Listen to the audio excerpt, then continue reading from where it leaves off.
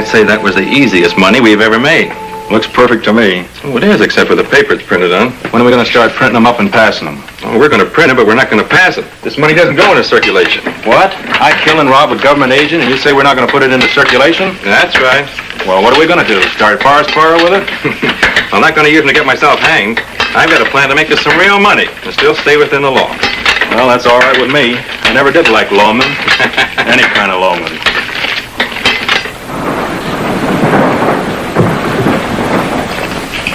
I'll take these things out to Jim's widow. You sure you want to track down his killer, Range Rider? I'm positive, Marshal. Two friends don't come easy. It's a little tough when you lose one. We'll find the killer, Marshal. We know the territory. You sure this is the man we want? Near as I can figure. He's a known counterfeit passer, and he's been seen in the area. Matt Jessup. With a face like that, he shouldn't be hard to find.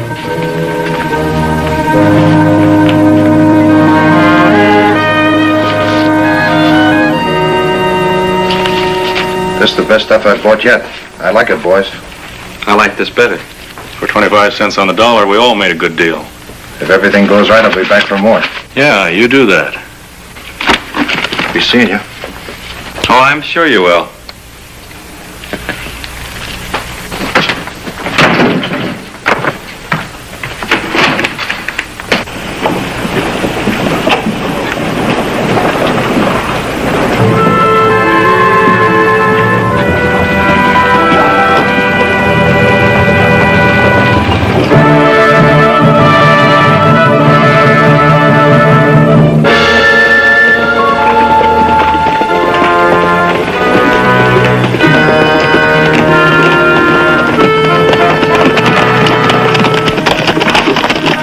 That saddle pony's a long way from home. Must have thrown its rider. We better take a look. Right.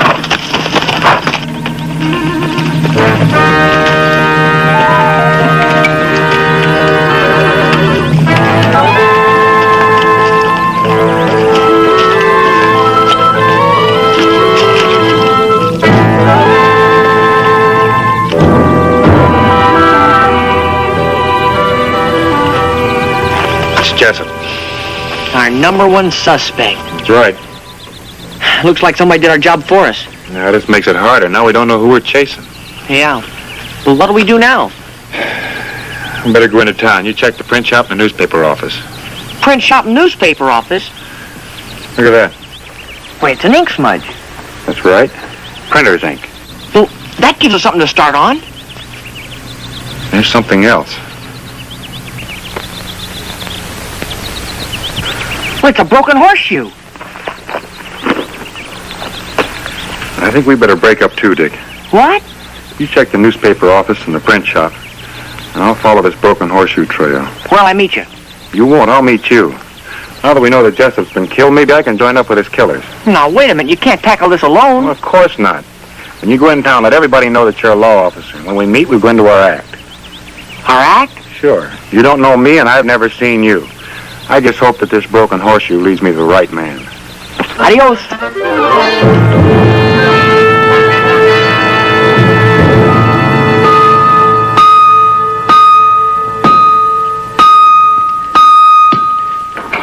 Yeah. There's a feller in here with a broken shoe. Yeah. You know him?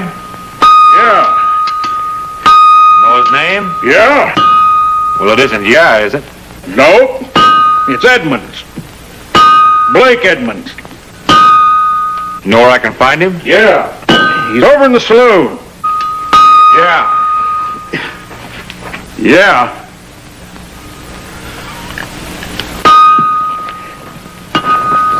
I'll take two.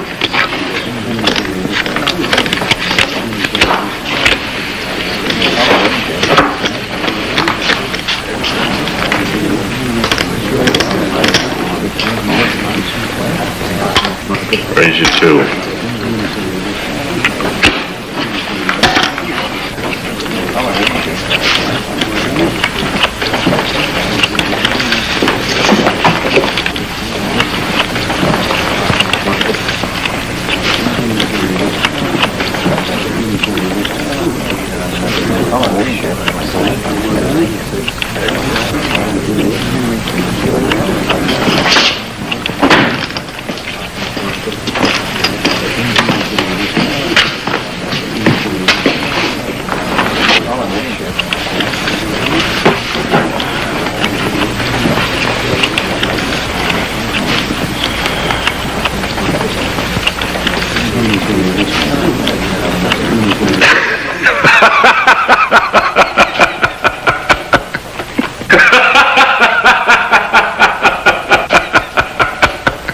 What are you laughing at, mister? Well, to tell the truth, kid, you and that shiny badge.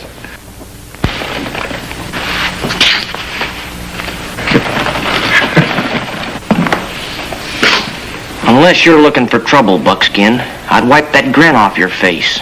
Nah, you weren't thinking of wiping it off for me, were you, Sonny?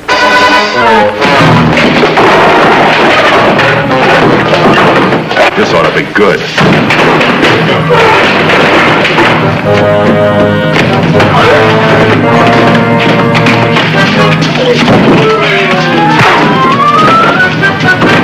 What'd you find out? Print shop looks like the setup. Good.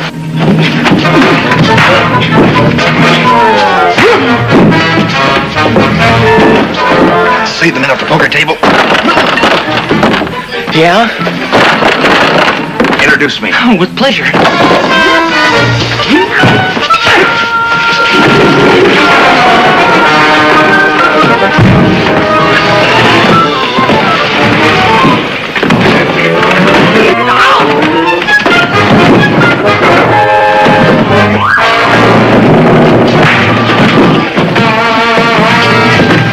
Thanks a lot. That's all I needed. Anytime I can oblige. Now it's my turn. Huh? I gotta make this look good.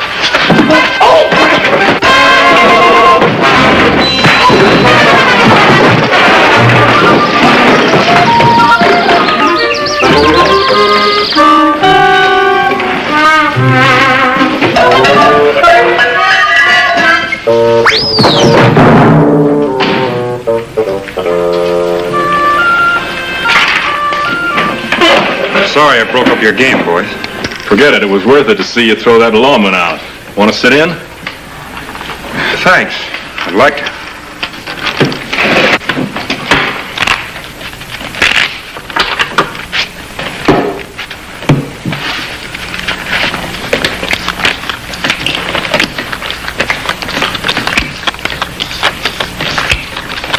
Haven't seen you around town before. Cattleman? Nope. Buyer. $2. I'll go.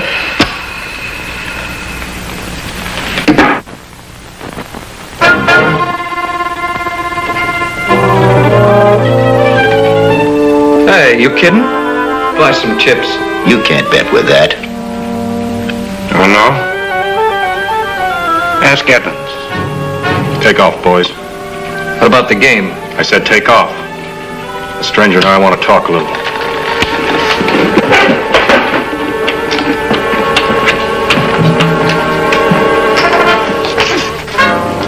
Looks like you're holding the cards, mister. What's the play? I think that horseshoe's worth more than the poker pile. Maybe I don't think it's worth anything. Maybe you don't think much of your neck. What do you mean? They frown on murder in this state. You want to sell the shoe? Now you're beginning to catch on to the game. Follow me. Maybe we can make a deal. I thought we could.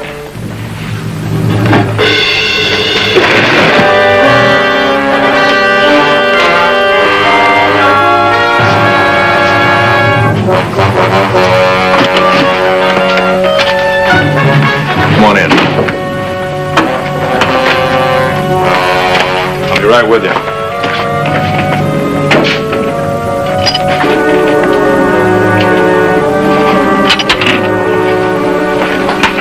Is this the kind of a deal you're looking for?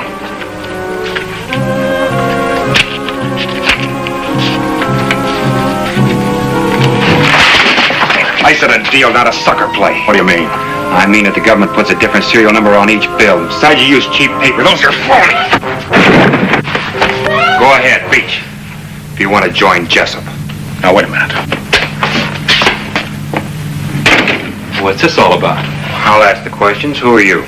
Well, I'm Judge Barker. This is my shop. You better teach your boy some manners. I don't quite understand. He knows about Jessup. Oh? And just what do you know about Jessup? First, I know who killed him. Second, we were in the same business together. You seem to know a lot about our business. That's why I came here. I came to buy. You know, I have a deal that might interest you. I'm listening. Come on. How would you like to buy the plates that made the stuff? Jed. Shut up. I'll do this my way. Now, you know what they're worth. I'll let you have them for 20 cents on the dollar.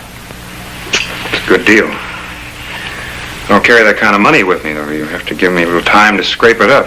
Oh, I can wait. When you get it, why you come around and see me? Yeah. I think I know where I can get it. When? I'll have it for you by tomorrow. Well, that's good. We'll make the arrangements then. Good. Oh, Edmonds, in the future I'd be a little bit more careful when my horse drops his shoe. Next time it may not be so healthy.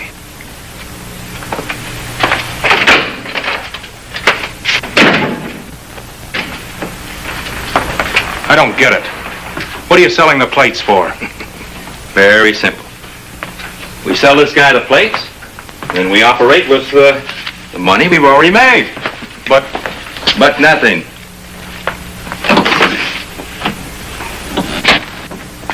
A simple way to keep our way clear of the law. He'll be the one that has the plates. But from now on, you keep this money in the safe until I tell you to take it out. You're going to take it out of the safe. You know they've done such a good job of making it. It'd be a shame not to use it. And it's a perfect way to recover the plates. I'll meet you back here with the money. Good luck.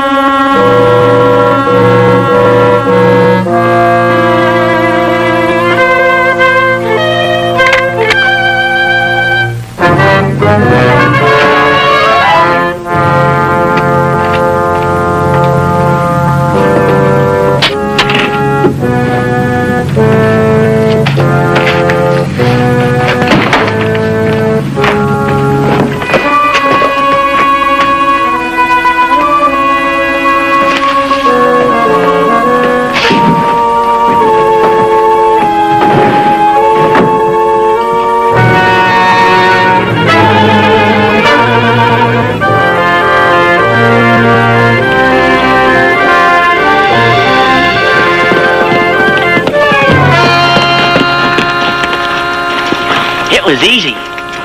That water glass trick really works swell. Where'd you pick it up? Oh, I used to use it all the time in my safe cracking days. Is everything all set? Yeah, I'm supposed to meet Blake. And I'll see you back here and we'll both move in on the print shop. Well, why not now? Well, I want to get them together with the evidence. That's a good idea. Hey, What's the matter? my gloves. I left them back in on the safe. Well, if they find your gloves before I meet Blake... I'll go back and get them if it's not too No, late. I won't. It's too risky. But... Now, you stay right here. You mind me. Wait here for me till I come back.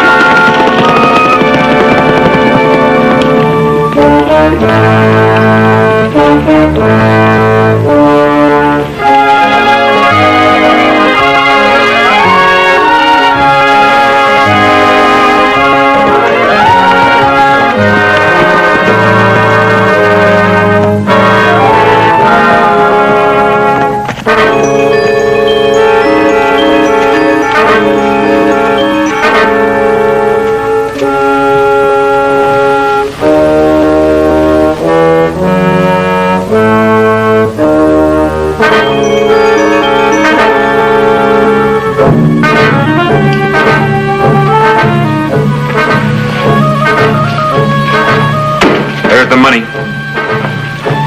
Where's the plates? I hope it's all here. It is.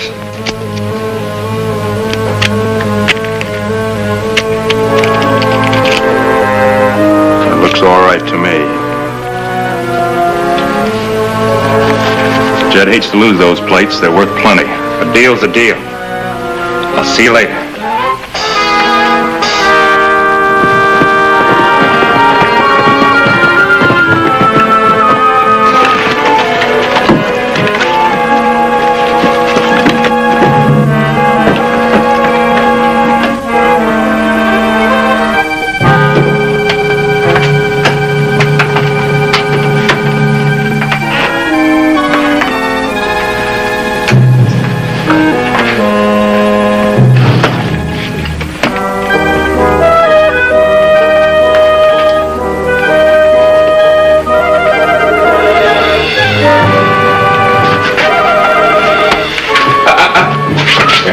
Cold, Deputy? I was just... Yes, I know. You were just dusting the floor. Very nice of you to take such an interest in my shop. Turn around.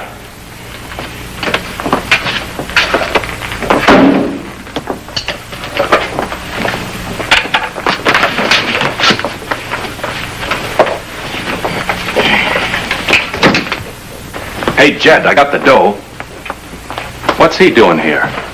Looking for trouble? All right, give me the money.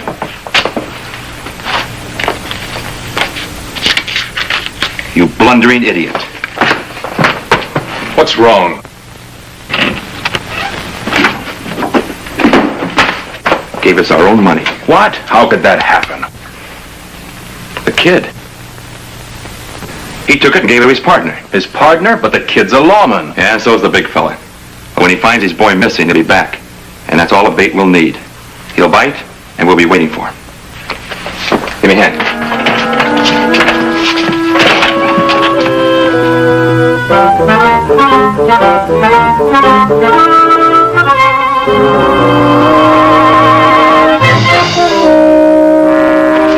Well, that'll take care of him. We'll go out and back and wait. When his partner shows up, we'll only have one problem. How to get rid of 2 dead men.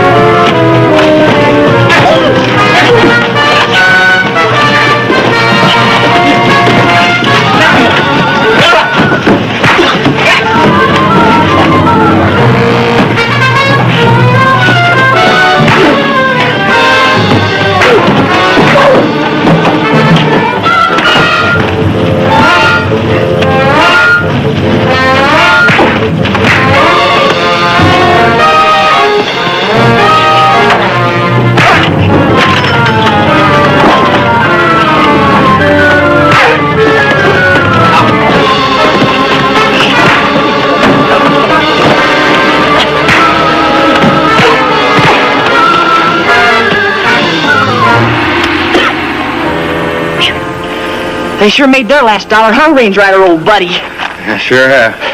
Yeah, our act worked pretty well, didn't it? Yeah. Which reminds me, I owe you something. What's that?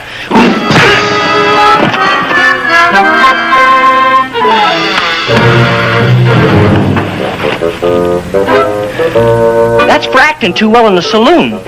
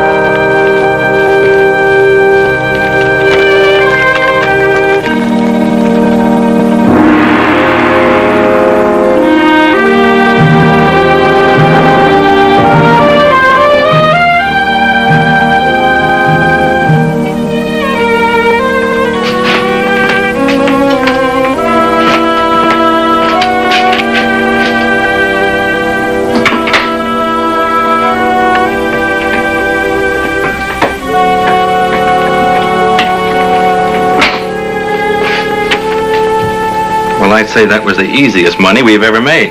Looks perfect to me. Oh, it is, except for the paper it's printed on. When are we going to start printing them up and passing them? Oh, we're going to print it, but we're not going to pass it. This money doesn't go into circulation. What?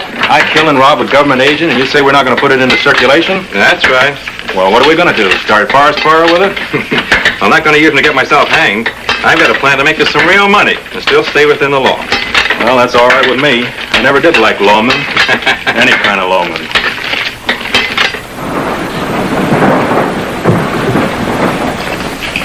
I'll take these things out to Jim's widow. You sure you want to track down his killer, Range Rider? I'm positive, Marshal. Two friends don't come easy. It's a little tough when you lose one. We'll find the killer, Marshal. We know the territory. You sure this is the man we want? Near as I can figure, he's a known counterfeit passer, and he's been seen in the area. Matt Jessup. With a face like that, he shouldn't be hard to find.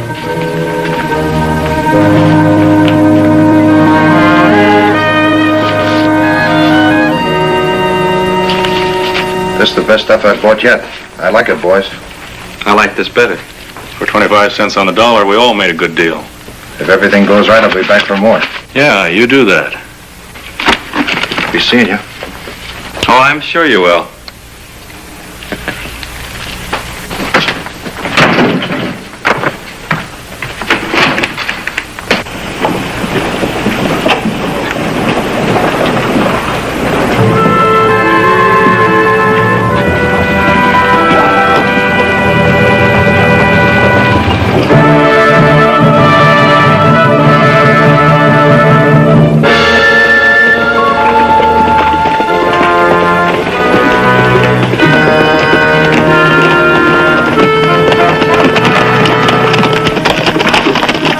That saddle pony's a long way from home. Must have thrown its rider. We better take a look. Right.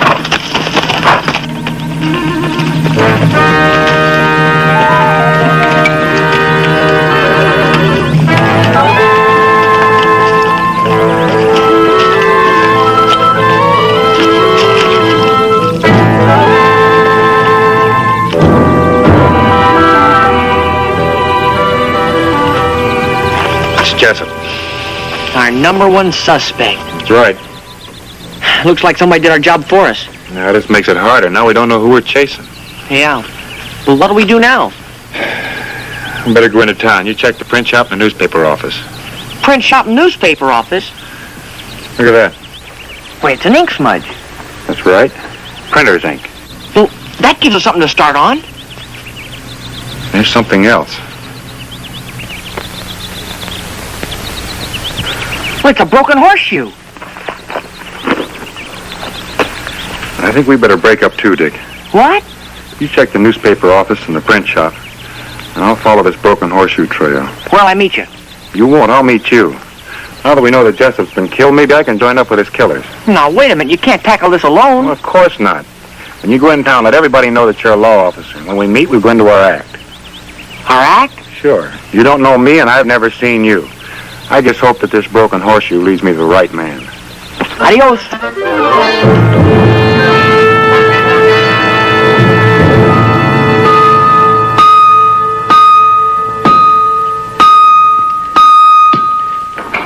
Yeah. There's a feller in here with a broken shoe. Yeah. You know him? Yeah. Know his name? Yeah. Well, it isn't is it? No. It's Edmonds. Blake Edmonds. You know where I can find him? Yeah. He's over in the saloon. Yeah. Yeah.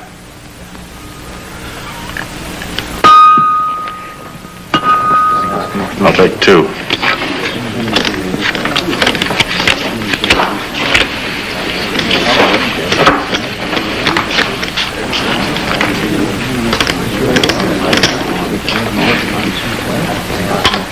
Raise you 2.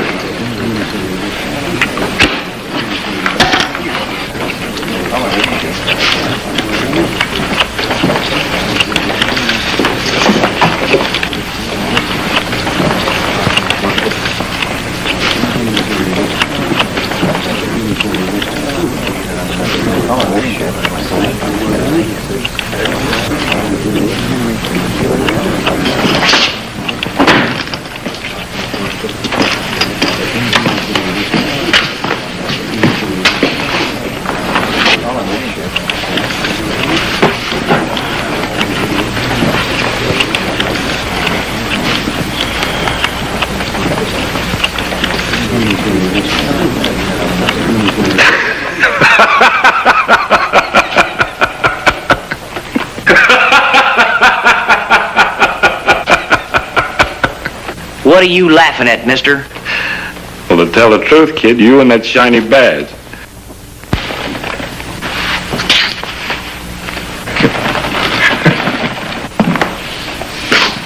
Unless you're looking for trouble, Buckskin, I'd wipe that grin off your face.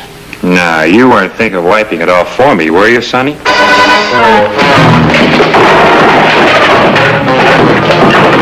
This ought to be good.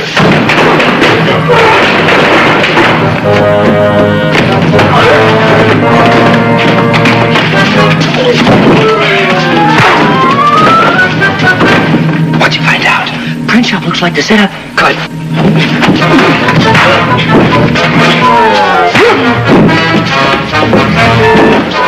See the men at the poker table?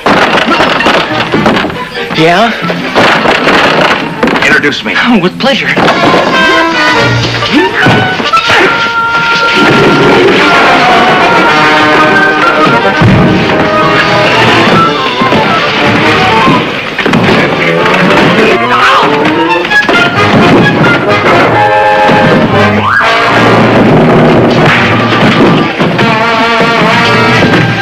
Thanks a lot. That's all I needed. Anytime I can oblige. Now it's my turn. Huh? I gotta make this look good.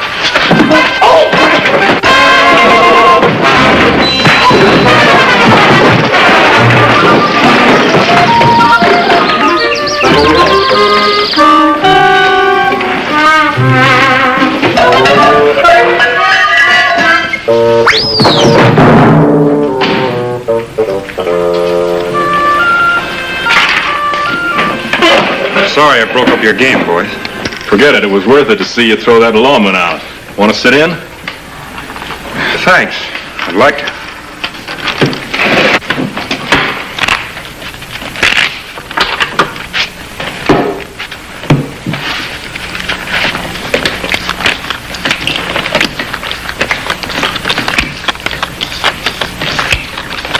Haven't seen you around town before. Cattleman? Nope. Buyer. $2. I'll go.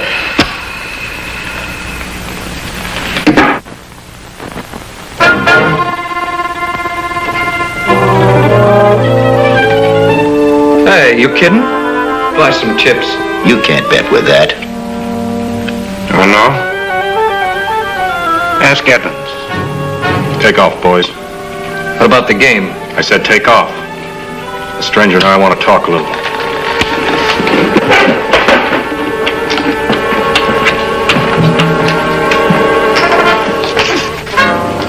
Looks like you're holding the cards, mister. What's the play? I think that horseshoe's worth more than the poker pot. Maybe I don't think it's worth anything. Maybe you don't think much of your neck. What do you mean? They frown on murder in this state. You want to sell the shoe? Now you're beginning to catch on to the game. Follow me. Maybe we can make a deal. I thought we could.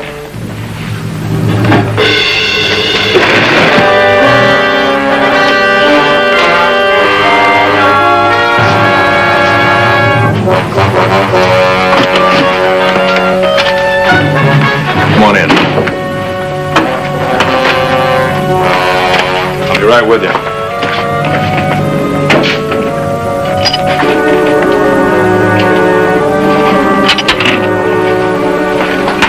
Is this the kind of a deal you're looking for?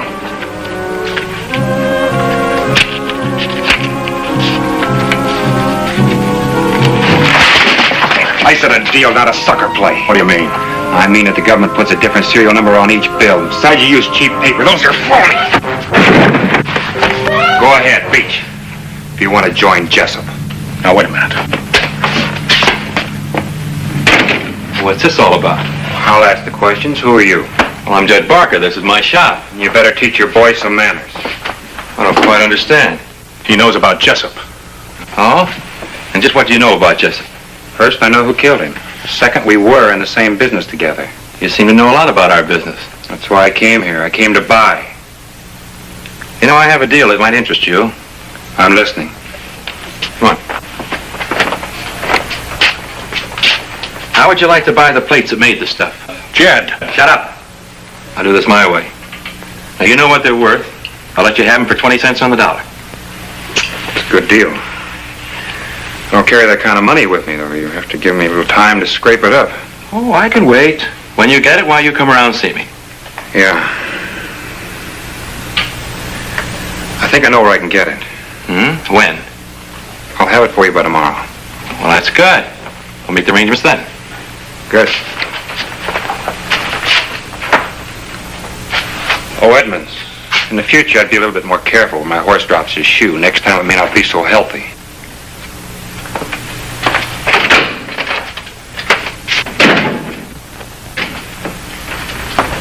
I don't get it. What are you selling the plates for? Very simple.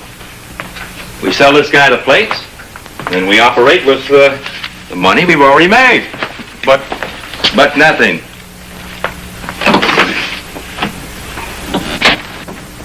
A simple way to keep our way clear of the law. He'll be the one that has the plates. But from now on, you keep this money in the safe until I tell you to take it out. You're going to take it out of the safe. You know they've done such a good job of making it. It'd be a shame not to use it. And it's a perfect way to recover the plates. I'll meet you back here with the money. Good luck.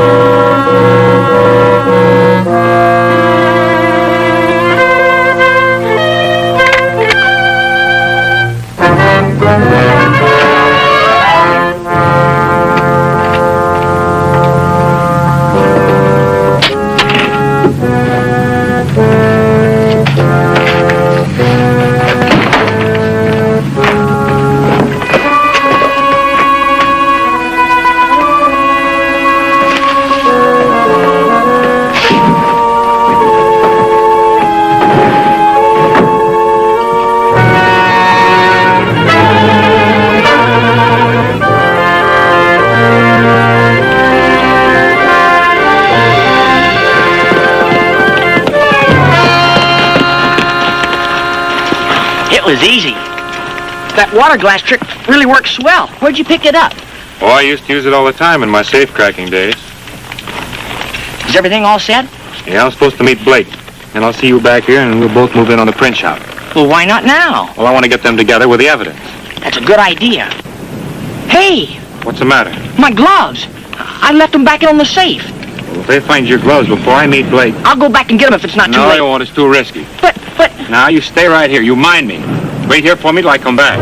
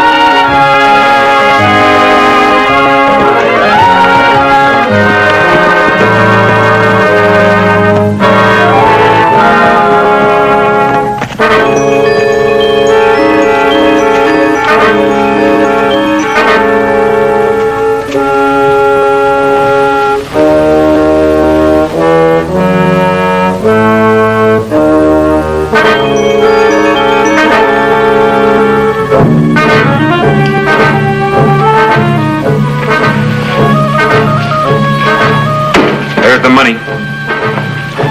Where's the plates? I hope it's all here. It is.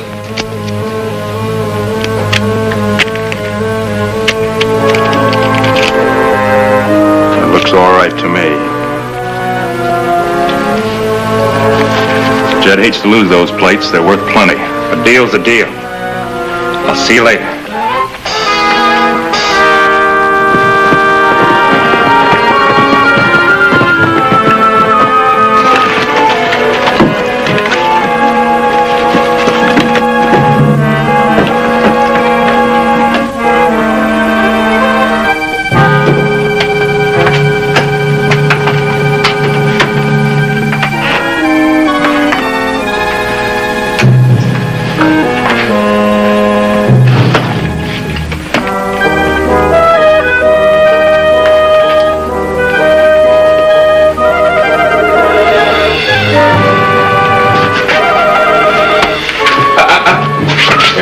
Cold, Deputy? I was just... Yes, I know. You were just dusting the floor. Very nice of you to take such an interest in my shop. Turn around.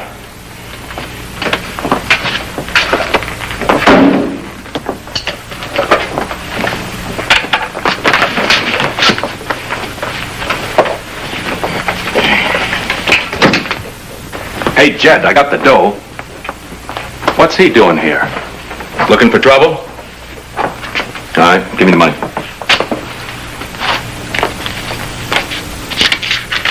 You blundering idiot. What's wrong? Gave us our own money. What? How could that happen? The kid. He took it and gave it to his partner. His partner? But the kid's a lawman. Yeah, so's the big fella. But when he finds his boy missing, he'll be back. And that's all the bait we'll need. He'll bite, and we'll be waiting for him. Give me a hand.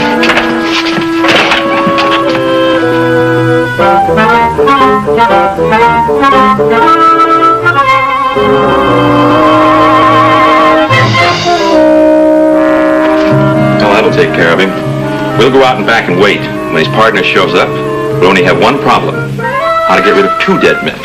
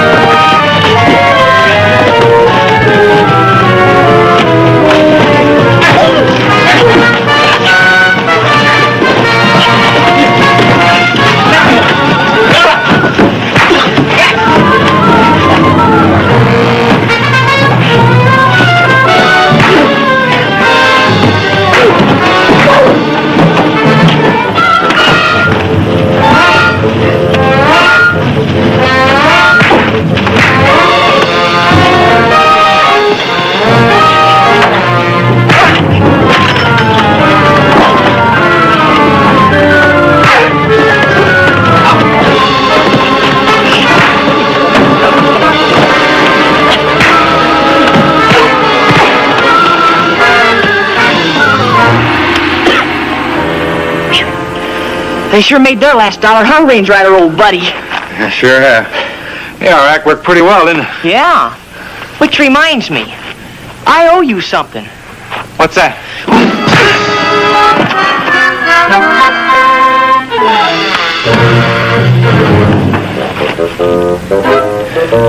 That's for acting too well in the saloon.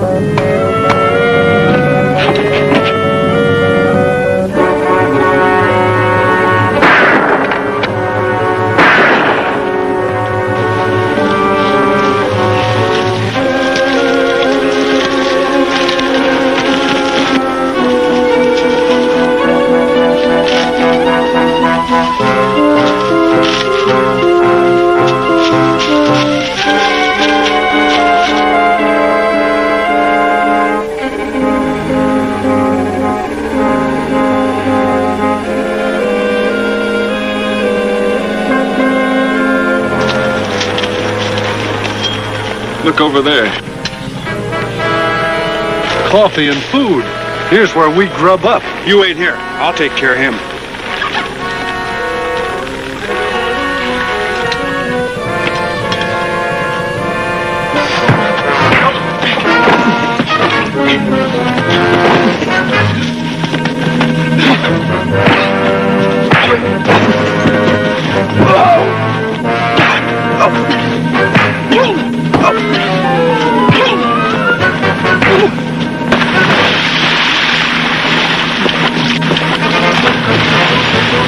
Looks like Loftus grabbed himself a handful of wildcat. Hey, give me a hand! You can take care of him. You said so yourself. Looks like I'll have to go to his rescue.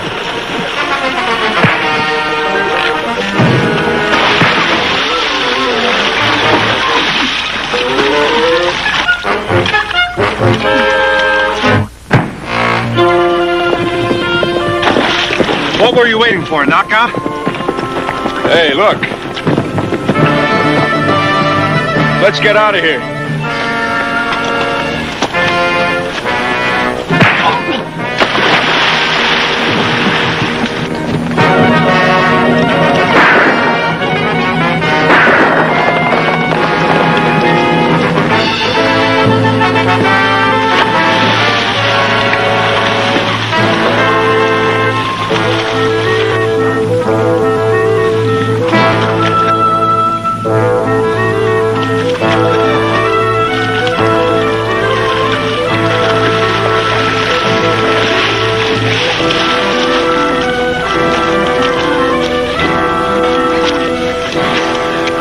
Nicky, you all right? Oh, there's nothing wrong with me the new head wouldn't cure. Feels like a spike hit me. I sure could go for a cup of coffee. Coming up.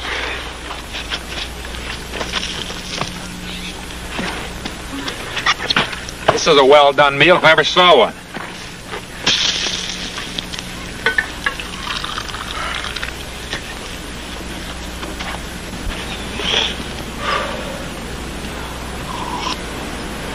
Well, now that you got it, would you be interested in a little vacation? Sure would. Good. Well, where? When? And why? Well, there was a letter waiting for me in town from Bill Stokes. He wants us to come up to his place for a little hunting and fishing. Gee, sounds swell. Where does he live? In a place where there's good hunting and fishing. I never would have believed it. Well, if you must know, he's got a little ranch just outside of Wagon Hound. Wagon Hound? That's right. Don't tell me you're wanted up that way. No, of course not. It's just such a strange name. It sort of struck me. So I noticed. Knocked the cup right out of your hand. I guess I'm still shaky from that blow on the head. Probably.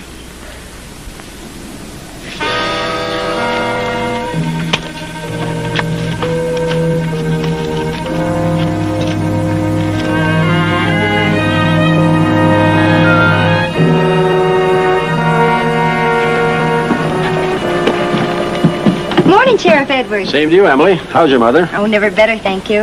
Is that from him? Sent me his picture. A mighty good-looking hombre. I think so. Says he might be heading down this way before too long. Ha ha.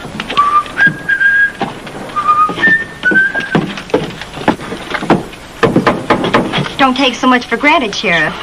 And don't you take any back trails on the way home. These escaped convicts are believed to be heading this way, and they're mighty dangerous men. I'll be careful.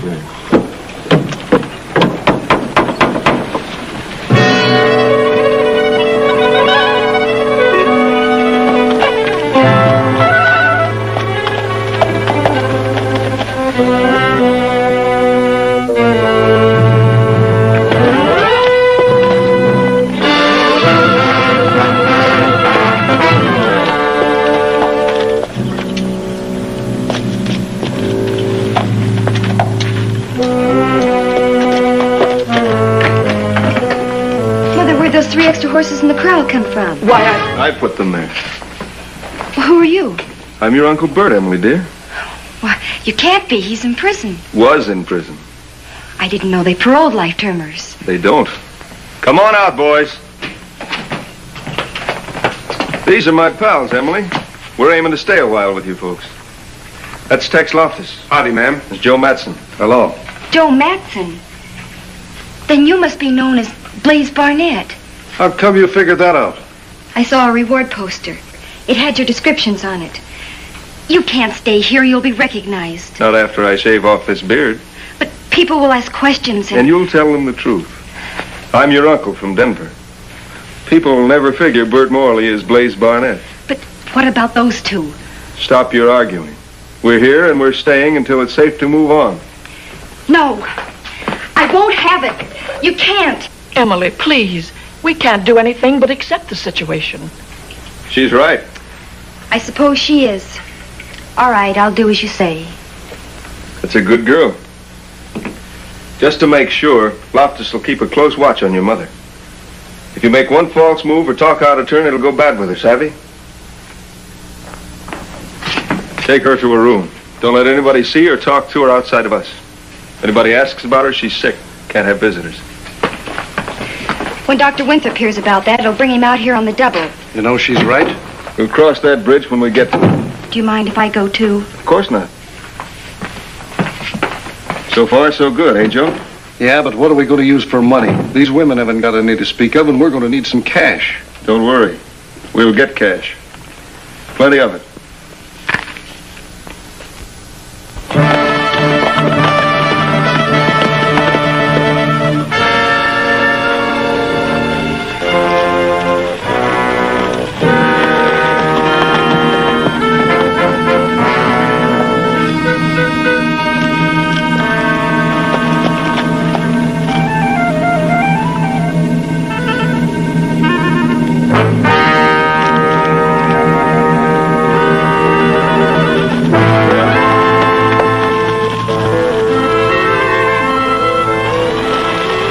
Something wrong? Yeah, I feel kind of sick. You look it. In fact, you've looked it for the last 10 miles. Must have been that blow on the head. Jarred my whole system. I sure feel dizzy. Well, we'll have the doctor and wagon hound give you a checkup when we get in. Well, I don't think I could make 5 more miles. Not today. All right. That's what you want.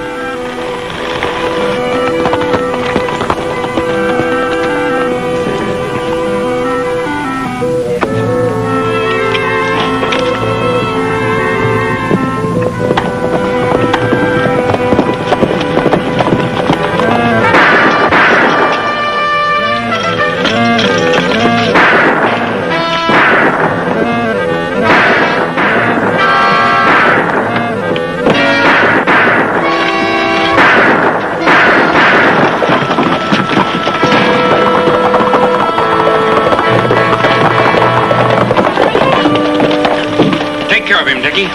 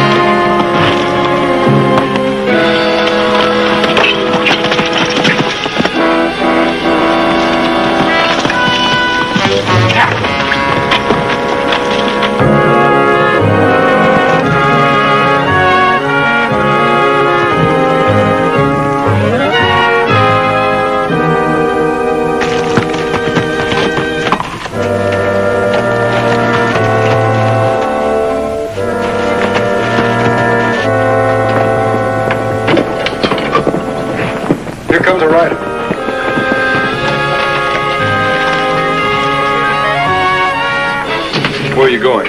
To meet him, of course. Nothing doing. Well, he'll think it's awfully strange if somebody doesn't go out and welcome him. After all, that's customary around here. All right. Go ahead. No tricks. Don't worry. Hello there. Hello? I never dreamed to get here so soon. Well, neither did I. Aren't you even going to shake hands? Sure. Do those two leathered saddle horses tied at the corral belong to you? Why, yes. Who's just been riding them? Nobody. I'm Bert Morley, Emily's uncle.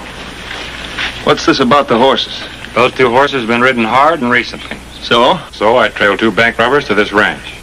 Two riders went by here a few minutes ago. They were heading that way. Did you see them? Why, She was busy inside with her sick mother.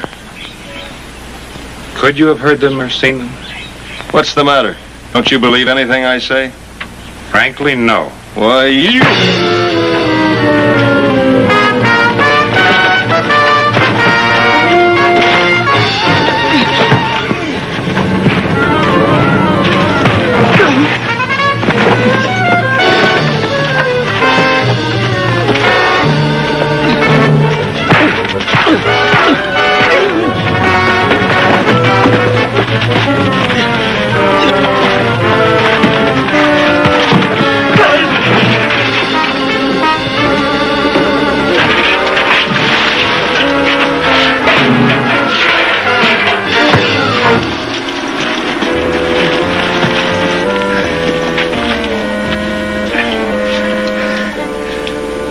Nice work, Joe. Say, you know, he looks familiar. Well, Loftus wouldn't have any trouble placing him. Yeah. The fight at that lake camp. He's the one who nicked Loftus. Where do you think you're going? to get some water to revive him. When he comes to, he won't be here. Now, you get in the house. All right, let's load him on his horse and lose him up in the rocks. It'd be a lot easier to finish him off here and now. And a lot riskier with his pal unaccounted for. Let's get on with it. Walking the floor won't bring him any sooner, Dick. Well, I sure can't sit down and do nothing while the range rider's out. Well, I'm sure glad you're back. Emily's beau. I'm sure glad to meet you. I'm glad to meet you too, Sheriff. That Emily's a sly one. She never even hinted that you were the famous range rider. Emily? Emily Kyler. Oh, you need to pretend with me. I know all about the letters you two been writing each other. Emily even showed me the picture you sent her. Of course, she didn't mention your name. Letters? Picture? Dick? So that's why you didn't want to come to Wagon Hound. But why my picture? Because I was afraid she'd think I was too young. You know, you're not going to get very old doing things like that. I'm sorry. You know, Emily Kyler must think I'm local. You met her? And that unpleasant uncle of hers, too. Uncle? Yeah, Bert Morley from Denver. Well, Marley was Martha Kyler's maiden name, and she did come from Denver. Yes, and she had a brother. I thought he was dead, though. Did you meet Martha? No, Morley said she was sick. Well, that's funny. Emily told me not 3 hours ago that her mother was feeling fine. For the love of Mike, will you stop all the jibber-jabbering and tell me what happened out there? Well, I followed the trail of the bandits up into the hills about 3 miles. Their trail led to a ranch. And somebody hit me over the head from behind. It felt like they used a 2x4. When I came to, I was up in the rocks. Rawhide was there. I climbed aboard and came back here. You know, that's the same routine those birds used on me down at the river. Well, that's right. But Morley doesn't look like any of those fellows. Does he look like either one of these two hombres? No. But you know, come to think of it, Emily acted like she was afraid of her uncle. Speaking of the devil, this must be him driving up in front of the store with Emily. Is that Emily? And Bert Morley. By glory, I'm going to get to the bottom of this. Wait a minute, Sheriff. There must be some reason for Emily's strange behavior. The attack on me, Mrs. Kyler's sudden illness. That's right. See if you can give this to Emily without Morley seeing it. What's your plan? I'll tell you when and if it works.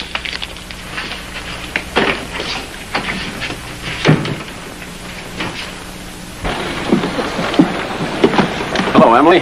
Sheriff Edwards, what in the world happened to your arm? Oh, I stopped a bank robber's bullet with it. How about introducing us, Emily? Sorry, Sheriff. This is my Uncle Bert Morley from Denver. Uncle Bert, Sheriff Edwards. Glad to know you, Sheriff. Same here. Gonna be around these parts long? That all depends. We'd better be getting home, Emily. See, her mother's a little under the weather. I don't like to leave her alone too long. Oh, I don't blame you. I'll help you aboard.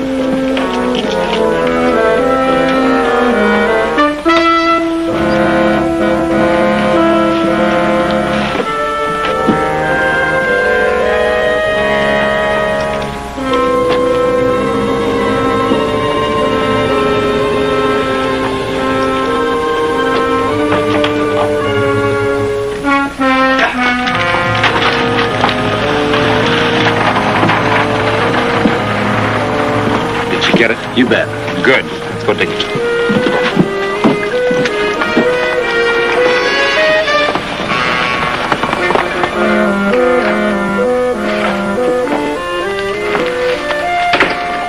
How did it go in town? Swell. I met the sheriff, and he was real glad to see me. Where you going, sister? I'm only going to see if Mother's all right. That can wait till you get the cooking started. I'm hungry.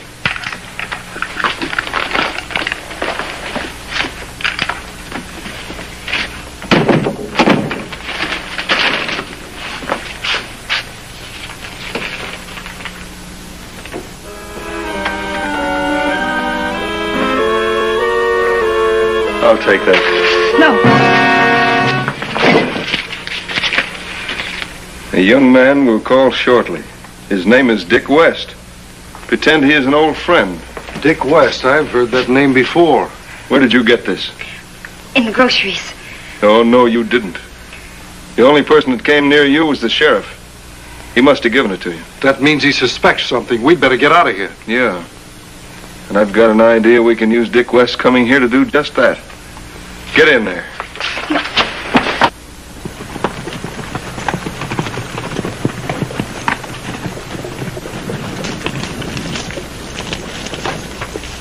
She's had time to read the note by now. Go ahead, Dick. I wonder just how much that lawman knows. Sounds like someone's coming.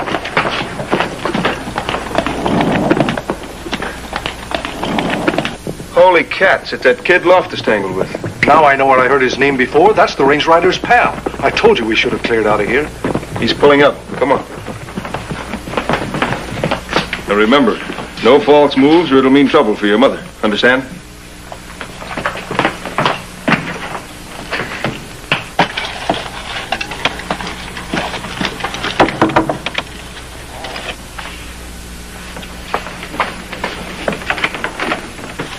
Hi, Emily. But Dick, how nice to see you. I've been expecting you. Come on in. Are you alone? Except for Mother and my uncle. Oh. Won't you sit down? Well, thanks. It's such a nice day that I thought maybe you'd like to go for a little ride. I'd love to, but right now I'm a little busy. We'd better take care of him. Don't be a fool, Joe. The range rider's bound to be close by, and I don't want to tangle with him unless the odds are in my favor. Okay, we'll play it your way.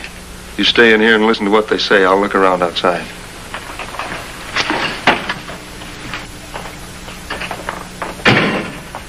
Emily, I'm sorry. I didn't know you had company.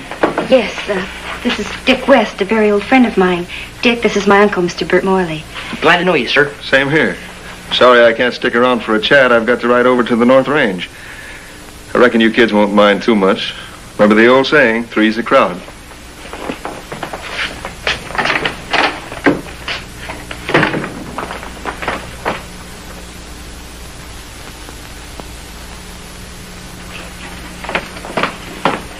Miss Kyler, is everything all right here? Of course, why do you ask? Is that man really your uncle? Of course he is. Are you afraid of him? All the crazy questions. Then why are you so nervous? You can talk freely to me, Miss Kyler. I'm your friend. I came here to help you. All right. If you really want to help, here, peel me some apples. Doggone, I'm getting no place fast. By golly, I bet the range rider could do better understanding your double talk.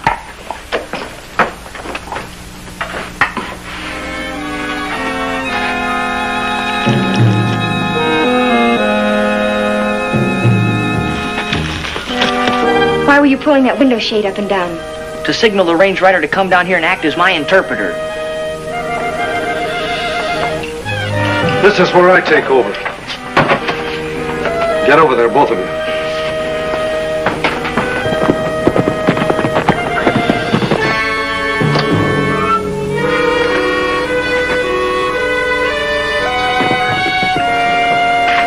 Both of you act natural because I'm keeping you covered.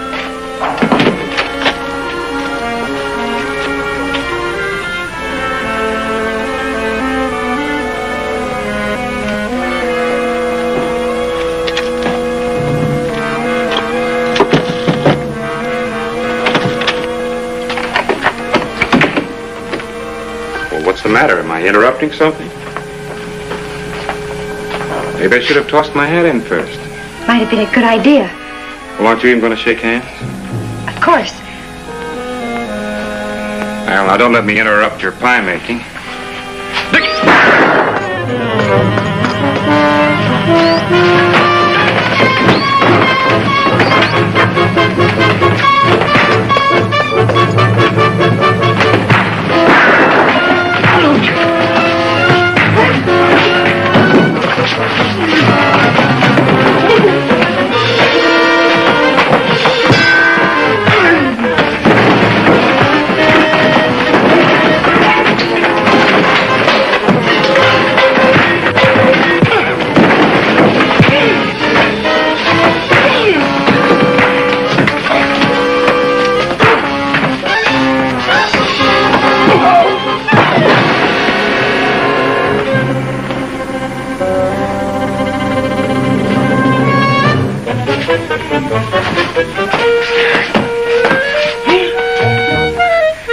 Kiss me, Emily.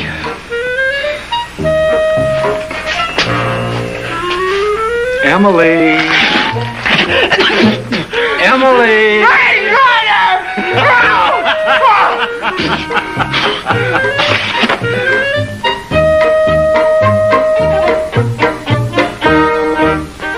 Have you got it all straight now, Emily? Yes, but I certainly was confused for a while. Dick.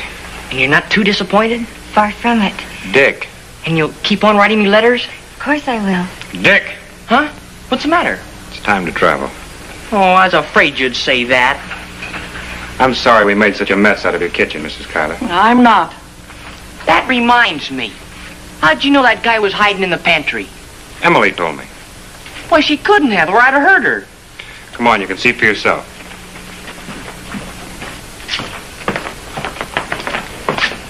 Look at that. Man in pantry. Holy cow. You're smart, too.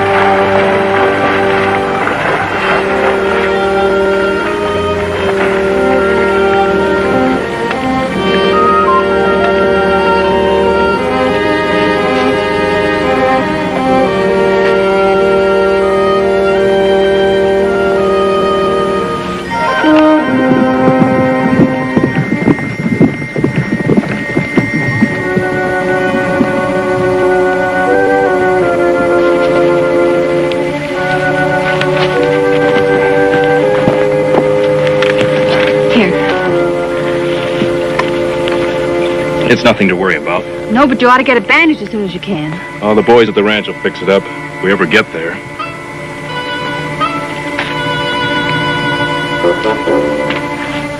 Sally! Range Rider! All right, you reach. Well, what's the matter? I just saw you and thought I'd come over and say hello. It's all right, Bert. He's a friend of Dad's and mine. Well, that's what I thought, too. Till I ran into this gunplay. Oh, well, Bert has a reason for being careful. A gang of outlaws were chasing us. Outlaws? Yeah, the Denver Jack bunch. They're a mighty rough outfit from what I've heard. Why are they chasing you? They want to kill Bert. You see, they've got it in for me. I helped to send 2 of their men to prison. If you could only help us.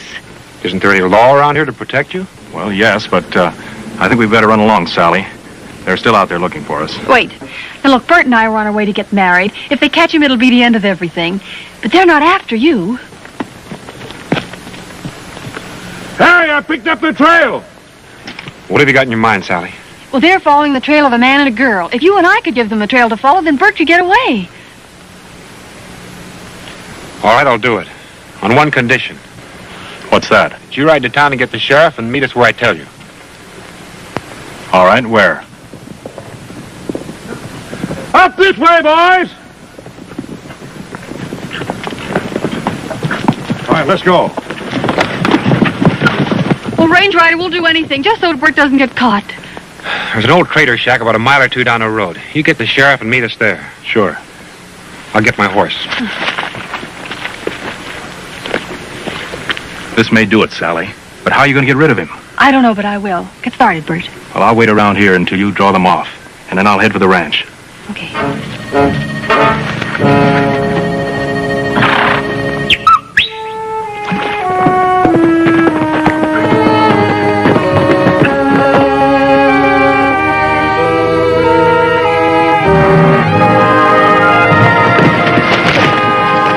You hide out and we'll pick up our trail. We'll head for town. Let's go, Sally.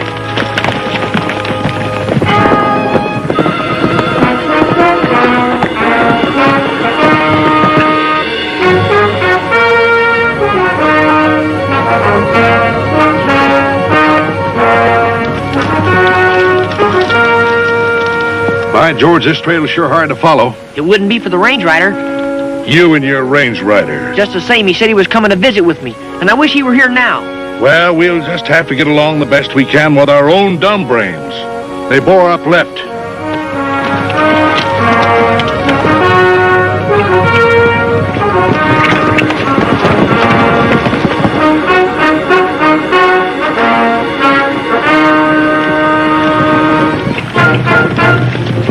I see him. Man and a girl. Let's go get him. Come on. Yeah.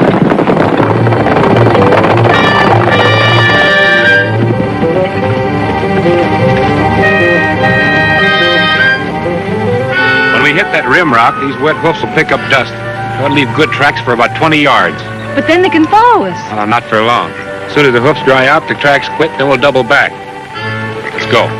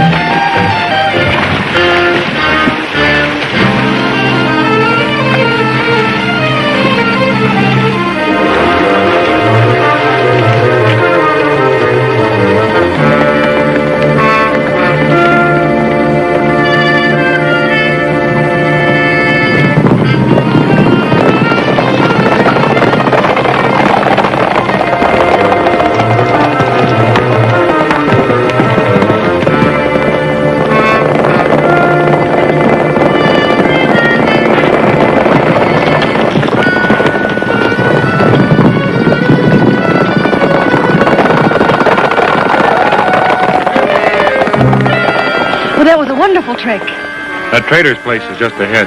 Are you going to tell him we're waiting for the sheriff? No, the less talk, the better. Some of these traders have to deal with the outlaws in order to stay in business. That's what I was thinking. Let's go.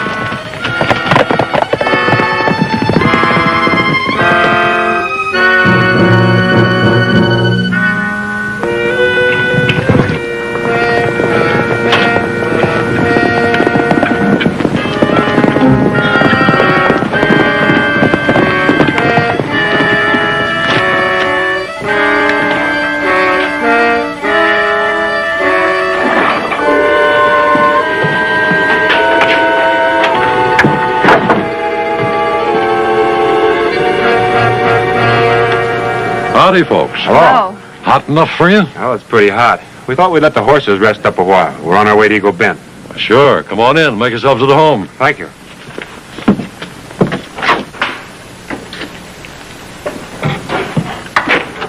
Good spring water. Help yourself. Fine. I was cooking up some beans. Would you like some? Good. Thought I heard some shooting down on the flats a while ago. Is that so? Must have been pretty far away. We didn't hear them. Say, I got an idea. Yes? Beans taste kind of lonesome all by themselves. What do you say I stir up some flapjacks to go with them, huh? Sure, anything. Well, the place is yours. Gotta get a fresh sack of flour out of the shack.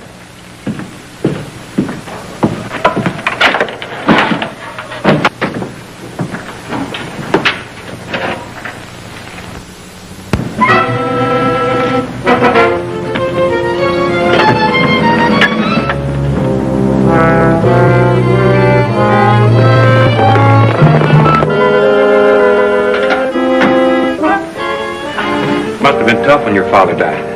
It was. I didn't have anybody to turn to. Well, that'll all be taken care of now that you're going to get married. By the way, what's Bert's job? Oh, he's a rancher.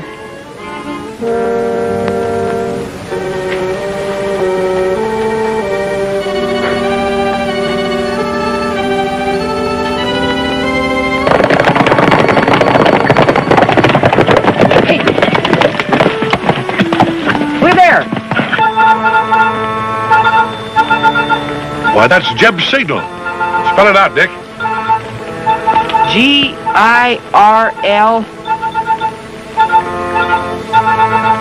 Girl and man here. That Jasper's sly as a fox. He threw us off there by the water hole. Let's go get him.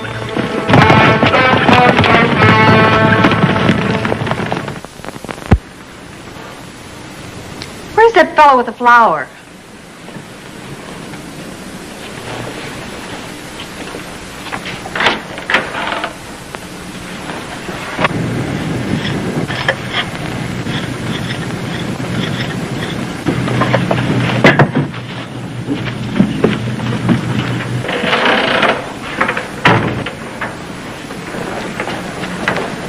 That trader was signaling somebody with a mirror. He must be in with the gang.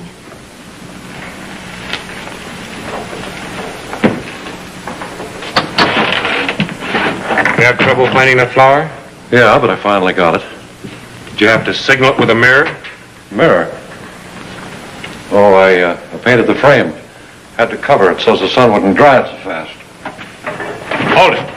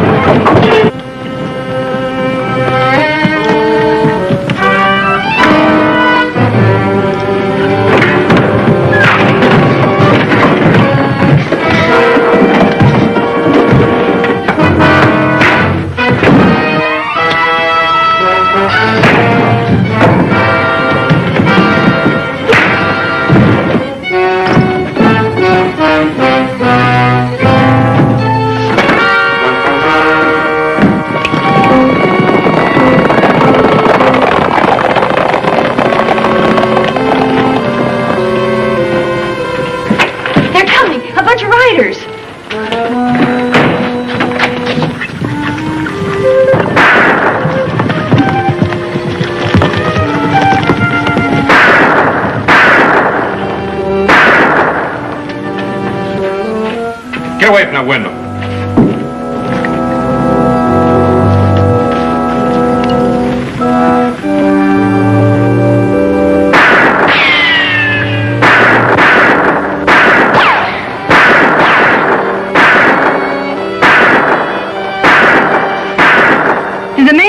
up here.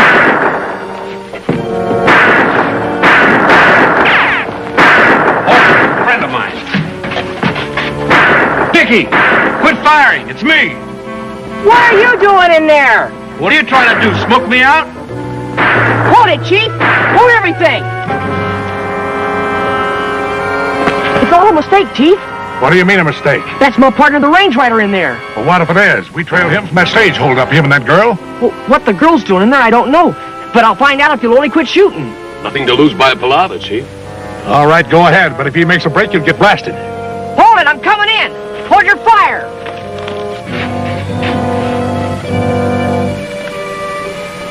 Well, I didn't think you'd have a friend in Denver Jack's bunch. It's funny. I didn't think Dickie would ever ride with outlaws. What is this? So we've been trailing you. Well, what about that bunch of...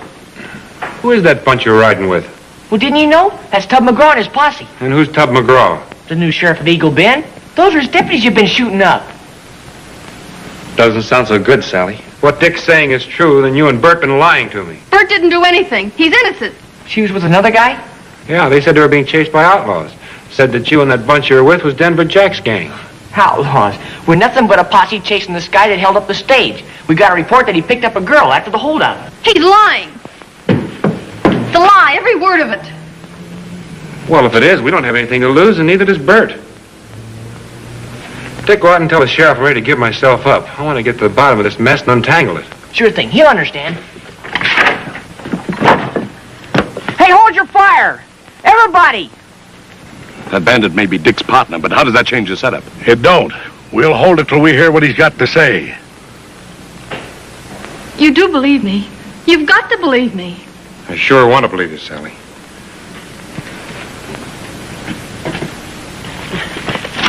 The range rider was trying to help a girl. She was with another guy. You don't tell me. Oh, me. You don't believe me? But, Chief, you've got to. Please. It looked as if Bert robbed that stage, but he didn't. And he didn't go after the sheriff. Of course he didn't. He went to hide. They thought he was guilty, and he had no way of proving that he wasn't. He was afraid of lynching. If those men believe your story, then they're going to go after him again. Yeah, it looks like they're kind of slow in believing it.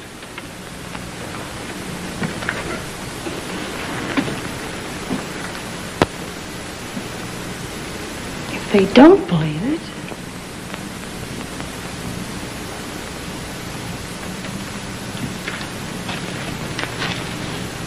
But if he ain't the stage robber, why was he running away from us? And shooting us all up. Can't you see? He thought you were a bunch of alhoots chasing that girl and her man. There's something to that angle, Chief. Well, tell him to come out with his hands up. It's okay, partner. Come out with your hands up.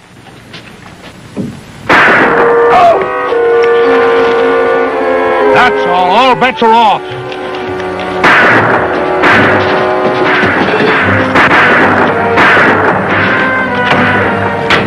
What'd you do that for? Our little friend did it. Well, they won't believe a word now, because they're lynch men. He did it to keep him hot after me, so that man of yours could get away. I don't know why I did it. I lost my head. Can't you see? I'm afraid they'll lynch Bert. I love him. I'll do anything I can to save him. I tell you, Bert's innocent. If he's innocent, they won't lynch him. You'll take me to him. I'll see that he gets a fair trial. Me? Take you to Bert? You gotta get out of here first. Well, how about it? Why? Yes, of course I'll take you to Bert if we ever get out of here alive. Dick, go up and scatter that posse's horses. When you do, we'll make a break for it. Just leave it to me.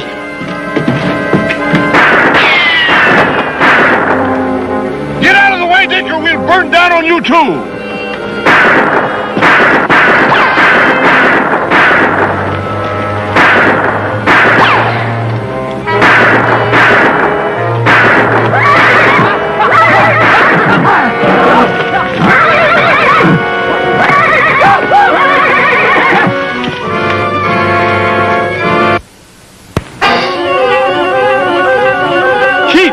They're making a break.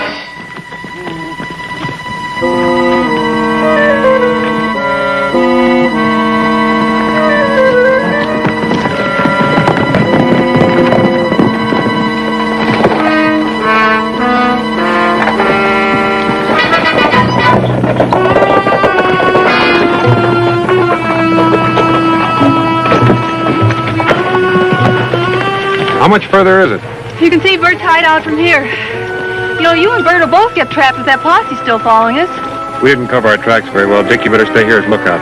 But you might need me. I don't want that posse bursting in on me till I've had time to talk things out with Bert. Now listen. You stay here and watch that flat back there for any dust. Yes, sir.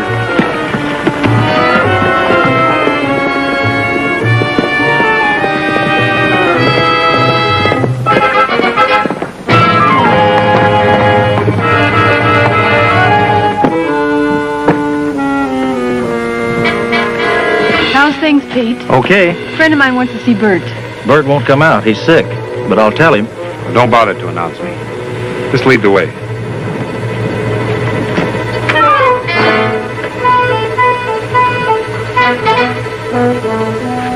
What'd you bring him here for? I couldn't help myself, Bert. I figured that was the reason when I saw you coming over the hill. Well, what do you want? Pull a rotten trick to save your own hide. You came all the way here to tell me that? Sally said that you didn't rob the stagecoach.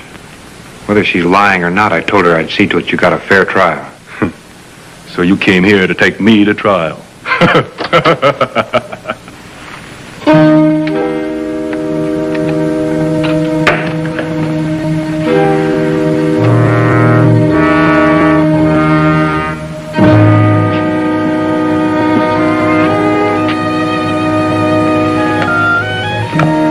I reach you and reach high. Before you do any shooting, Bert, that posse might just be over the hill and they hear the shots. We won't need to do any shooting to get rid of him. Keep him covered, man. Oh, and there's something else. The sheriff thinks that he's the one that held up the stage. They're after him, not you. What? Well, isn't that great?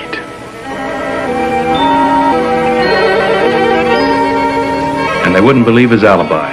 No, your blushing bride, if that's what she is, took care of that. She likes me. This is a perfect out. All right, men, take him down to the main trail and lead him there. The sheriff won't look any further when he finds a dead outlaw. Bert, maybe you could do something else with him. What else? It's either him or me.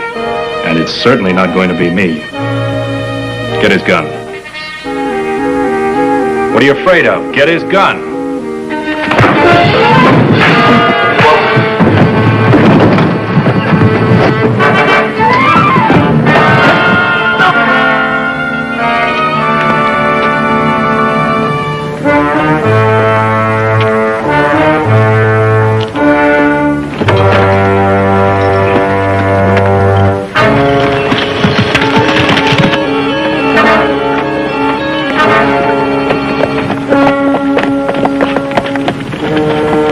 Looks like we lost the tracks back in the rock stretch. They couldn't have doubled back. I got to rest, Chief. This arm's killing me. Yes, and we're killing the horses.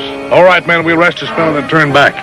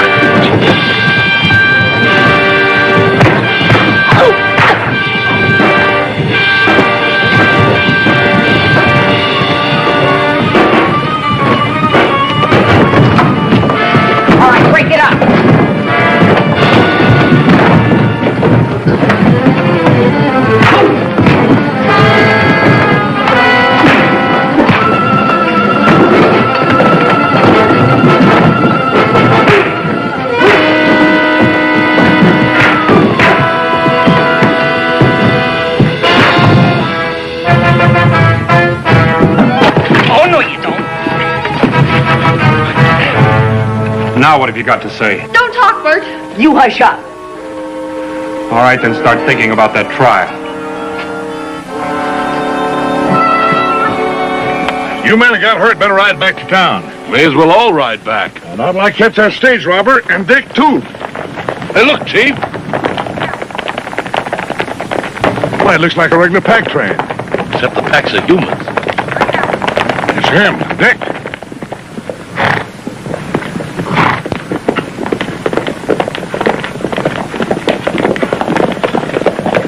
You looking for me, Sheriff? I don't know what's so funny. Who are these hombres? This is the one that held up the stage. He's got the loot on him. The range rider captured him. Who is he? You want to tell him, Sally? Some penny-ante bad man, huh? Never saw him before. And who's the girl? My part of this job is done, Sheriff. You've got the money. This man's Denver Jack. Denver Jack? Yes. Well, now. Well, so long, Sally. You're still young. You can learn.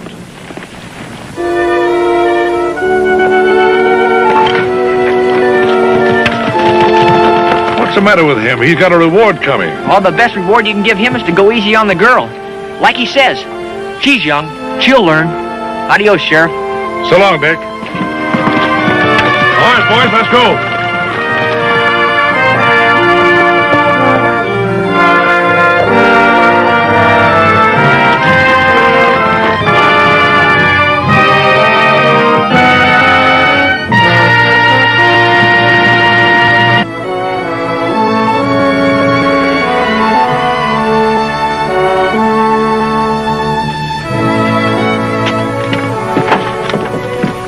Mr. Range Rider, are you getting sweet on Miss Phoebe? Who, me? She was housekeeping for the sheriff when I was younger than you are. Then what are you buying her present for? Well, for one thing, it's her birthday. And for another thing, she cooks the best chicken this side of the Mississippi. Well, then let's go.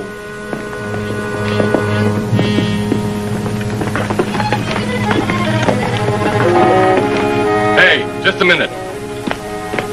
What do you got in that package, mister? That's a question a friend wouldn't ask, let alone a stranger. Never mind, I'm asking it. You know, that curiosity bump's liable to prove fatal to you. Give me that. Dick, drop your gun belt.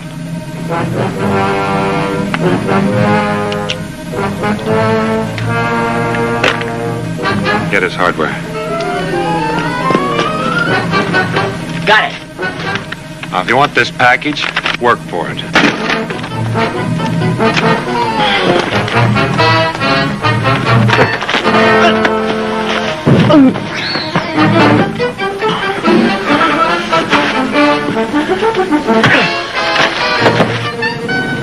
Hey, how'd you do that? Wait a minute, I'll show you.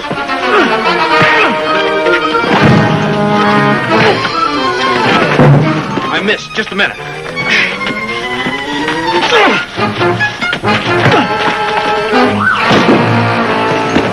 Hey, teach me that trick.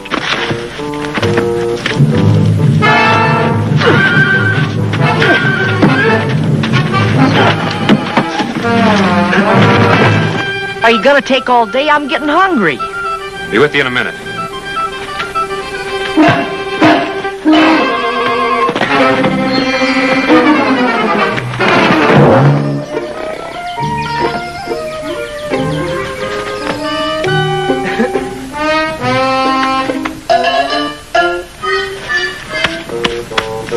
All right, let's go. Hey, wait a minute, wait a minute. Grab me from behind. What? Grab me from behind.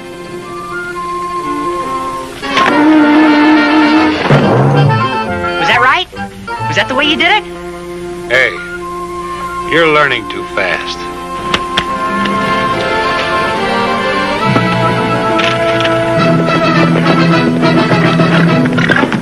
Hey, hold it. This doggone package slipped. Wonder what that fellow thought was in it. I don't know, but whatever it was, he wanted it bad enough to risk getting shot. Well, he didn't think it was a risk. You could tell by the way he fought. He depended more on his guns than he did his fist. Hey, here comes Bill Lane and Miss Connie. Miss Connie?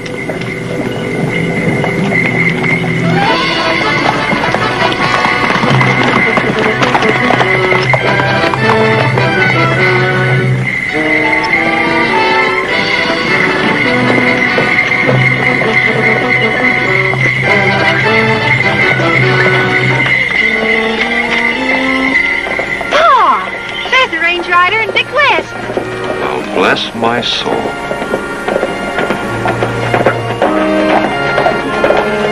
Hi. Hello, Dick. Howdy, Miss Connie. Hello, Mr. Lane. Gentlemen, you arrive at a moment of glad rejoicing.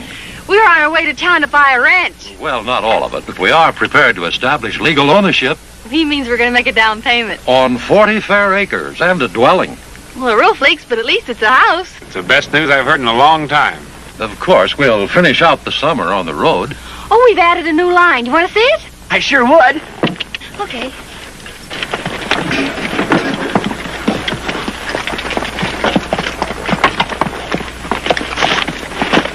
It'll seem strange having a ranch again. If only we don't lose it like we did the last one. You won't, now that you've got your health back. See? Indian stuff. Oh, and look. Look what we saved, $642. Well, I can only count by 10, so let's make it 650. Oh, thank you. Hey, they've got some swell moccasins. I'll take 2 pair. Pa, snap out of it. We've got customers. And I'll take this silk neckerchief.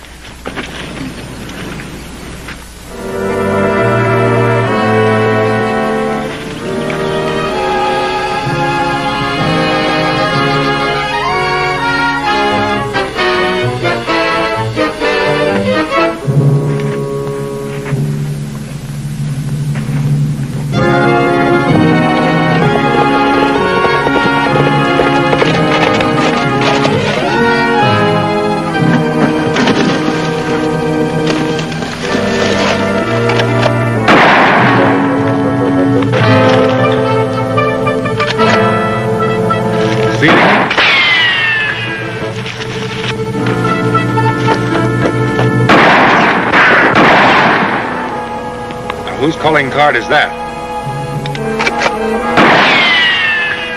Well, if it isn't our inquisitive friend. He's after your scalp. Get him down. Now, take it easy.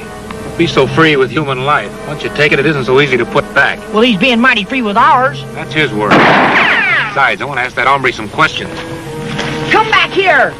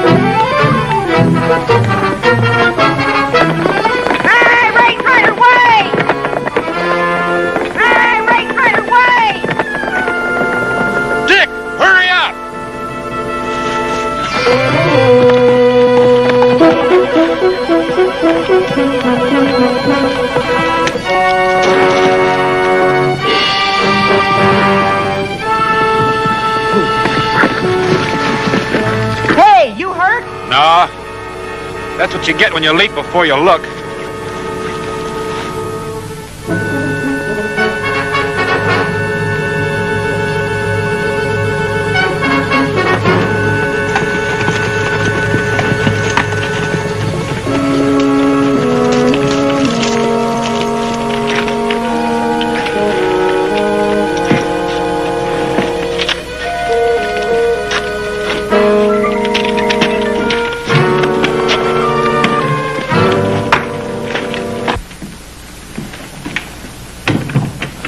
I want food, not something I have to guzzle through a straw. You heard what the doctor said.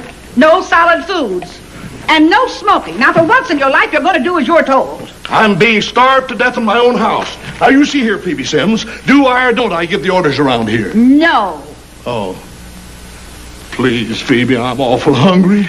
You know, Sheriff, on you, mumps look good. My Range Rider. And Dick West, well, doggone your hides, how are you? I thought only kids had mumps. Mumps my eye. I had a wisdom tooth pulled this morning. Oh, that's too bad. You know, wisdom is something you can't afford to lose. Dag you. Happy birthday, Phoebe. Me too. Happy birthday. What? Well, how'd you boys remember I had a birthday? I remembered it, too. Gave you a watch. What? Oh, it's beautiful. Oh, thank you. And you too, Dick. Oh, just for that, I'm going to make you boys some fried chicken and biscuits. Say, some cream gravy and apple butter'd be awful good, too. Yeah, bring that bowl along, will you, Dick? Fried chicken. Cream gravy. And biscuits. You know, Sheriff, the people around here are not only unfriendly, but they're nosy. What do you mean, nosy? Well, this morning, there was a short, well-built, black-haired hombre who was mighty anxious to find out what I had in that package for Aunt Phoebe. On the way out here, he tried to ambush Dick and I. Was he round-faced, had a little squint, and wore his gun low? Sounds like him. Yeah, name's Jeff Harmon. Been after him for 3 weeks. What for? Robbery, assault, and murder. A real sociable fellow. Yeah. See, Phoebe's still busy in the kitchen.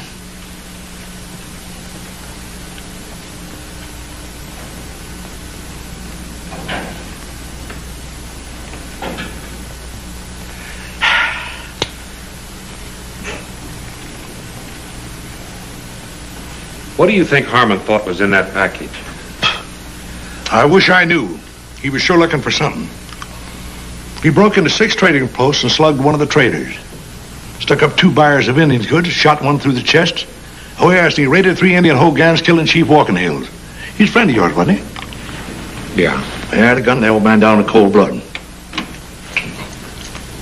Well, I thought you boys might like some coffee.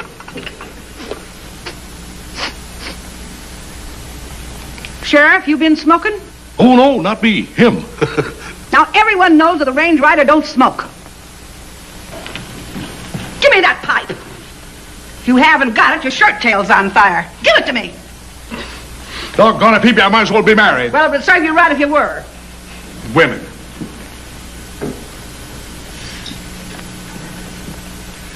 You know, Sheriff, from what you've told me, this Jeff Harmon is after something that's Indian-made. Something's big enough to fit in that box. Well, you're right. He never touches small stuff, say, like jewelry. What's the matter?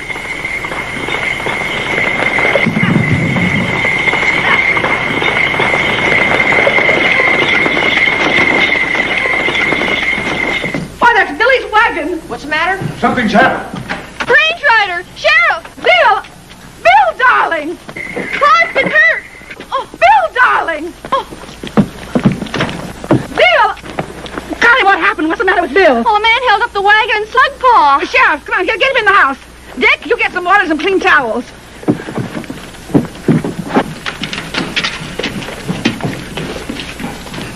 Put him on the couch. Is he hurt badly? Looks like he's got a nasty cut on the head. Be careful, you're not handling a bale of hay. Should we get a doctor? No, honey, now you just leave him to me. I'll take care of him.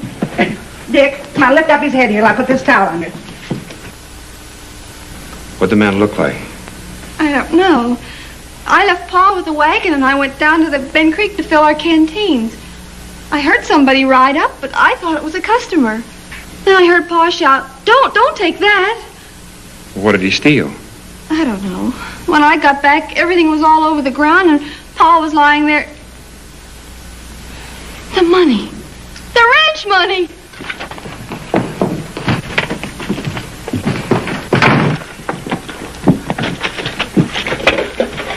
It's gone. The money's gone. Don't you worry, Connie. We'll get it back. Oh, 3 years of saving and scrimping and hoping. This'll kill Paul when he hears about it. It couldn't have been Jeff Harmon. Whatever he's looking for, it ain't money. Well, he'd have taken it if it was right in front of him. Dick, you take Connie on the wagon to Bend Creek. Sheriff, you can ride Dickie's horse. Wait till I get my hat. Billy, dear. Billy, darling.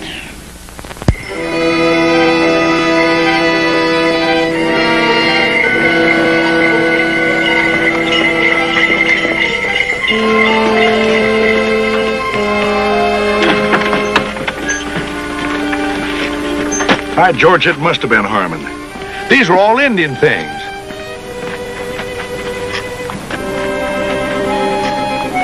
Is there anything missing besides the money? I don't know. Everything seems to be here.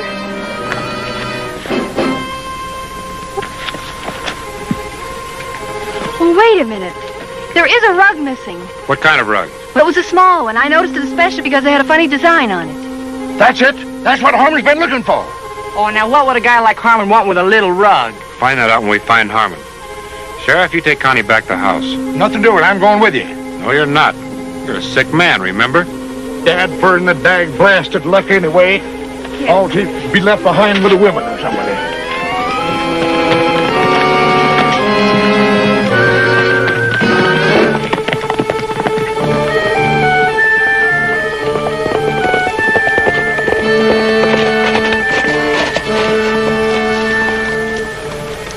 Campfire. Maybe.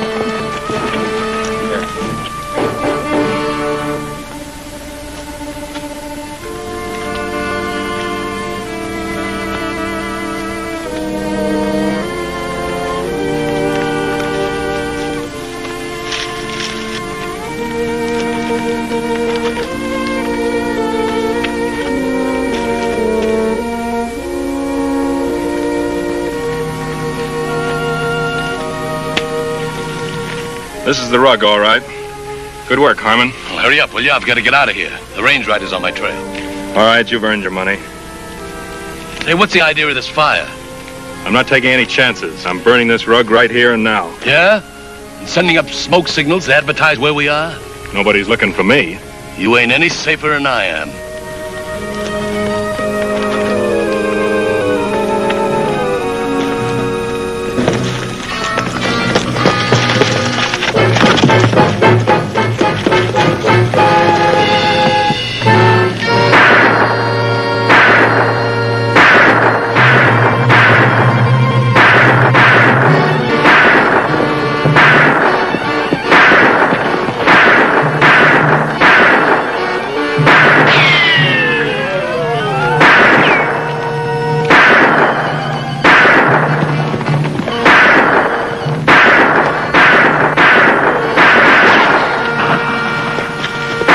Harmon, Dick.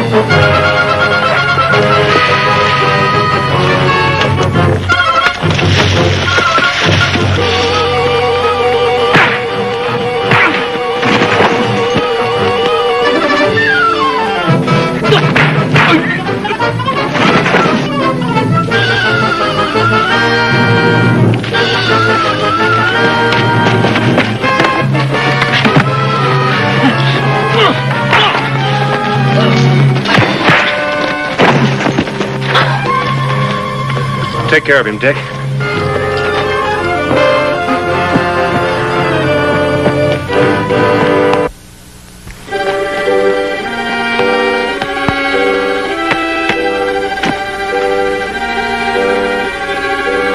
On your feet, Harmon.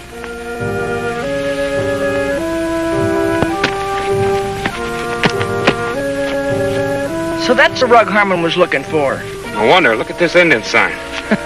They could be Chinese for all of me. Well, it says, false friend killed Takanokwa, then took his place and held Takanokwa's squaw captive, prisoner, and threatened her with death. Well, I'll be drowned in a teacup. Who's Takanokwa? Search me, I never heard of him. Who was that guy was here with you? Name's Smith. Tell me the truth or I'll knock it out of you. I am telling you. You told me you'd come here every third day at noon till I showed up. Take him to sheriff in town, Dickie. I'm going to find that Indian agent. Come on, Harmon. Tokenokwa was the Indian name of Lynn Stewart, owner of the El Barres Ranch. Stewart married Chief Walking Hill's granddaughter. And soon after that, he struck oil on his ranch. Oil? Now, the last thing we heard of them, Stewart and his wife were on their way to California.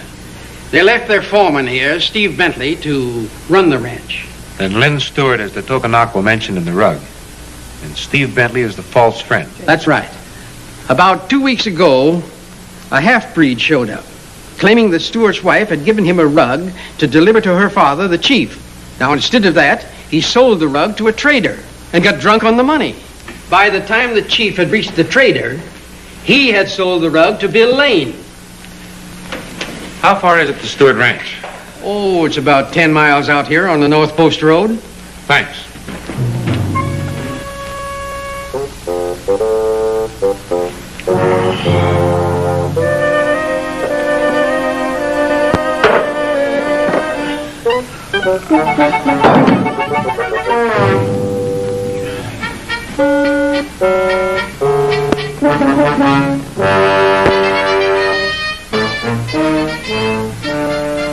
You shouldn't have left the rug.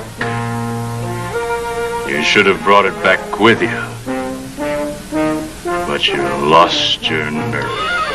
You've been drinking too much. You've got to pull yourself together, fella.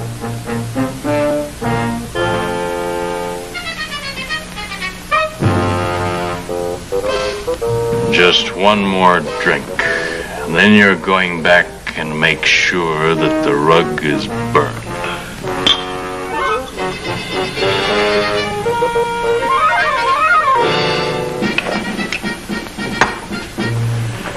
Where'd you come from? Through the front door. Careless of you to leave it open. The sheriff's anxious to see you. He'll be annoyed if you keep him waiting. All right, just one more last drink.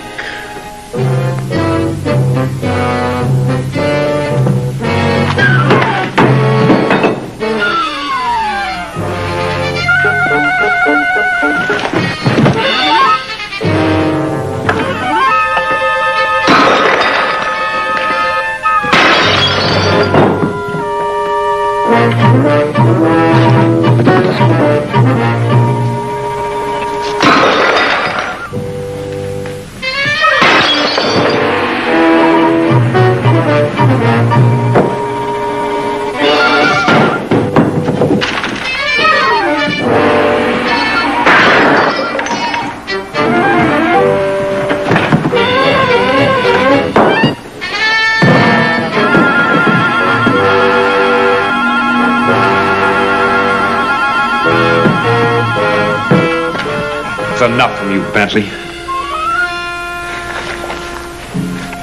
You see, Bentley wanted both the ranch and the oil wells. That's why he killed Stewart and his wife. And before Chief Walking Hill's granddaughter went to the happy hunting ground, she wove that rug.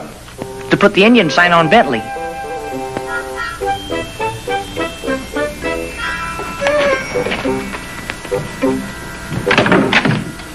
Got a surprise for you, son. There's $1,000 reward on Jeff Harmon, and here it is. $1,000? How wonderful! Congratulations, Range Rider. Just think, $1,000. Well, I've got a surprise for you, Sheriff. Give it to Bill. He's earned it. Not only that, he's the one that got shot. That's mighty nice of you, son. Here, Bill. Phoebe, look. Why, I don't know what to say, Range Rider. Well, Phoebe, when in doubt, don't say anything. Yippee! Now we can get the ranch! And Phoebe and Bill can have a real wedding. Yes. No! Did you say wedding? Why, sure.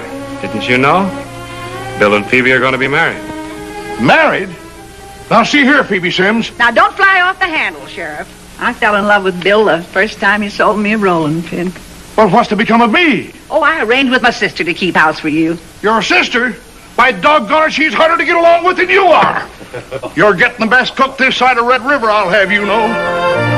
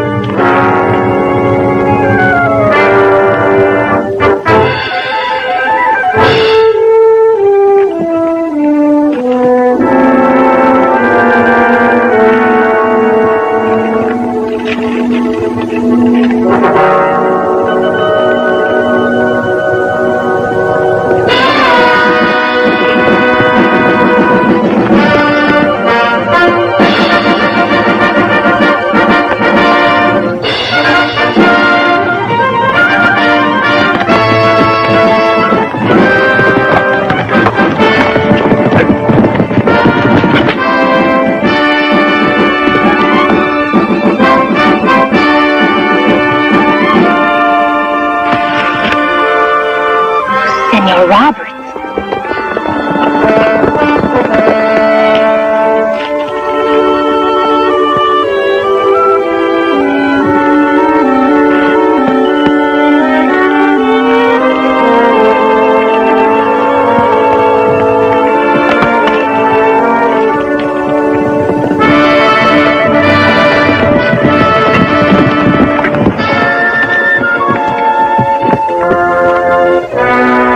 Is he dead?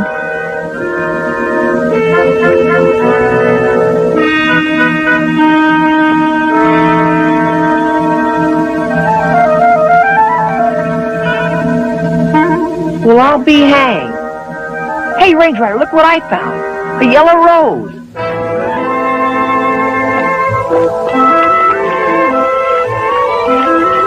Where'd you get that? Right there.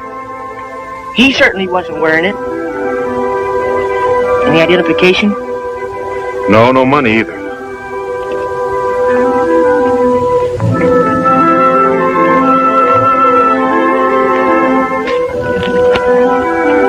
Well, that's interesting. Now, don't tell me you can tell who shot this man just by looking at those tracks. Well, hardly.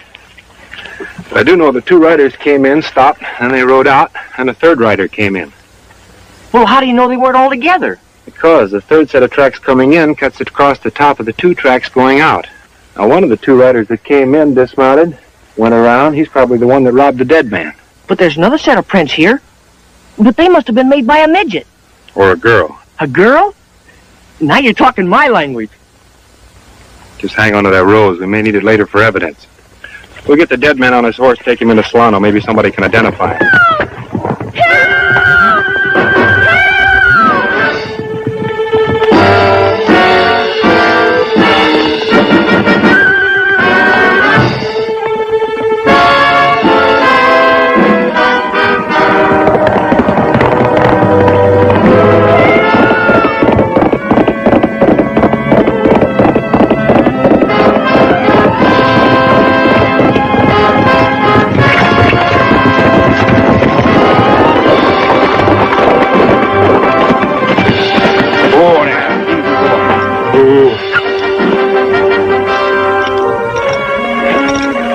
You all right, ma'am?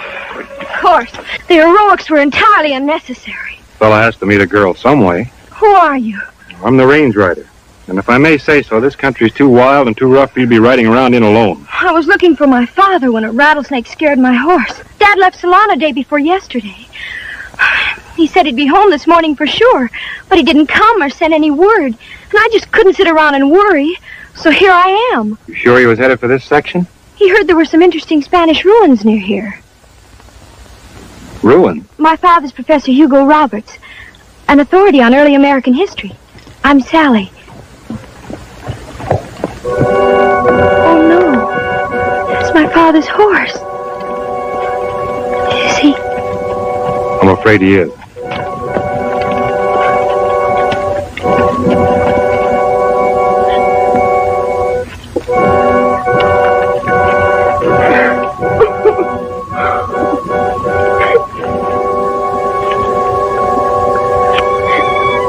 How did it happen? Well, I don't know. He was dead when Dickie and I found him. Dick? Oh, I'm sorry. This is my partner, Dick West. Dickie, this is Miss Roberts. Miss Roberts? I can't understand it. Why should anyone kill my father? Well, I don't know. His money and papers were missing. Oh, but Dad never carried much money, especially when he went prowling around old ruins. I wonder if it could have been... Oh, but that's impossible. Or is it? What are you talking about? The ghost, of course. Ghost? The ghost of Maria Luisa. Oh, let's get away quickly. I'm frightened. Ghosts don't shoot guns, Miss Roberts.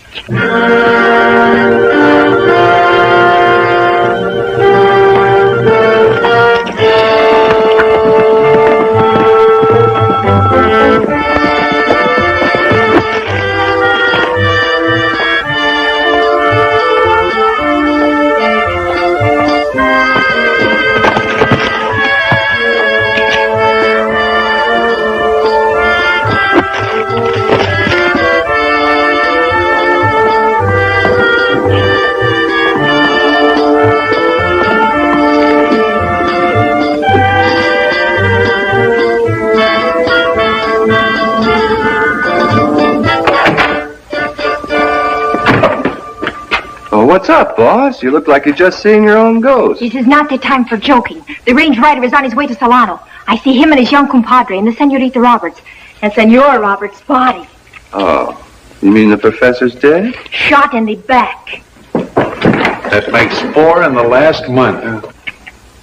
I could not see if Senor Roberts had been robbed like the others. The range rider and his friend appeared almost as soon as I found him. I do not like these killings, or the presence of the range rider. They will interfere with our work. Well, I can't do very much about the killings, but I can make sure the range rider doesn't interfere. That may be a good idea, especially since I'm doing another important job this afternoon. Well, looks like we're riding, Clint. You will probably find him at Senor Sheriff's office. Mandy, remember, shoot only for to wound him. I will not have murder. Yeah, boss, we know. Mark my words, Range Rider. The only motive for these murders is robbery. No, I'm not so sure.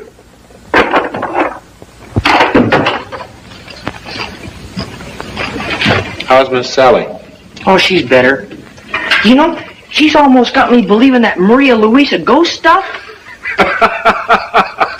You need to laugh, Range Rider. There's some basis for that legend. It all happened one day back in 1627, when a tired, dusty Indian padded into the Isolita mission and asked to see one of the padres. It is incredible. You speak Spanish? You know of Christianity? Where did you learn of these things? From beautiful young lady who comes see us many, many nights. Impossible. There are no Spanish women north of the Rio Grande. How was she dressed? In bright blue robe with bright blue veil that cover all hair. Her eyes big and dark. And she have mole high on right cheek. Madre mia. You have described Maria Luisa, the abbess in a convent far away in Spain. Come, I will show you her portrait. Right off. The Indian picked Maria Luisa's portrait out of a half a dozen on the chapel wall. Padre Thomas couldn't figure it out. 3 years later, he went back to Spain and called on the abbess, Maria Luisa. No, Padre Tomas. I have never been outside my native Spain. But I know the Indians of whom you speak. Many times in prayer, I feel I have been there. Have they built a mission as I directed? They finished it last year. It is the finest and largest in North America. Good. On your return, tell them I send my blessings, that always I shall be close to them and their mission. And according to folks around here, it's there all right. Although the mission was abandoned years ago. Must be more than a dozen claim they've seen her. Well, how do you explain her change from a patron saint to a ruthless killer? Well, according to local superstition, Maria Luisa is not the killer. She only stands guard over the ruins, and death comes to folks who trespass.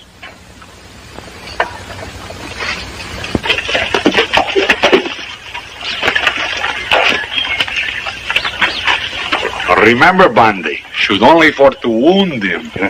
She only knew. Yeah. How do I find these old mission ruins, Sheriff? Take the first right-hand road as you head north out of town. Keep on it till you hit Poco Loco. It's a ghost town. It would be. You might spot Maria Luisa there at that. Some say they've seen her around the old dance hall. Well, that's a fine place for her kind of ghost to be haunting. She's even been blamed for the gold giving out. Poco Loco's a gold town. Until 5 or 10 years ago. It's even a more interesting story than Maria Luisa. Well, I think I'll take a ride out there and...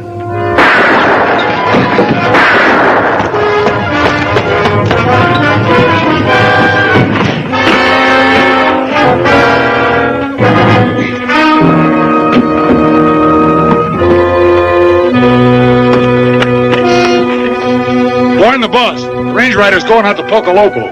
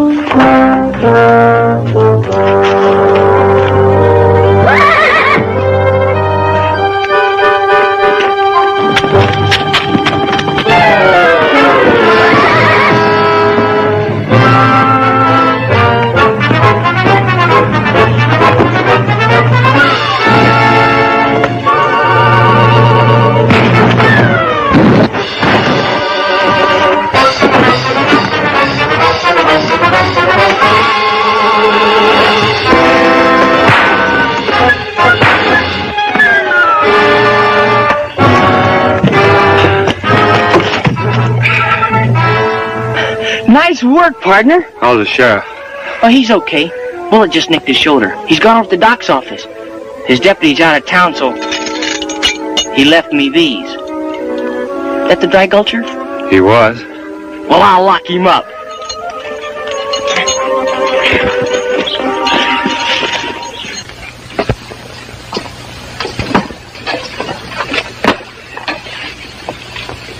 Well?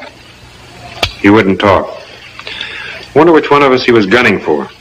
Well, that's easy. You. Why me? I haven't had a run-in with anybody in this neck of the woods. Maybe the ghost of Maria Luisa sent him. Maybe she did. Are you kidding? I'll let you know when I get back from Poco Loco. Oh, but wait for me. But you can't go. Why? Somebody has to stay here and guard this bushwhacker. Oh, shucks. I forgot about him. Why should I not hate these upstarts? They have stolen my land, my rancho, the wealth of my ancestors. I vowed I would, as you say, get even with them. And I have. To this date, I have smuggled 19 men, like you, Senor Nate Gaffney, across the border, under the very noses of their law. I am a very clever girl, eh, Senor? You sure are. But hanged if I can see how running an outlaw underground gets back at the hombres who grabbed off your inheritance. It is very simple. I make fools of them by pretending I am a ghost. And I make much money, too. In fact, Hey,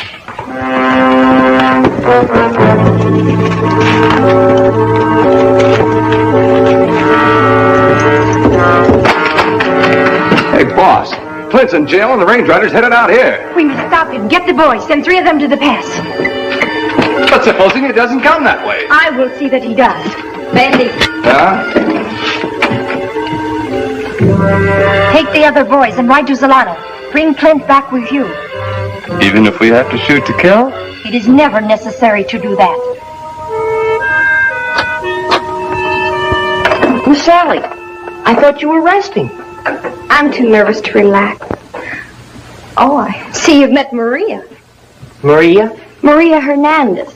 Maria Hernandez? For goodness sakes, you sound like an echo. And you don't have to play innocent either. It makes no difference to me whom you meet. Look, I haven't met anyone but you, the sheriff, and... Then where did you get that rose? I found it next to your father. You couldn't have. Why not? Because the only place in the whole country where those yellow roses grow is in the garden of the young and beautiful Maria Hernandez, right here in Solano. Holy smoke. I wonder... Maria Luisa. I'll bet you there is a connection. Oh, if only the range rider was here. Or the sheriff's deputy. If it weren't for that dry gulch in there, I could... Mr. West. What's up? Suppose you tell me. Okay, I will. You just tell me more about that Maria Hernandez.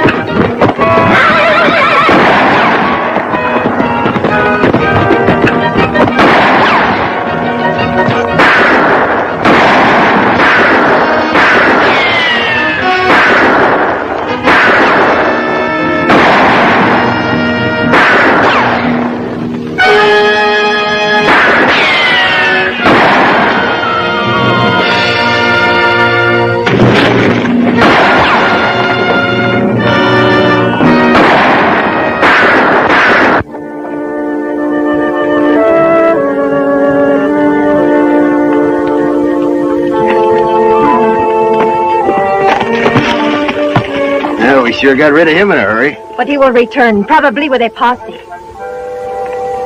Soon it will be dark. He will not find many men willing to come out here at night. I know I do not fool him. He is a very smart man. So smart that some know the papers. Huh? I left some important papers hiding in my house in Solano. If he should become suspicious,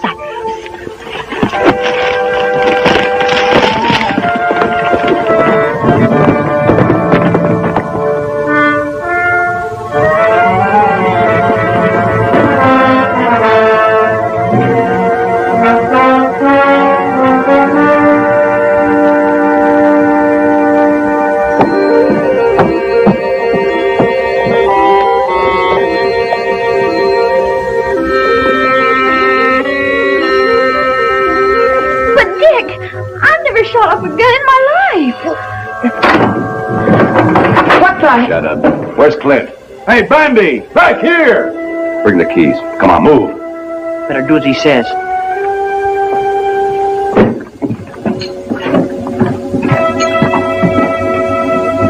Boys, am I glad to see you. All right, come on. Get in. All right, we'll move out of you in the next 5 minutes, and I'll come back and blow you to Kingdom Come.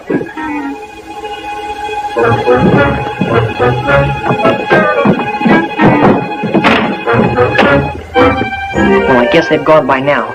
Start yelling.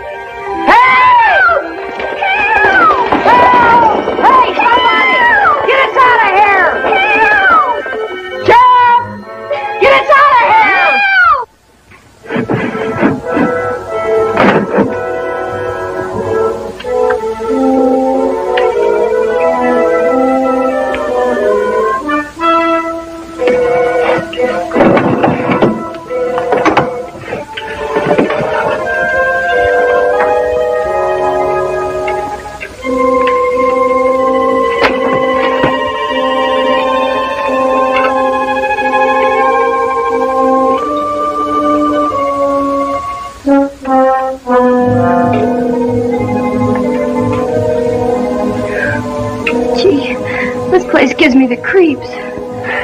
Sure could stand airing. Well, let's get started. Look for something. Anything that'll connect Maria Hernandez with the long-dead Maria Luisa. Well, let's get busy. You look through that thing, and I'll look through the rest of the house. All right.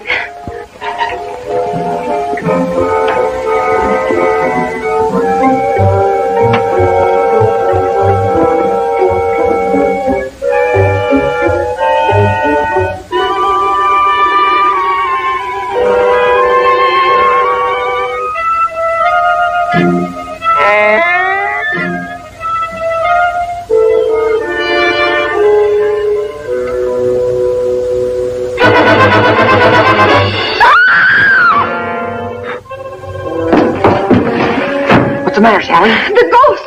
Maria Luisa! She was here!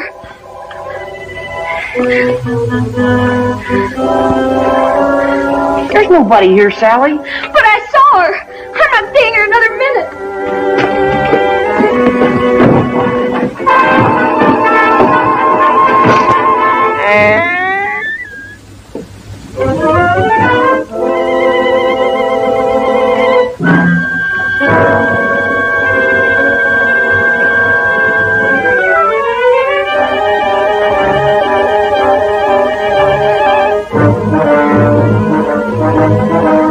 All right, lady, you're covered.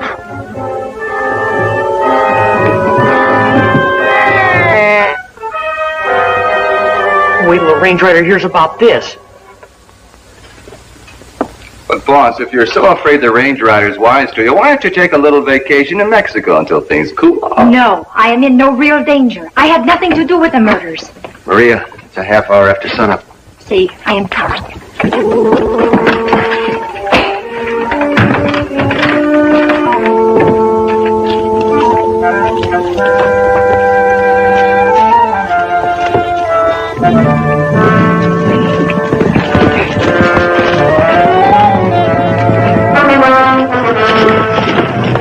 Hey, Posse, we must turn back. Finally!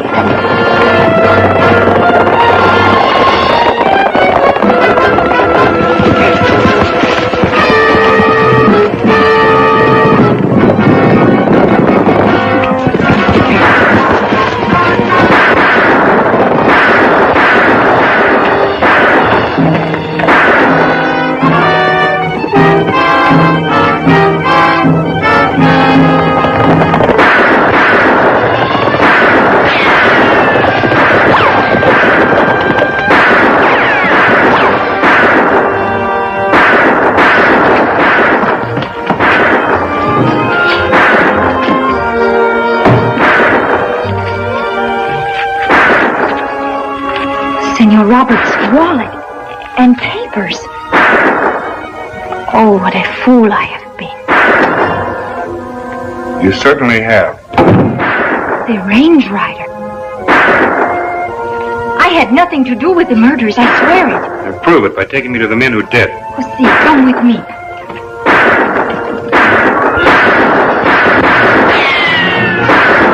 It's getting too hot, Bandy. We better give up. Nothing doing. We can get away through the tunnel.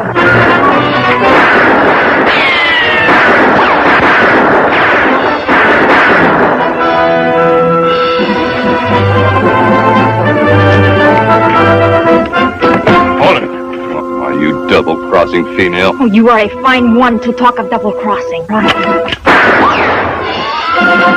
the other one, senorita.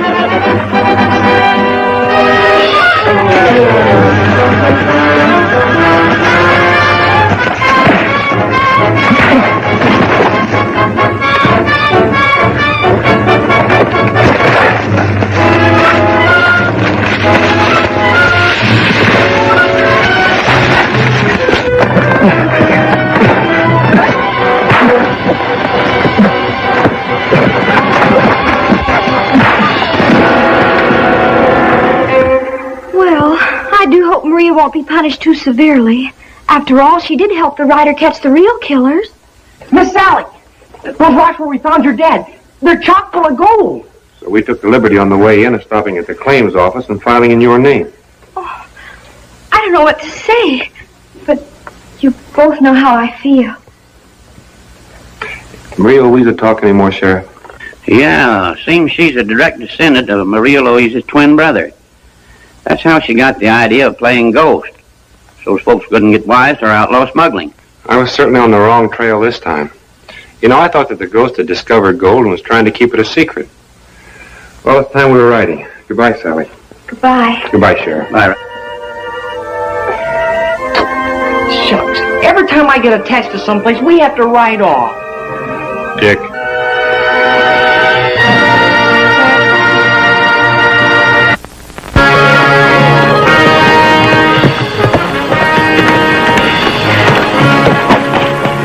Work, Foreman.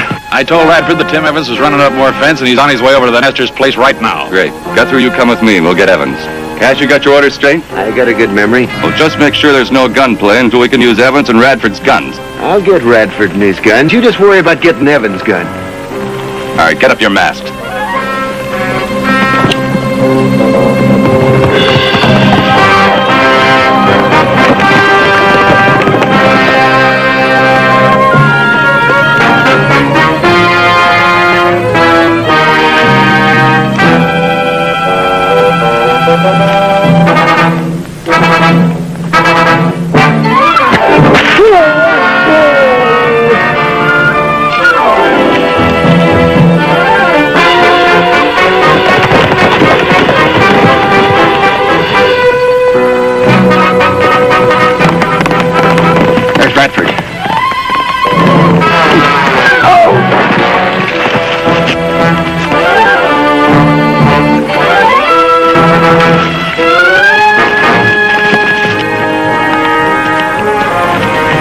Hey, what's the matter? I was just thinking. Oh, boy, it's sure getting bad when you have to stop your horse to think. What's all the serious thought about? Oil? Oil? Well, who cares about oil? A lot of people. When I was a kid, I used to think I wanted to be an oil scout. Okay, I'll humor you. Tell me, what's an oil scout? Well, an oil scout looks for oil. I learned enough about it to recognize good prospecting land when I see it, like this. Come on. Whoa, where are we going? Up there. Way up there? And on foot? Come on, you might learn something. Besides, walking's good for you, if you don't do too much of it.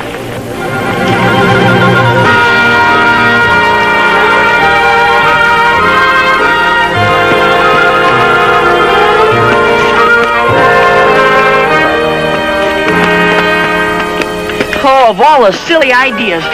Looking for oil that you've been wanting on foot with our horses way down there. I tell you, there's oil up here. You can tell by the geological formation. The thing Hey! Our horses!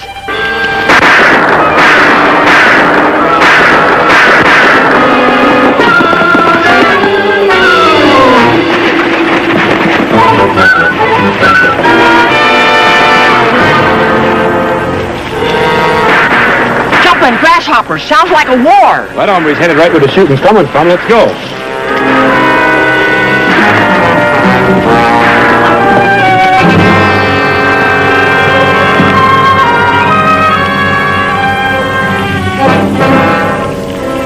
Make Evans' gun look like he fired it, Guthrie.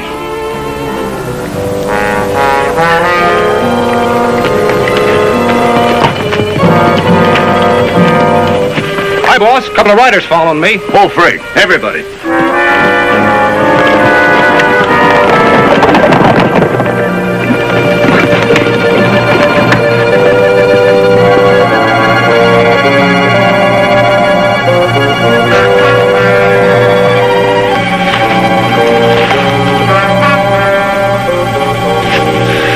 Well, this fella's dead. So's this one. Looks to me like these two men shot out a grudge. Sure does. Look at the ground, Dickie. It's just covered with prints. I'd say half a dozen riders. They're only a few minutes old.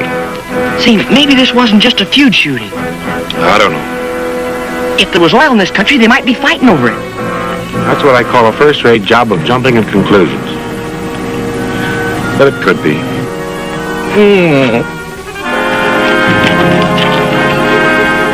I could have sworn he was dead. He's pretty close to it. Somebody's in the shack. Go take a look. I'll stay here and take care of this somebody. Be careful.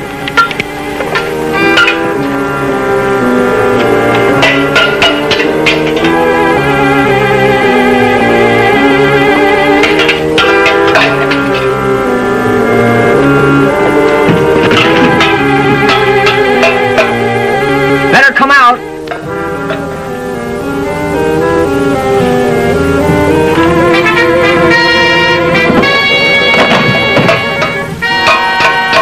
We've got the place surrounded.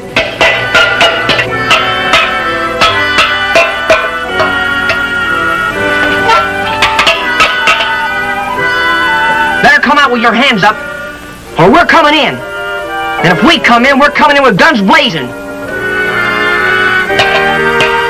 Wait a minute, Dick, and I'll help you. I don't need any help. What do you think I am, a baby?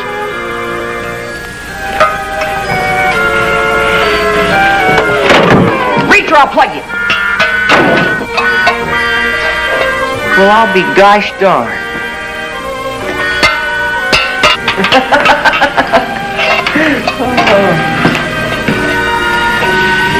Well, hi, little fella. What you got there? Boy, you sure had me fooled.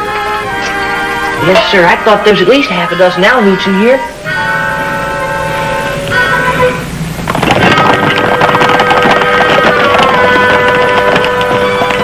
Well, what's the next play, Foreman? You're Radford's foreman, ain't you? Or you were. So you follow Evans, and then you find out your boss and Evans killed each other, then you hightail it back to Radford's to tell his daughter her pa's dead. And then Foreman buys the Radford Ranch. Not to mention that chicken yard-sized homestead of Evans. Okay. Radford hated me because I was a squatter trying to farm. I hated him because he made life so tough for me. He worried my wife right into her grave, but I didn't kill him.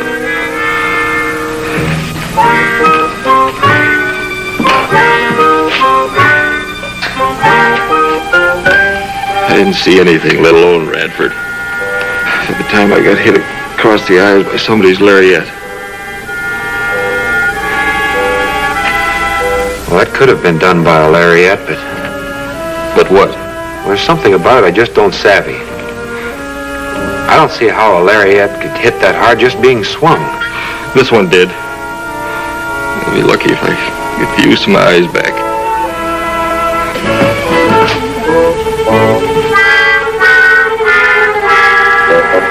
Jumping grasshoppers. Over there, Dickie. Do I have to? How would you like it if nobody changed you when you were a baby? You were a baby at some time in your life, you know. Yeah, but... Go ahead. It'll be good practice for when you get married.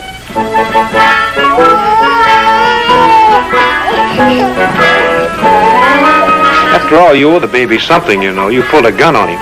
Very funny.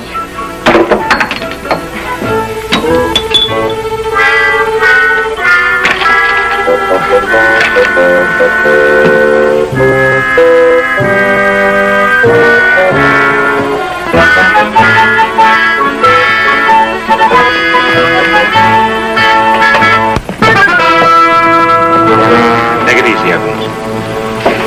I'll see who it is.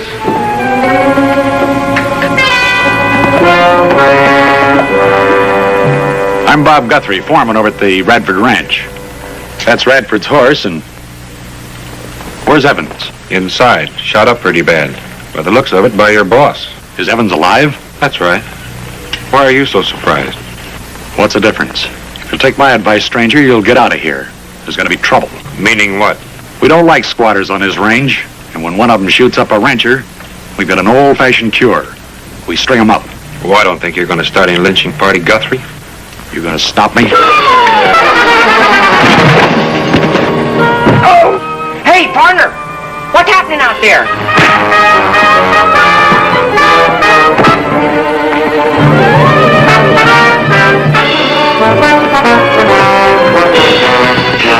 Easy now. Whoop, steady.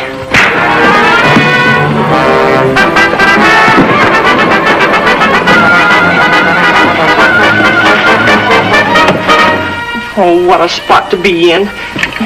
Ooh.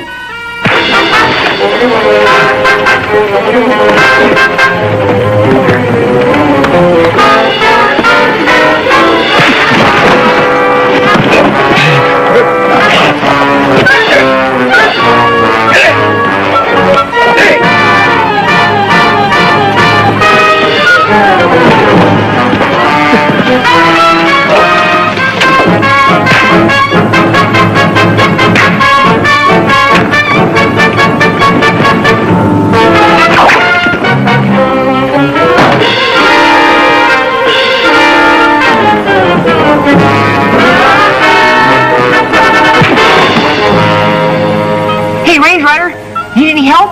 Not anymore. Tell the baby it's all over. He can relax. And you can go home. I'll notify the sheriff about Evans, nice and legal. Pick up your gun.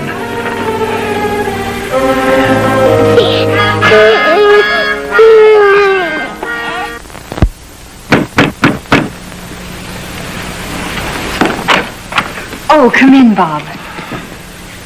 I made all the arrangements in town to take care of your pa, Miss Radford. Thanks, Bob. I still can't believe Tim Evans would kill Dad. No question he did.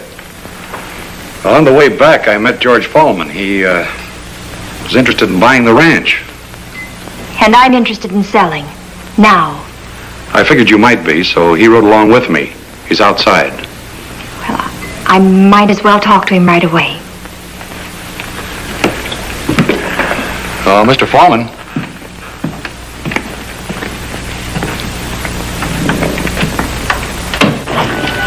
Oh, you stubborn little cuss. Now, for the last time, will you drink this milk or won't you? Now look what you did. Well, you'll just have to learn how to drink out of a cup like everybody else. You're kind of cute, as babies go. Wish we could find some woman to take care of you like the range rider told us. Well, let's go have a look. Well, we'll call it a deal then. I'll go into town, have the papers drawn up. I'll be very happy to get rid of the place. And away from it. Can't say I blame you.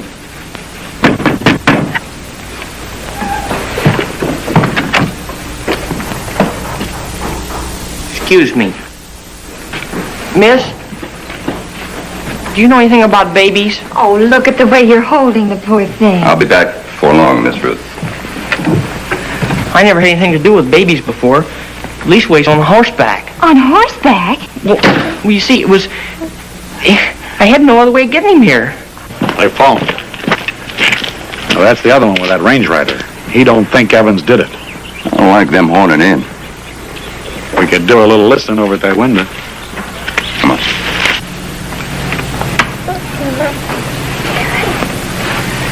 You've got your nerve, Mr. West, bringing Tim Evans' baby here after Evans killed my father. Well, the baby had nothing to do with it. And besides, the range rider doesn't think there was enough proof against Evans. Why? Because there was signs of other riders around the place. I'd like to believe Evans didn't do it, but that doesn't sound very convincing. Well, did you ever think that this shooting might have something to do with oil? Oh, that's nonsense. And anyway, I'm selling the ranch to the gentleman who just left here, Mr. Fallman. Well, can you wait till I tell the range rider about this? No, my mind's made up. I've heard enough. Get the boys. And keep that kid out of the way until I get back from town with a deed of sale. I'll take care of the baby for a day or two, though.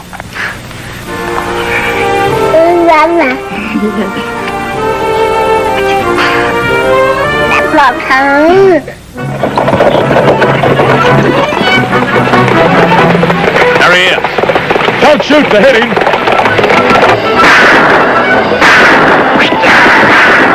I can raise his lead.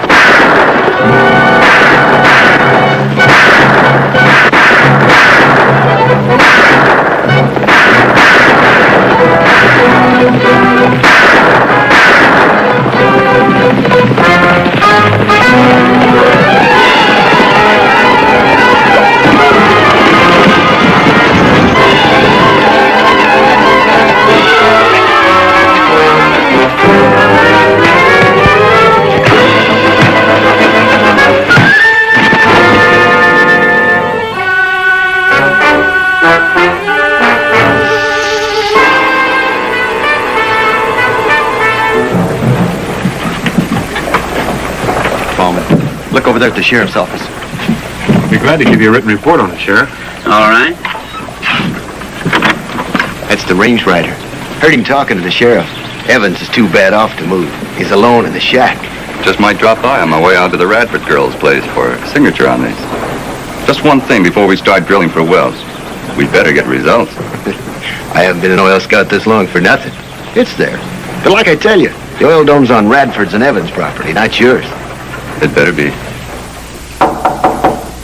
Who is it?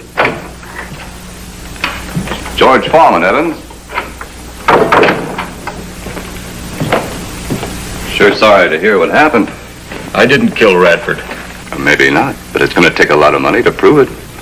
Or maybe I can help you a little. How? Well, I want to add to my ranch. I know you've got a small spread, but it's a good one, and I can pay you good money. I was going to build a real place here for the kid, my wife. But I'll sell it. I think I got enough cash with me. Also a bill of sale for him. Think you can sign it? I'll try. There's a pen on the bureau.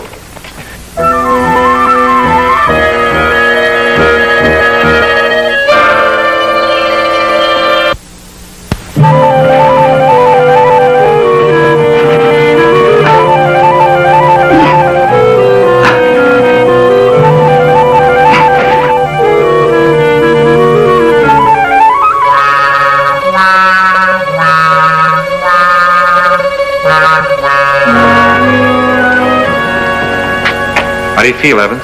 About the same, Range Rider. What about the baby? Don't you worry. Dickie's finding a woman to look after the baby. Well, I saw the sheriff. He said as long as you couldn't be moved, that he'd send a deputy to stay here. Well, when I saw the doctor, he was on his way.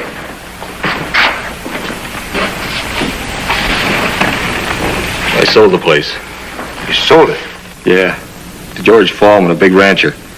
He stopped by and I need some money for lawyers, get my eyes fixed up. It's kind of sudden, wasn't it? Yeah. What's this? What's what? There's a bullwhip on the floor. Oh, Fallman must have forgotten it. He always carries one. Why? Just a habit. He learned the trick of using one from an Australian. Pretty proud of what he can do. I used to fool with these things. Kind of strange for a man to be carrying one, though. Evans, that cut across your eyes.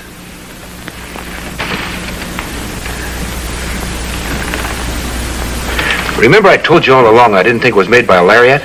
But it could have been made by a bullwhip. You mean Fallman could have been behind this?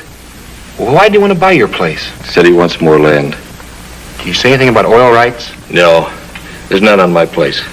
I wrote the Far West Oil Company asking. They said no. There was another letter from the mail I picked up this morning. Probably still in my pants pocket.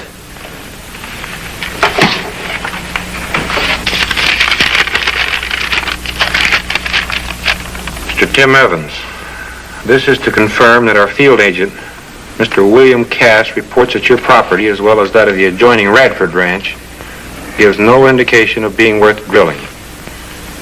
Yours sincerely, J.R. Grossman.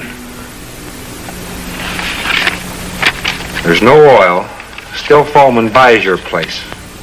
And you get hit across the eyes with a bullwhip. Hey, Range Rider! Range Rider! Boy, have I been having a time.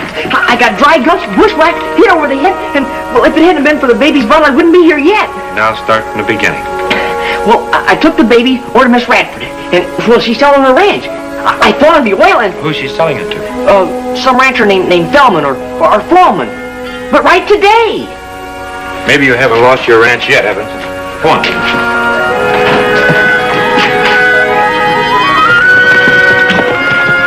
What's the matter? We stopping to think again? I've already thought. We're going about this in a different way. Now listen.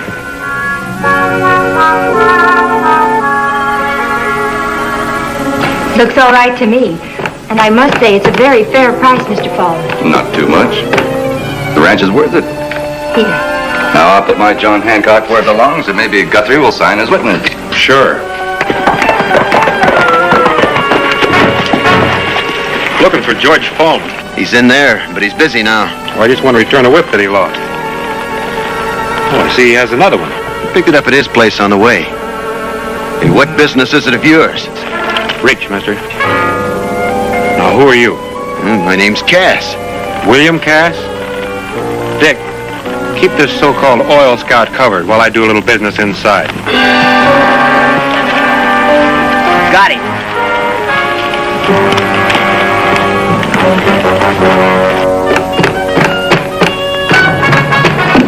Put your hands up, gentlemen.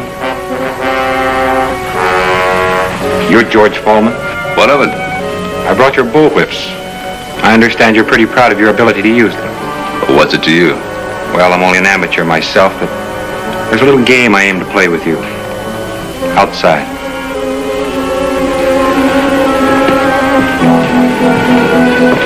You're the range rider, aren't you? But what are you up to?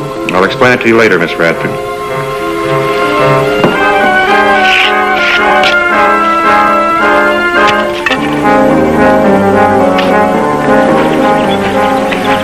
Now, Mr. Fallman, we each take a whip. We'll step inside of the circle. Find out which is the better man. First man to back down or step outside of the circle loses. You sure are going to get the trouble you've been looking for.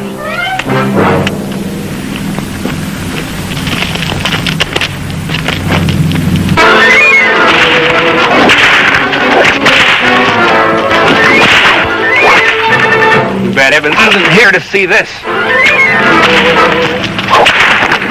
The man that's been hit across the eyes with a bull whip can't see. He doesn't know who shot him or how he got shot. Woolery! Which is the crooked oil scout. Got in cahoots with his neighbor and faked his report.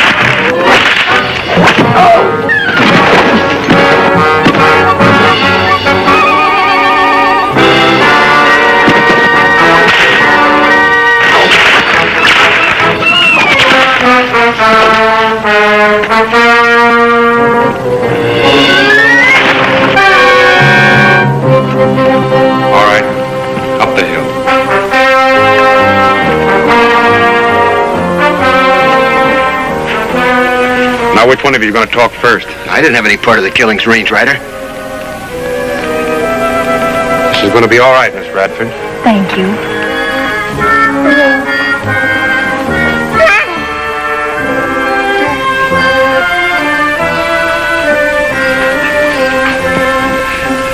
Well, Cass double-crossed his company because Fallman offered him a split if he'd help him get your property, Tim's, and Miss Radford's. And Guthrie was to come in for a third of the profit. When I think of how close I came to selling. What do you think of that little fella there? He sure was smart tearing up that bill of sale. Oh, he's a wonderful baby, Tim. Now I can build him a real home, thanks to the Range Rider and Dick. Well, I didn't know a bullwhip could be put to such good use.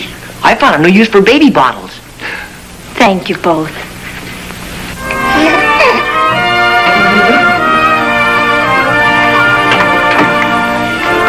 Tim, you'll let me take care of the baby for a while until you're well, won't you? You couldn't be in better hands.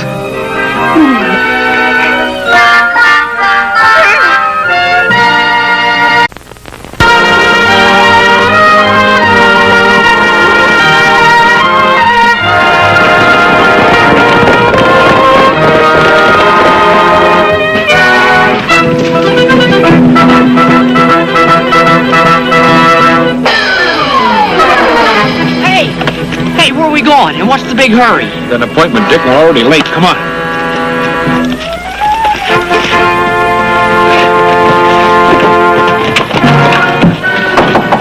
Come in.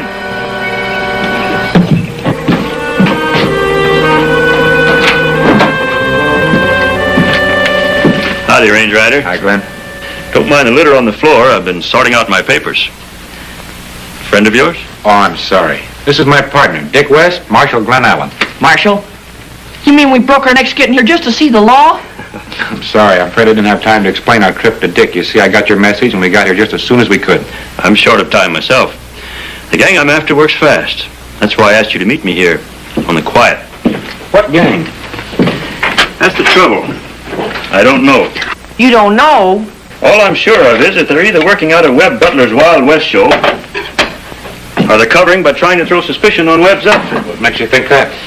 Because the Colby Bank was robbed the day after the show closed there. And the express office at Goldtown was held up when the show was playing Farmville, which is only a couple of hours away. Same with the jewelry store at Sherman. It was robbed the day after the show moved out. You know, a Wild West show would make a mighty nice cover for a bunch of outlaws. Except that a week ago, the show itself was held up, and the box office robbed of $6,000 in cash. Well, that might have been done to divert suspicion from the Webb outfit. You know, I believe I'd like to meet Webb and his bunch of riders. Well, I'll introduce you to them.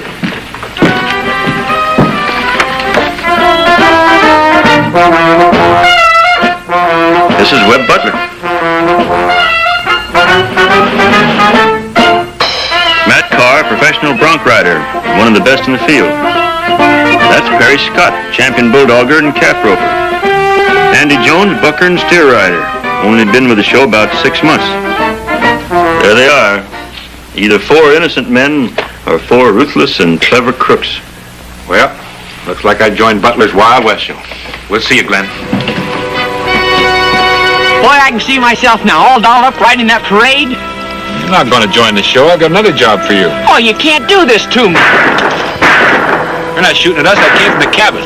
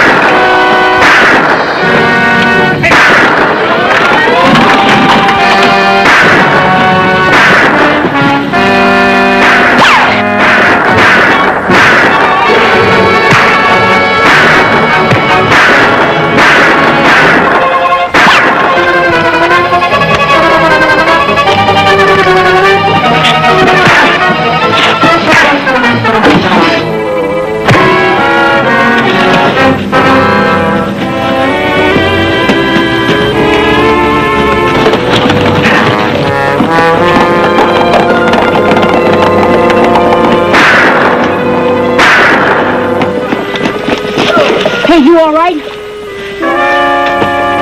You all right? Now that my head the size of a goose egg? Yeah, I'm all right. Boy, you look like you've been clawed by a bear. There's a ring that owl hoot had. Couldn't see what he looked like, but if I ever see that ring again, I'll certainly remember it.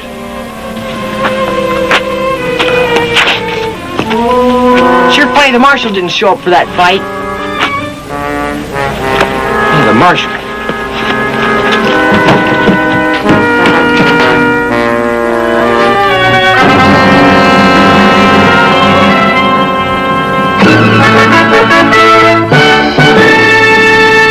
You understand, I don't pay no salary, but you got a chance to make plenty if you win the prize money. What does that amount to? $200 each event. Bad.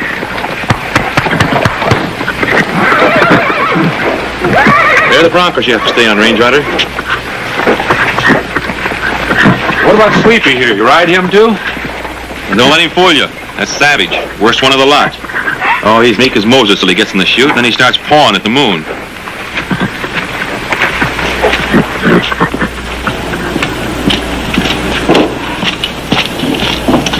You can put your gear in there. Thanks. I claim that new fellow's dangerous. What's the matter, Matt? You afraid of having some real competition? Why not? I've been drawing down that prize money pretty regular. And I aim to keep it that way. And I'll bet my scalp he does too. Me take that bet. Don't be so eager, I ain't lost yet. Well, you've met the boys, and this is Chief Red Sleeves. Yeah? They were all in the arena watching my tryout, giving me their silent support. As a matter of fact, they were so silent I had a feeling that they wanted me to get thrown. But I will say one thing, you've got some mighty good horses. A couple times there the saddle and I almost parted company. First time in my life I ever considered pulling leather. Well, this is Vicky Harper, trick roper, sharpshooter, and ticket taker. How do you do? Welcome to the show, Range Rider. Thank you. Excuse me, I gotta get back to the box office. If anybody tries to hold me up again, I'll be ready for him. Well, I better be looking for a place to sleep. Thanks a lot. It's all right. Say, just how good a bronc rider are you? Well, you know the old saying. Ain't never a horse that couldn't be rode. Ain't never a rider that couldn't be throwed. That answer your question? What's the idea behind him? You know he's the fellow we had the fight with out the cabin. What are you trying to do, Webb? Run our heads into a noose? Now, wait a minute. You know a better way to keep an eye on him until we can figure out a way to get rid of him? Easy.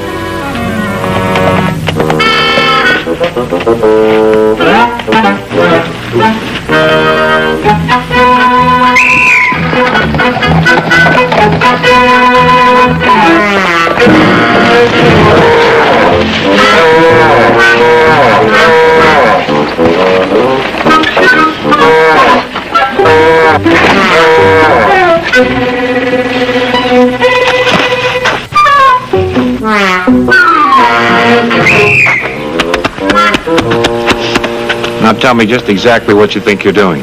Practicing to get a job in the show. I'm after some of that prize money. Thought I asked you to keep an eye on Butler and his outfit. Well, you did, and I have. All right, better untie that calf before somebody arrests you for rustling. What'd you find out? Well, it seems like they're concentrating on the bank. Every last one of them went in there, including Vicky Harper.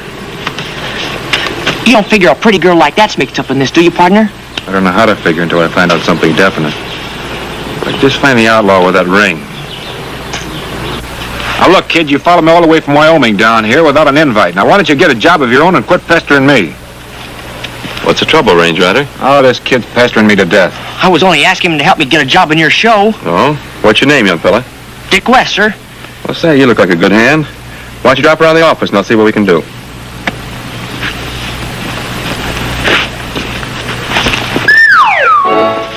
Boy, when I get through, I'm going to show them what a real rodeo star looks like. If you're not more careful, you're not going to live long enough to show anybody anything.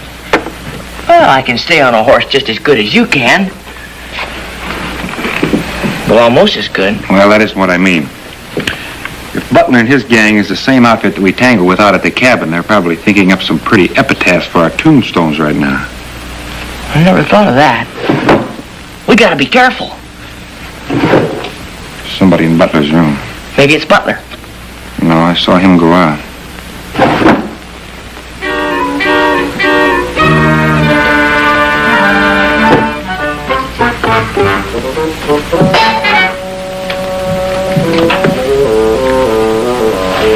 Give me something.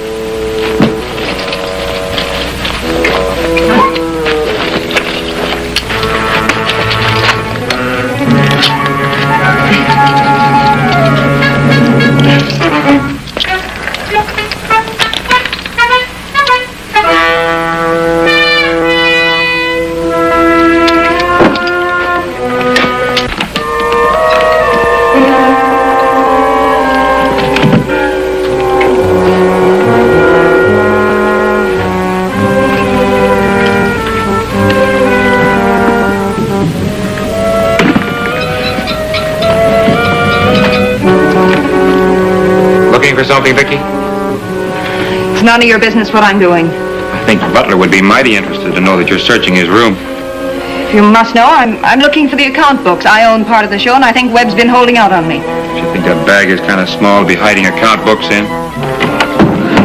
Butler's coming. Take her in our room.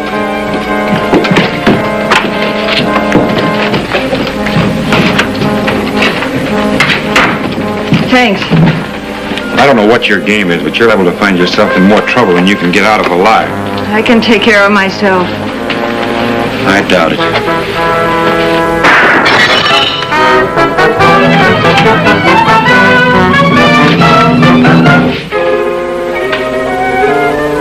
The shot came from the roof across the street. Range Rider, you still alive? Me saw man shoot from roof. Somebody tried to kill him through the window. You know who's gunning for you? No, but I aim to find out. Oh, there's no need of that. Matt and Perry took out after that gunslinger. And I bet my scalp they get him. He take that bet. You crazy Indian? No! I thought that shot would bring the sheriff running. We get smoke up the whole town, and he'd just think it's part of the show. Range Rider, wait. If you report this shooting, the sheriff will close the show down tight. Now, all I'm asking you to do is wait until after the last performance. All right, I'll wait.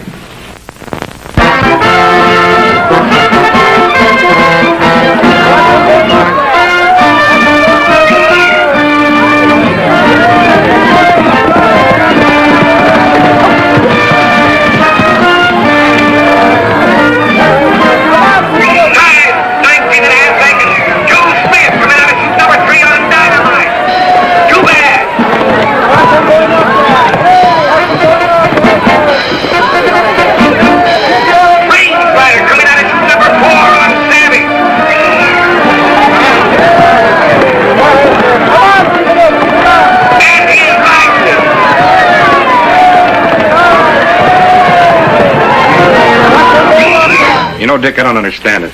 This morning, Savage was eating apples out of my hand. Yeah, but you weren't riding him this morning. And when you throw a leg over a horse, it's part of his ornery nature to buck. No, it's instinct. It's the only way a horse has of getting rid of a clawing mountain lion that's on his back. He learns to sunfish and swap ends in order to keep yapping wolves away from his throat. He rears in order to kill striking rattlesnakes. But you're no rattlesnake. And that horse Savage wasn't showing you any favors. As far as a horse is concerned, man, he's just another two-legged animal to be dealt with like any other enemy. So he finds out that man is his friend. That's what I don't understand. This morning, Savage and I were friends. What in the thunder are you looking for? I'm looking for that ring the outlaw used on my face. I've searched all the hotel rooms and Webb's office. It isn't there. I looked. That came from the street.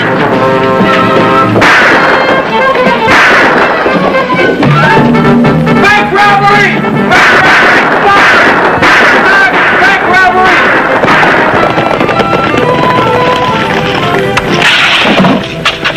What is it, a stick-up? Murder. They killed the bank guard.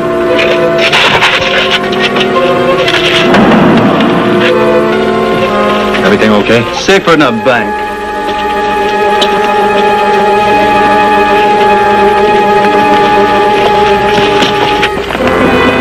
Range Rider, Keep him busy till we unsaddle the horses.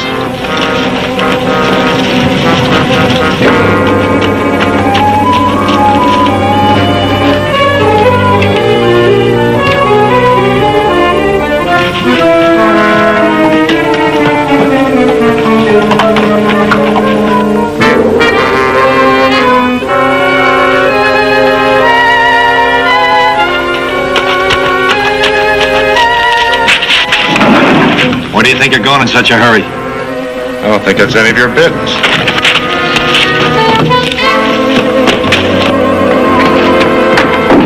Hey, who do you think you're shoving? You're blocking the door. Try and block this.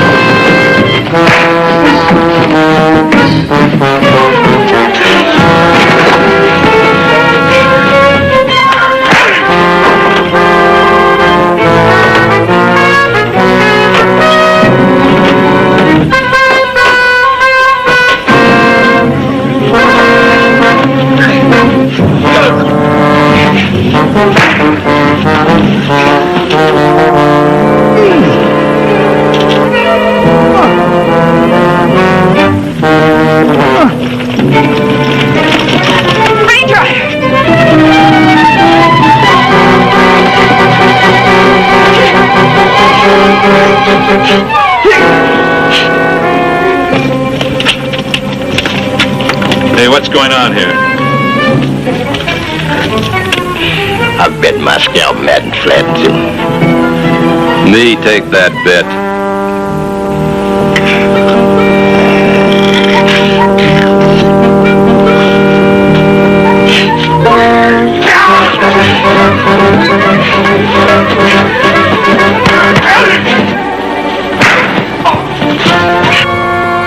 Will somebody stop? They're my best men.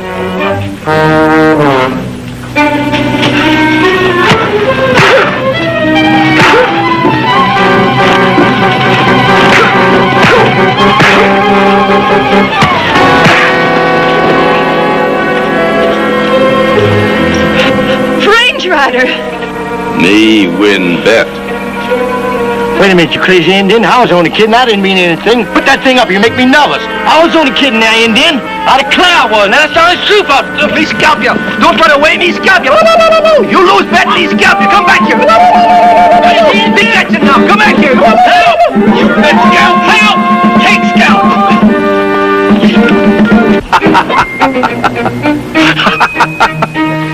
We've already searched this place from top to bottom. What makes you think the money's here now?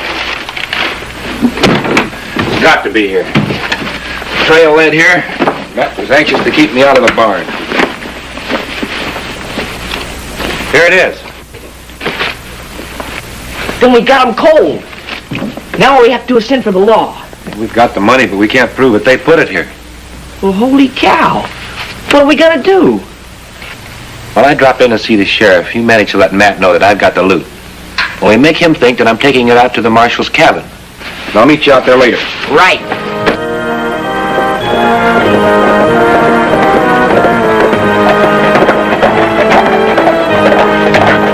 I did what you told me. What are you doing riding Savage? I wanted to see how he'd behave. You know, when I threw a saddle on him, he didn't even wiggle an ear. So he's a good horse. So he brought you all the way out here. But what I want to know is what for? Well, if I'm not mistaken, we're going to have some mighty interesting visitors. Hey, someone's coming. Hide the horses.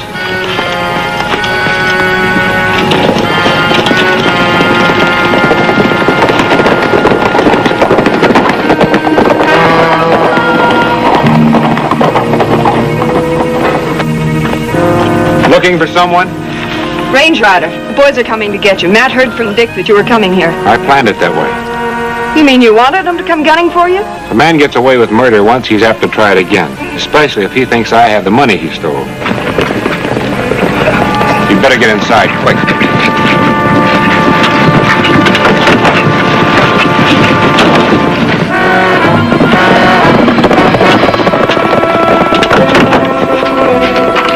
Looks like we're about to have a showdown. Andy, Perry, and Matt must have been in on those holdups. They were the only ones missing when the bank was robbed. And Butler? I had suspected him, but he was in the judge's stand when it happened. I think you stay here. Be out of trouble. Come on, Nick. Chief, behind the stove. Nobody's here yet. Let's take a look inside.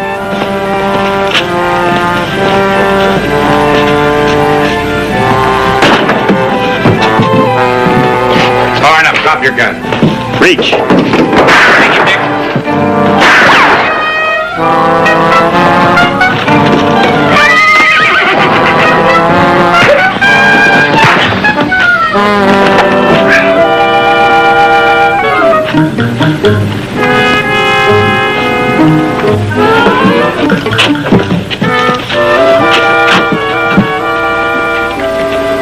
Dickie, take this gun to the sheriff. It's probably the same one that killed the marshal.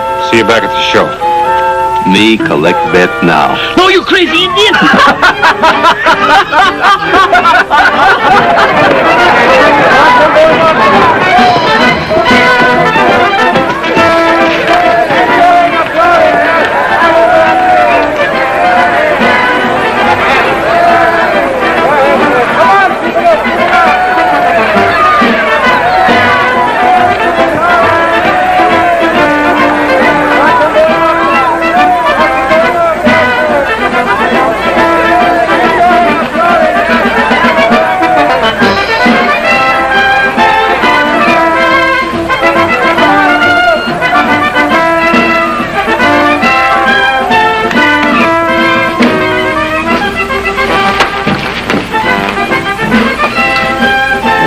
Low-down, dirty tricks.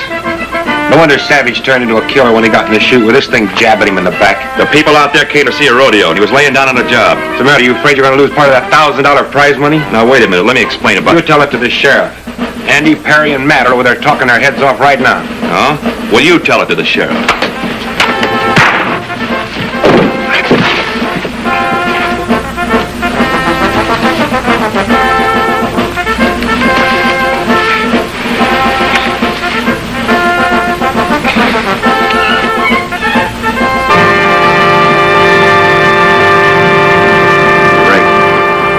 The ring the outlaw wore, the gun down the marsh.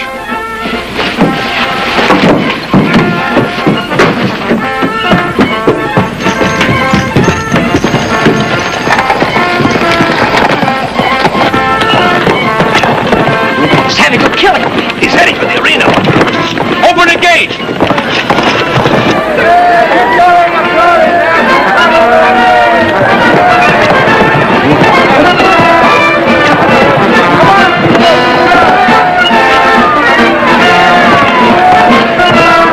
I never thought Savage could be that savage. It's dangerous business, Dick, making a man or a horse hate you. Sooner or later, they're going to try and get even.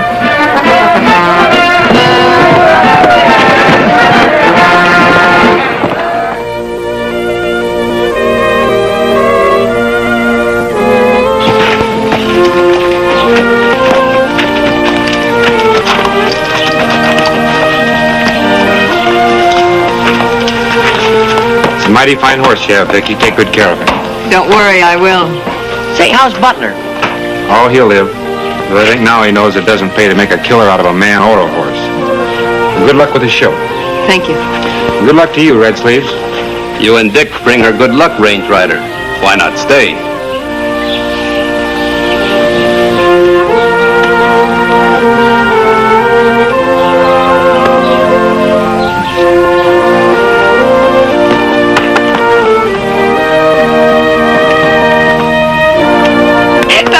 You can do it. Oh, I'll bet my scalp I can. He take that bet. Oh, no, Red Sleeves. I'm not taking any chances. Well, goodbye now. It's been nice meeting you both.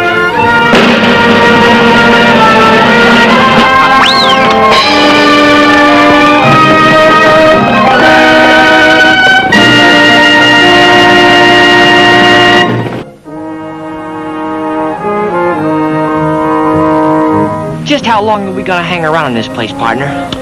So a gentleman by the name of Judge Henry Moore comes riding down that road. What's he done that he shouldn't have? Nothing. As a matter of fact, he's one man whose honor has never been questioned. Well, then why are we waiting for him? Keep him from getting killed. Well, I sure wish we could have picked a spot that wasn't so hot and dry. I'll bet this country hadn't seen water since the day it was made. Seen plenty of water, Dick. Matter of fact, a couple million years ago, this hill was at the bottom of the ocean. Oh, you're kidding. No, I'm not. If you look at that rock real hard right behind you, you'll find seashells embedded in it.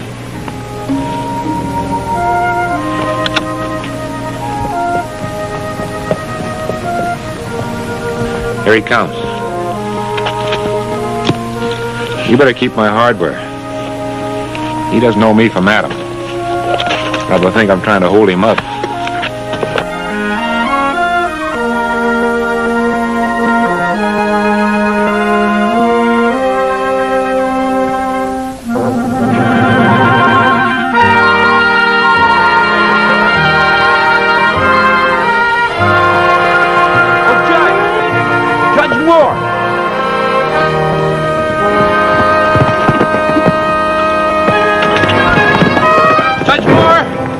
Wait a minute.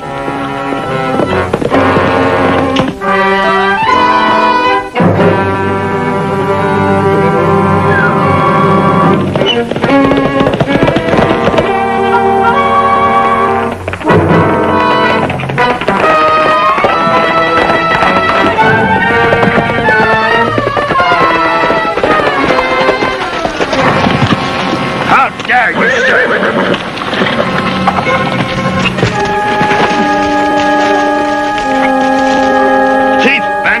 I'll teach you not to molest honest citizens. Now, hold on.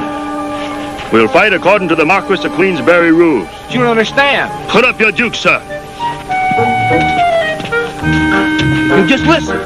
After I give you the lesson you deserve, stop hopping around like a dancing master.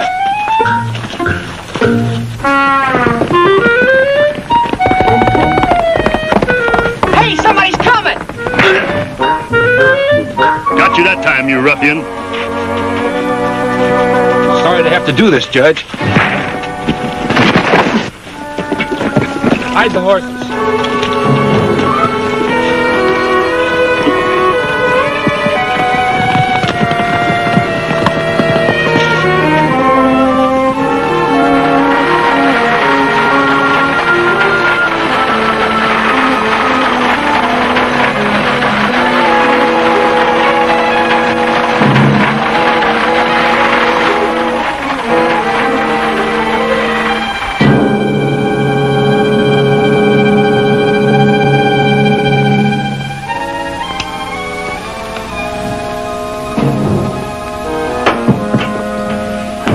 Sorry I had to knock you out, Judge. Sir, I shall take great pleasure in presiding at your hang. That's the one way, sir, the range rider will never kick off. Did you say range rider? That's right. This is my saddle partner, Dick West. At present, he's doubling as chief cook and bottle washer. Very glad to know you, Your Honor.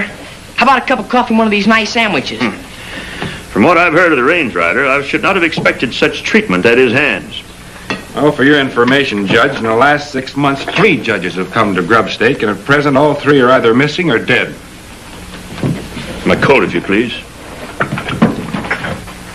Also, in the last 6 months, there's been numerous reports of claim jumping.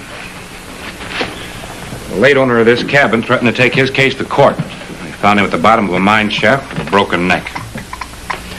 My presence in Grubstake concerns these matters, Mr. Range Rider, but that still does not explain why you took such measures with me on the road.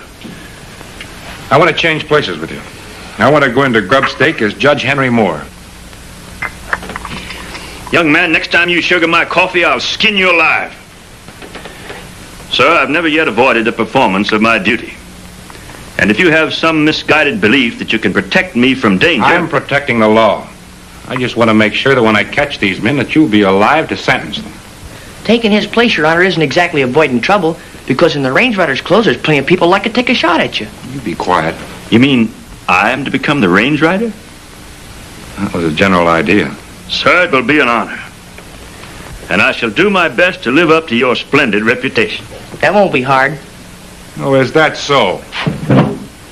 Chow down.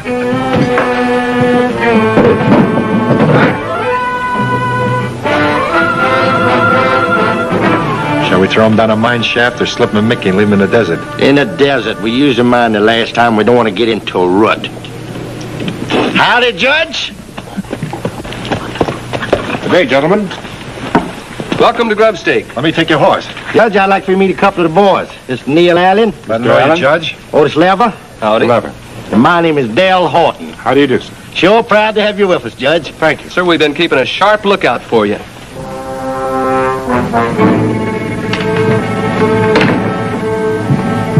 Rod.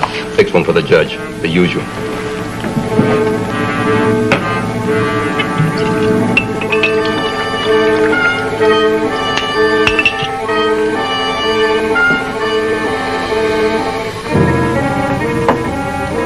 Come on inside, Judge.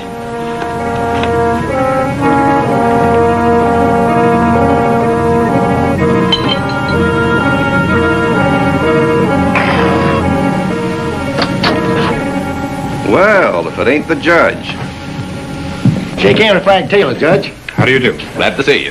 Thank you. How about a drink? Thank you very much. But I don't indulge. Hey, what does that mean? It means he don't drink. But he's got to.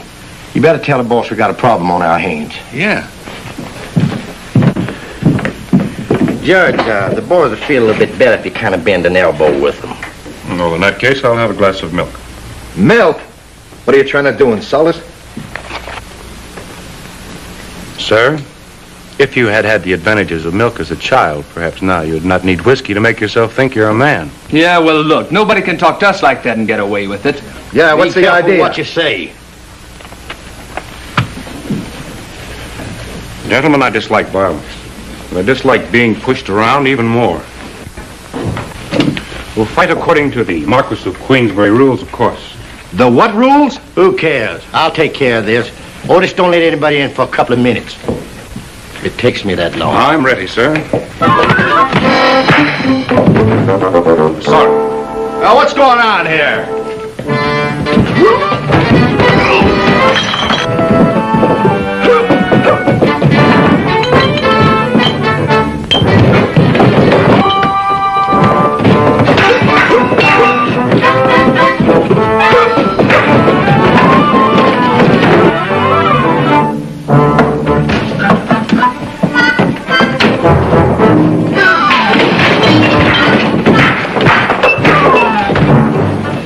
I'll get him.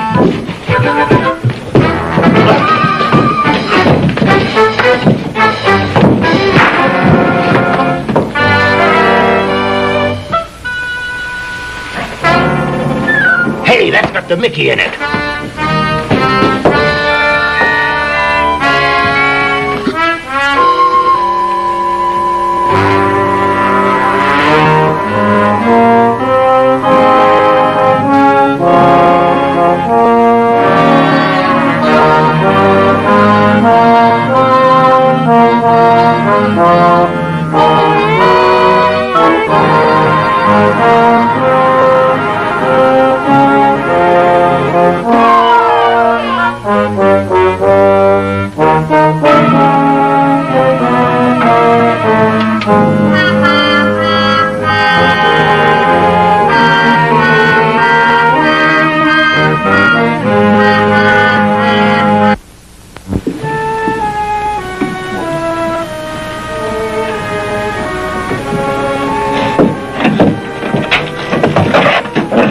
Good day, sir.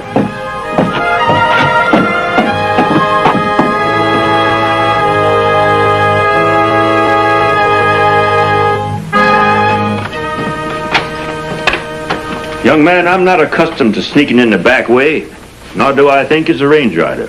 Oh, you'd be surprised. Where do I sleep? Not on that couch, I trust. Oh, no, sir. You bed down in here.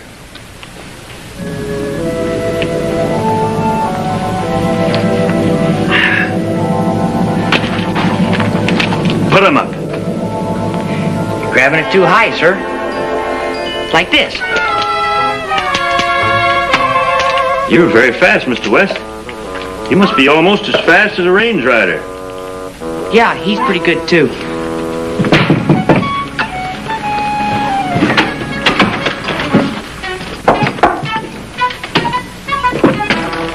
Where's the judge? He's in there.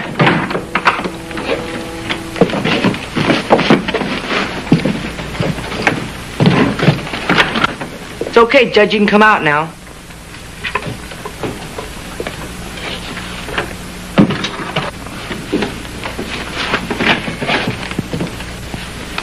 Just what are you doing? If a man's got an itchy finger, always give him an opportunity to pull a trigger. Stay away from the window.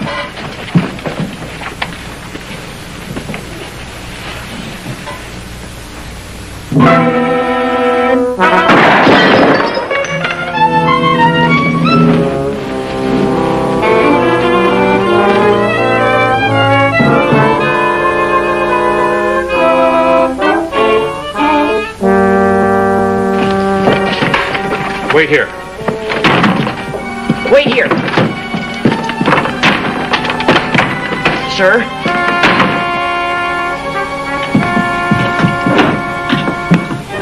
The boss is going to be unhappy.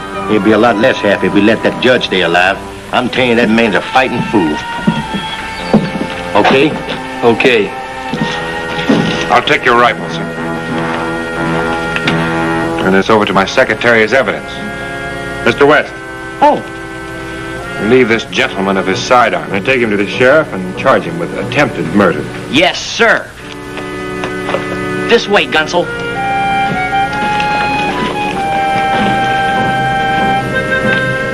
Good day, gentlemen.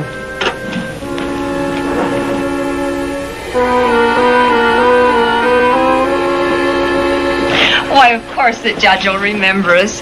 Uncle Ben introduced us, and Uncle's an old friend of his. Now you sit right here, and then I'll go...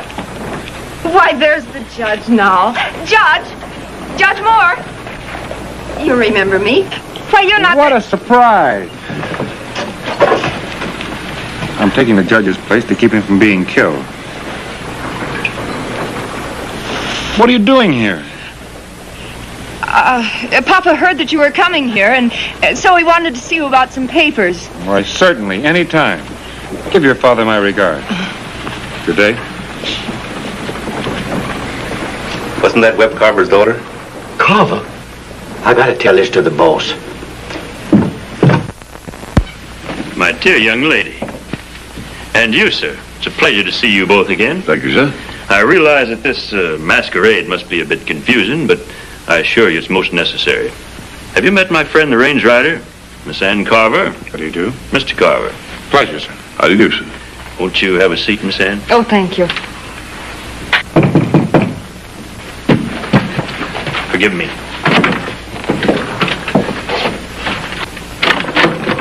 Yes? Are you the judge? That's right. Well, I'm Claude Porteous, and there you are. There you are. They told me you were in town, and I find you here sneaking behind my back. Begging your pardon, mister. Now, see here. Judge, this man's claim to own a mine belongs to me, and I got the papers to prove it. Those papers are forgeries. You mean yours are? We let the judge decide that. Certainly. Well, gentlemen, you'll have to give me a few moments to examine these. Would you please sit down?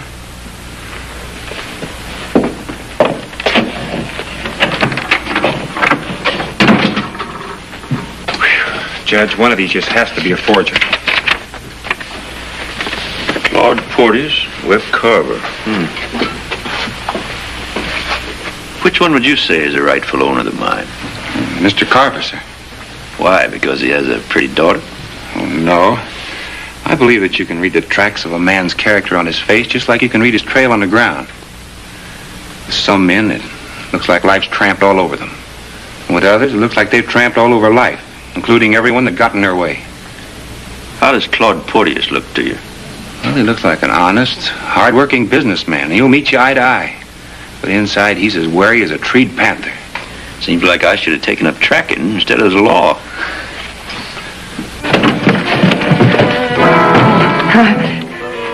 Excuse me, miss. Excuse me.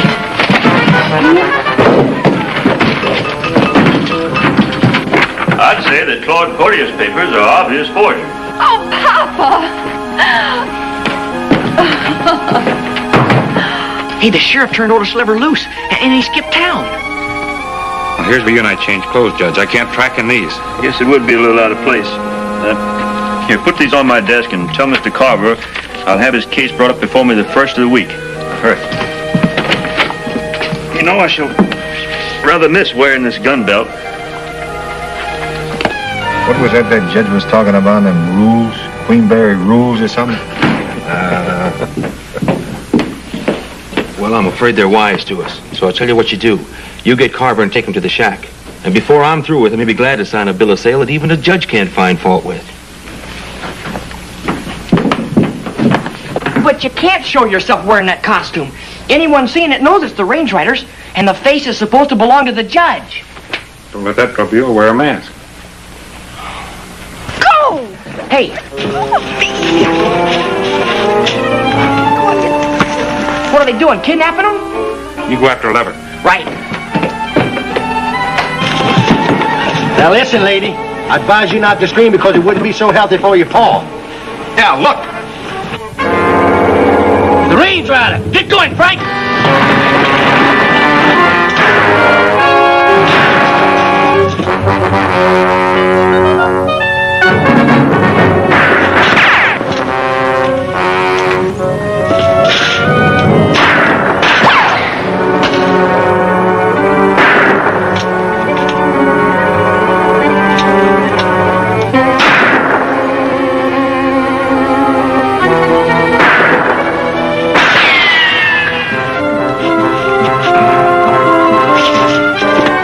Looks like he's heading for the courthouse.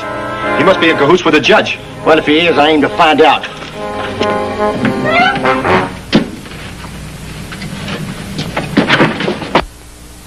Well? I just want to say the Webb car was run off my wagon. My good man, why come to me? In case it's a theft, the sheriff is the proper man to notify. Oh, yeah. That's right. Thank you, sir. May I ask, sir, why you permitted that scoundrel to escape? May I ask why that gun, as well as my gun belt, are both empty?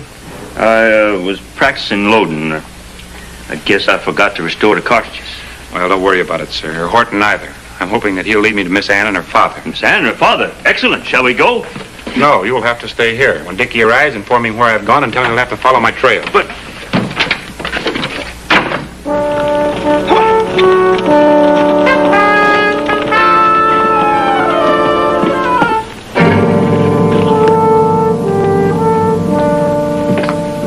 As I was saying, there's no use arguing.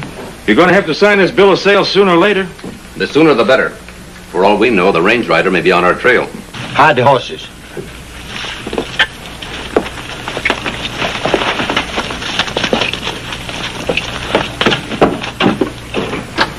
Boss, the range rider's team up with the judge. I just saw him in Moore's office. I ain't got no time for arguing. Take the girl in the other room. Now, you leave her alone. Oh, she bit me! Take your hands off her!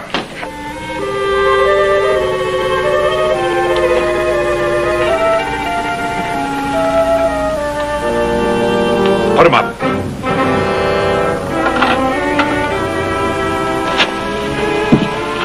Well, if it ain't the judge, fancy meeting you here. Let's get inside. Wait. I'll sign. I'll sign anything. Including your own death sentence, Mr. Carver? Why, it's... Judge Moore, at your service, ma'am. You, the chair for Miss Carver.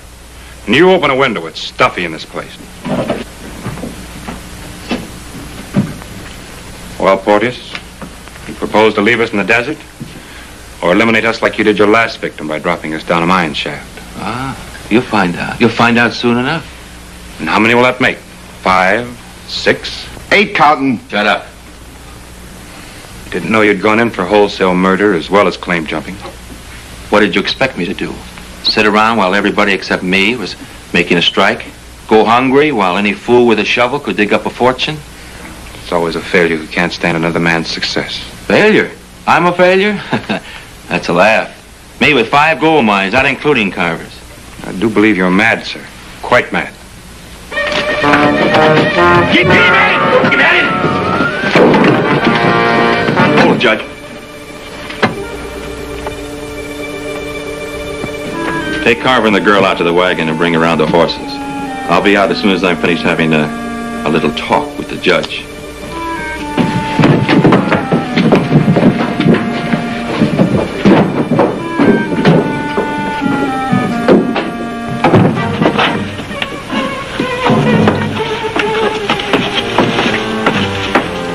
Well? Papa's been ill. I can help him if I want to. I'm all right, Ann. Women, you tell them what to do and right off to start arguing. Yeah, that's why I ain't never got married.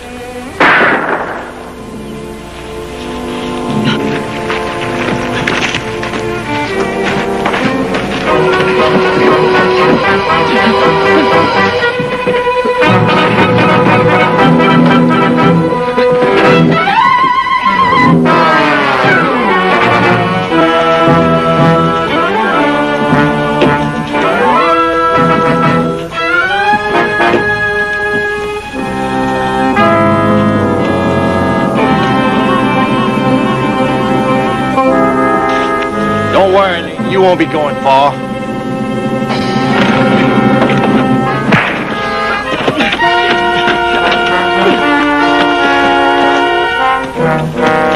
Reach! The range rider!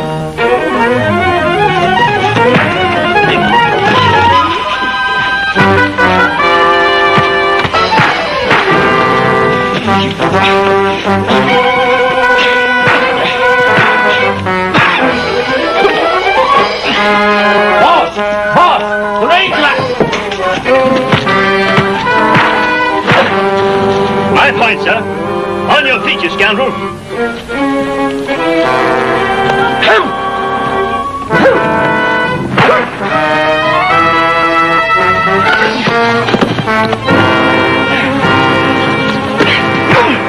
Let me, Papa.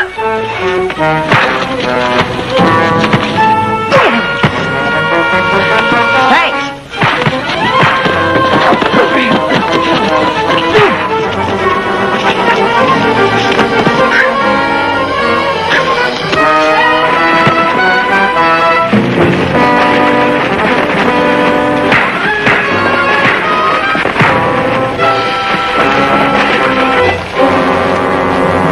The winner! Gentlemen, words seem inadequate at a time like this to express one's gratitude. Oh, just forget it. That's going to be hard to do. Mr. Range Rider, you forgot your gun. Keep it as a souvenir, Judge. Sir, this is indeed an honor. Remember now, don't grab it too high. Reach.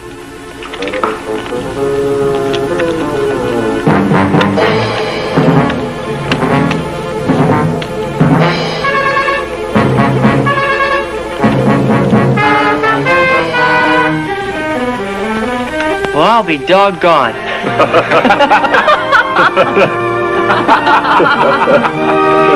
Good luck.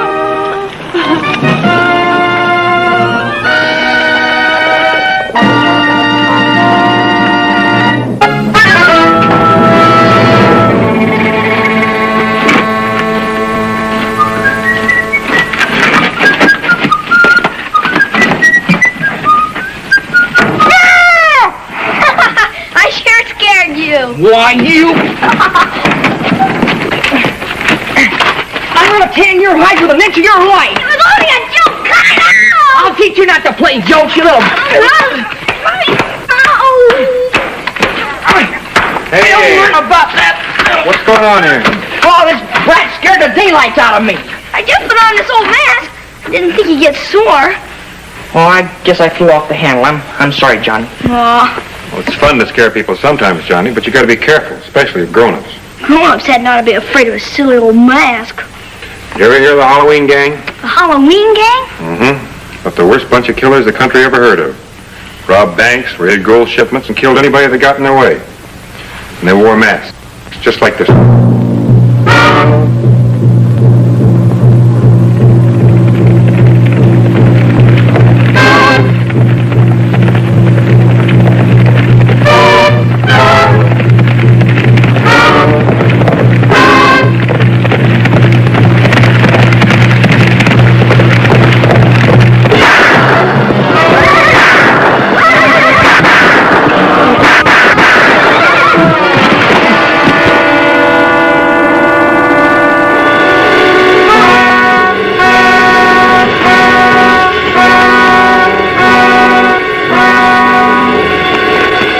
Dead, is he? No, he ain't dead. Your lunkhead, he just knocked himself out. You make sure he stays that way till we get through. You come with me, Hunk.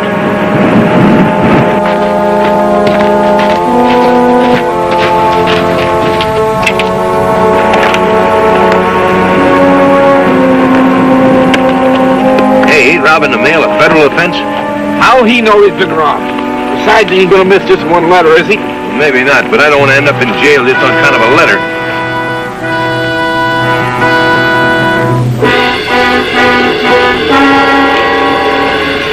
Here's the one. Is it Sheriff John's handwriting? It's addressed to the range rider, ain't it?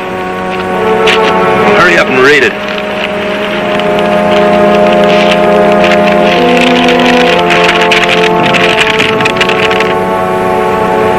There's no need for you and Dick after all. I've got enough evidence to hang most of the Halloween gang right now, but I don't want to... He's bluffing. He don't know nothing about us. I don't want to make any arrests until I discover who runs the outfit. If I thought Belle Clayton... Belle? He even knows about her. Looks like that Sheriff John's going to have some visitors tonight. But, boss, if you have any dope on this Halloween gang, why don't you say so? Don't you trust your own deputy? What makes you think I know anything? You've been acting mighty pleased about something. Don't lose any sleep over it. When the time comes, I'll let you know. The time has come already. Now, wait a minute.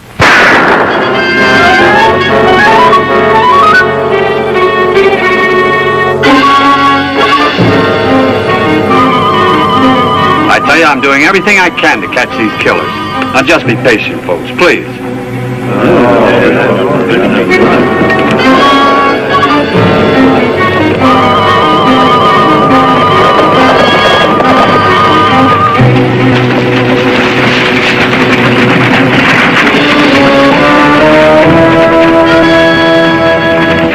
Here she comes.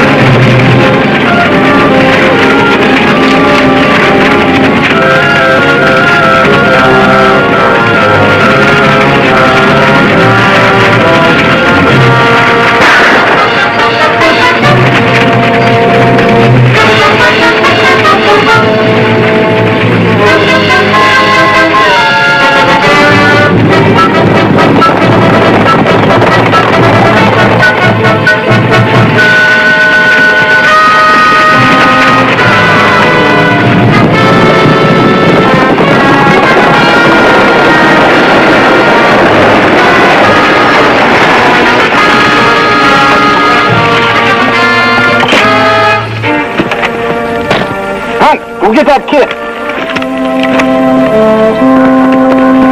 Let go of me! Leave me alone! Let go of me!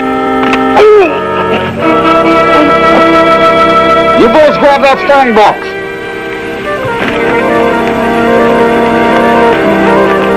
You lunkhead, why didn't you hang on to him? I couldn't help it. He's a witness, isn't he? He's just a little kid. He won't make no trouble. I hope the boss sees it that way. Come on, we got to get that dough and get out of here.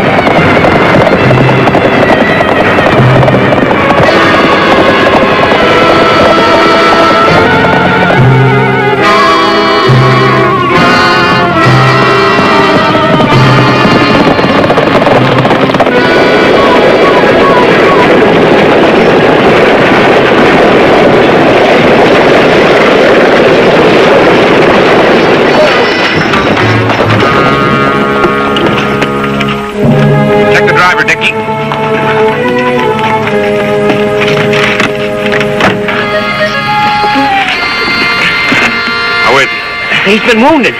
I'll be all right. Who did it? Halloween gang. Where's the boy? What boy? My passenger. Well, there's no one in the coach. They must have got him. Go back up the road and look for him. I'll be all right. Let's go, Dick.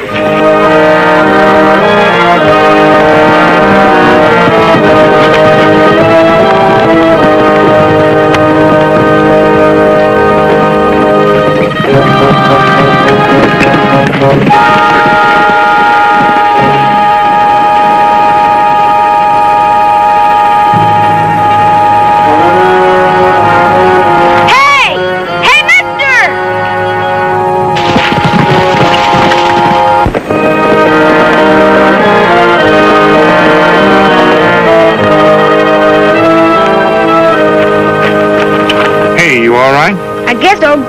Gosh, I didn't think I was ever going to meet anybody. The masked men held up the stage and shot the driver. And then they tried to get me, but I ran and hid. What about the rest of the passengers? There weren't any. You mean you were traveling all by yourself? I'm old enough. Why, sure he is. Where were you headed? Red Plains. I've been staying in Kansas City with Aunt Martha. But now I'm going to live with Dad. Where's your daddy's place? He's staying at the hotel. You see, he travels around a lot. We'd better take you to the hotel or your daddy will be getting worried. Honest? Do you think I hope he isn't worried too much. I don't think he will be. Come on.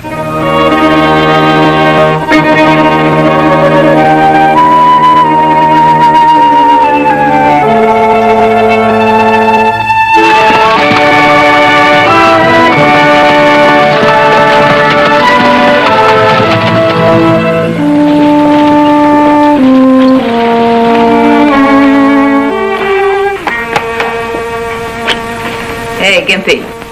Huh? Go back and sweep under that table. Why, I already did, Miss Clayton. Not so's anybody'd know it. You're even lazier than the last janitor I had.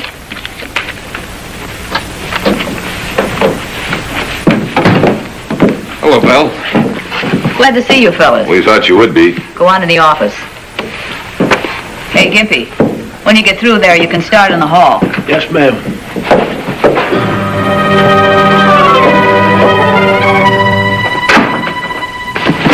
There's the money. You took so long getting back, I was beginning to wonder. About, something happening to us, sweetheart? No, about something happening to the money.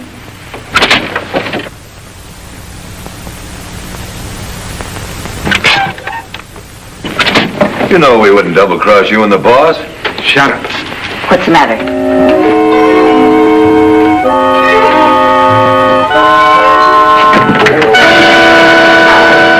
What are you doing here? Just cleaning the hall. You was listening. Lay off, Jake. Help's hard enough to find without you beating up what I do get. But he was snooping. I told him to clean up the hall. Get up. He couldn't have heard anything.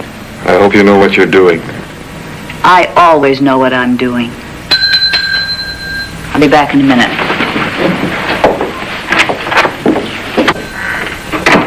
Hi, Belle. Well, if it isn't the range rider and Dick. I heard you were in town. Belle, I'd like to have you know Chuck. He came all the way from Kansas City to see a Mr. Charles Gray, who's supposed to be staying here. Gray? Nobody here by that name. Sure there is. He's my dad. He works for the Stockton Insurance Company.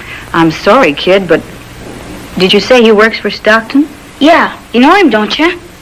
Well, a lot of traveling insurance men stop here, but there hasn't been anybody by that name. But he's just got to. You sure, Belle? Of course I am. Come on, Chuck. We've got something to talk over. Did your daddy write to you and tell you to meet him at the Clayton Hotel in Red Plain? Well, not exactly those words.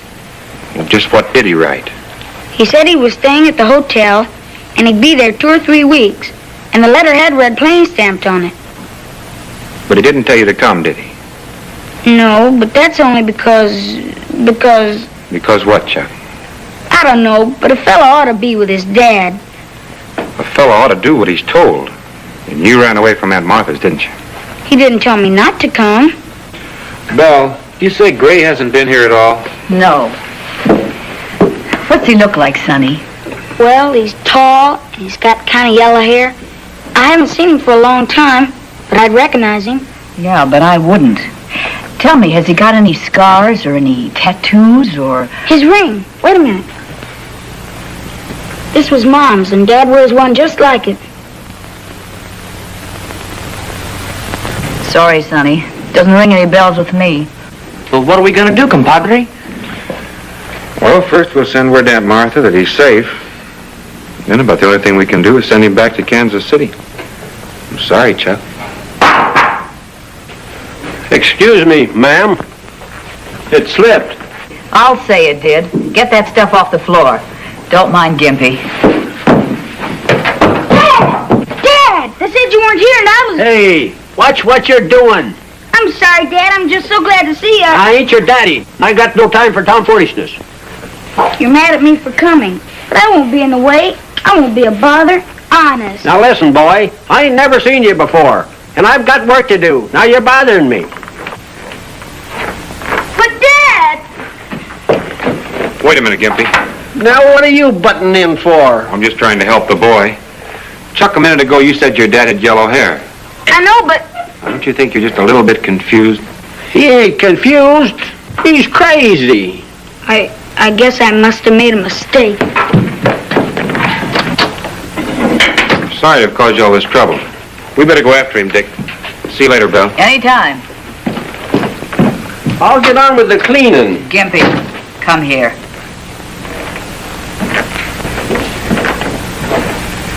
Let me see your hands.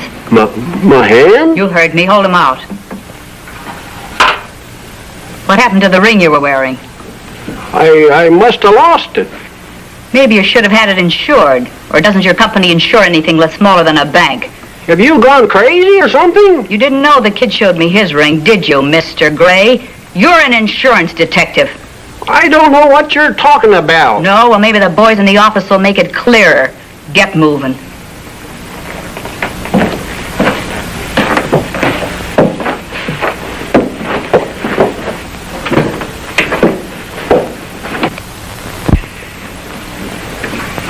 Now, Chuck, take it easy.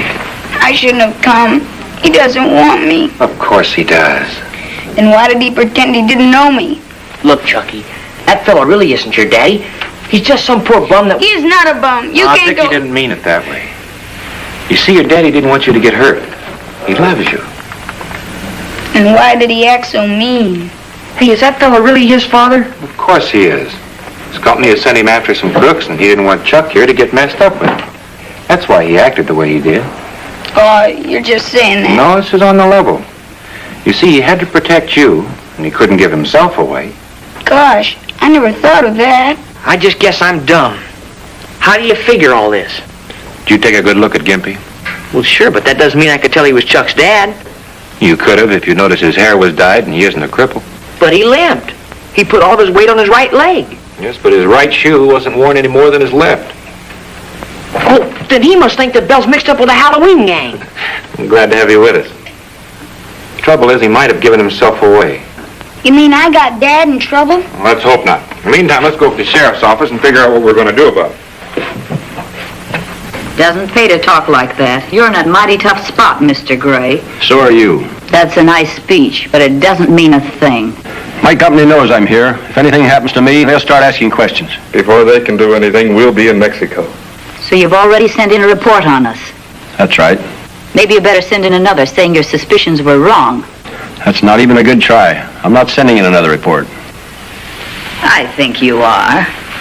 Suppose something was to happen to the kid. What? Yeah, maybe we can get Chuck to change your mind. Well, you look now. Well, mentioning his kid sure got a rise out of him.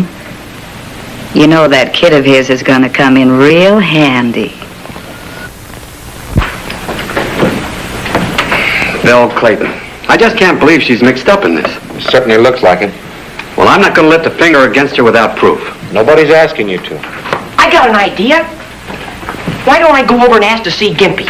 And if Belle says he's not in, or puts me off, it'll mean they've got him... It'll mean that she probably has him busy scrubbing floors and doesn't want him bothered. Yeah, that's right. What if the sheriff went over instead of you? Huh?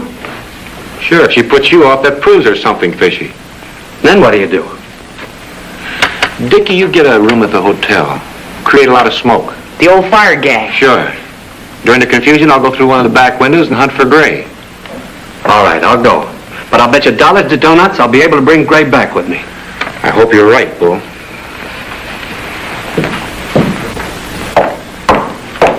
Say, Belle, that Gimpy is an insurance dick. Relax, boss. He's tied up and waiting for you.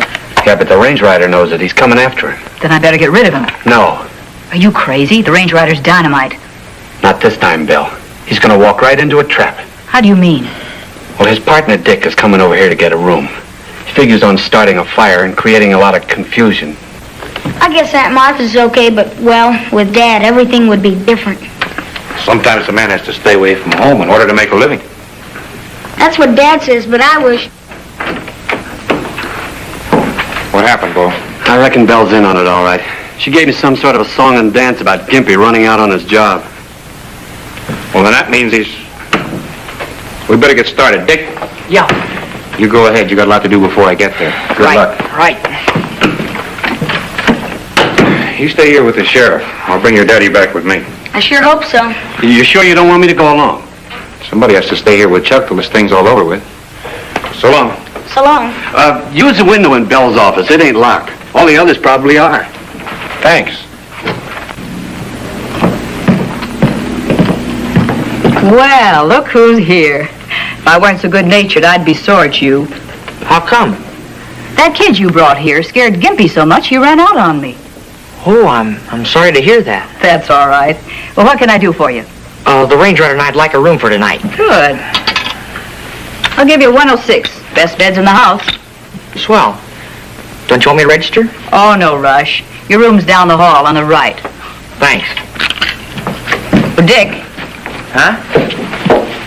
When will the Range Rider be in? Oh, I don't know. He always shows up when you least expect him. Be seeing you.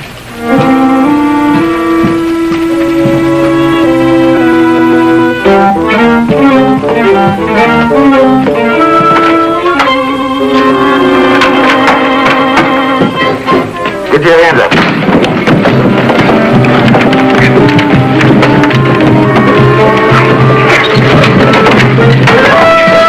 Range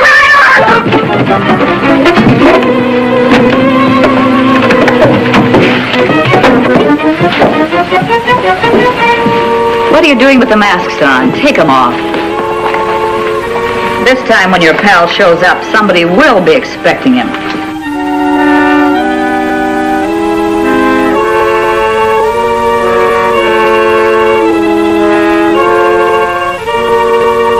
Let's get ready for the Range Rider. You know what to do, Jake. Yeah.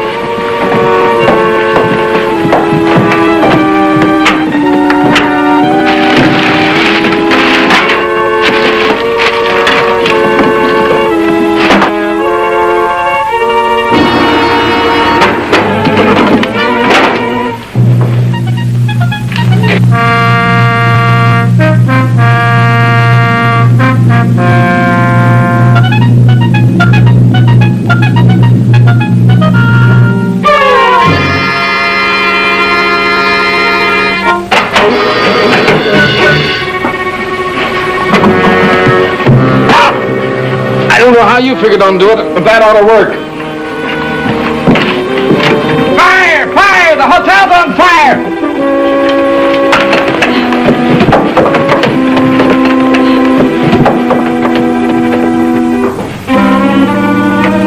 Wonder what's keeping him. Keep quiet.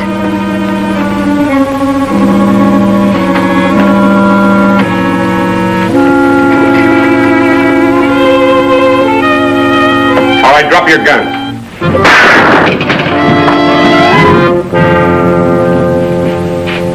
All right, let's go.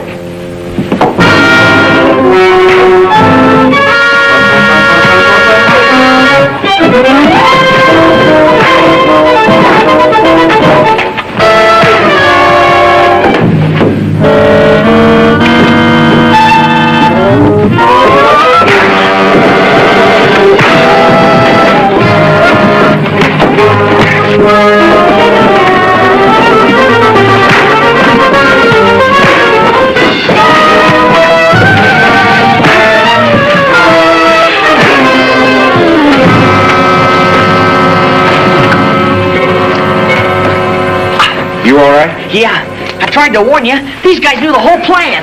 There's only one man that could have tipped him off, and that's Bull Taggart. The sheriff? Yeah, he's got the boy, too. Tie that joker up while I tell you what I want you to do. Right. What are you worried about, Sheriff? I'm not worried. The Range Rider will get Dad all right, won't he? Sure, he'll find him all right. Range Rider. Where's Dad? I'll tell you in a minute, Chuck. Well, what's the matter? Little scheme sort of backfired, didn't it? My scheme? Well, You didn't know that Dickie and I changed plans and he was supposed to start a fight instead of a fire. I don't know what you're talking about. I think you do. You're the leader of the Halloween gang. You had Sheriff John killed because he knew too much. You're lying. You can't pin this on me. I'm certainly going to try. You thought you had us, didn't you, Range Rider? How did you get loose? I thought the dick... Boy, that was a close one. Is Bill all right? Yeah. Good. Looks like the Halloween gang is still in business, huh? That's all I wanted to hear. Hey, what is this? Means you're guilty, mister. We've got all the proof we need. All right, get in the cell. Hello, son. Dad!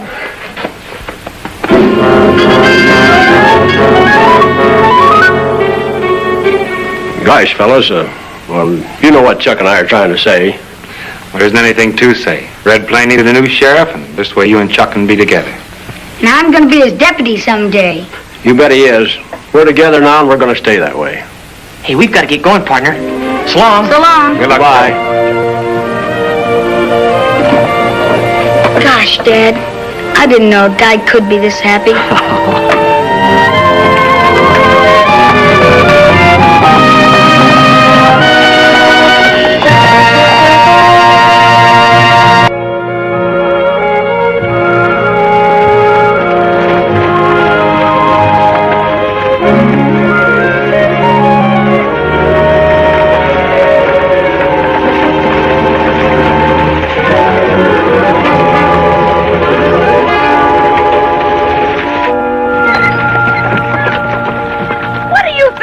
Want to talk with you, Kate. I'm in a hurry. You can always find me at my store. Yeah, I know, Kate, but what we got to say is sort of private and confidential.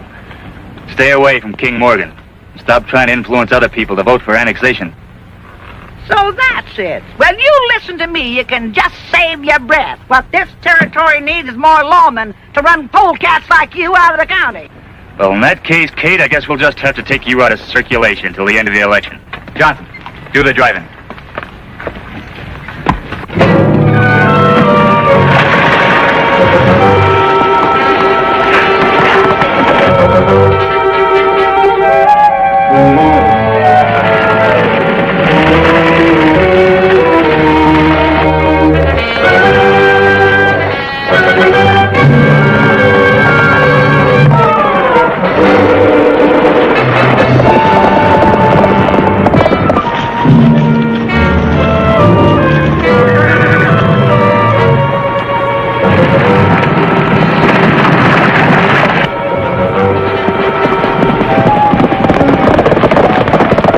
Sounds like trouble.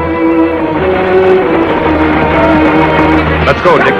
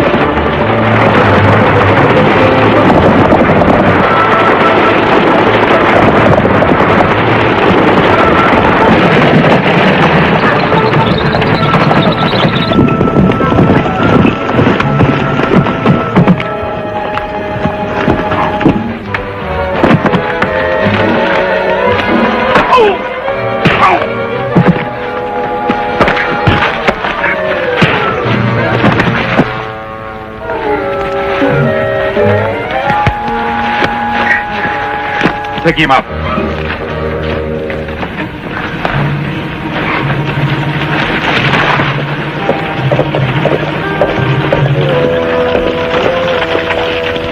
What do you want to do with him, man? Oh, let them get on the horses. Get out of here.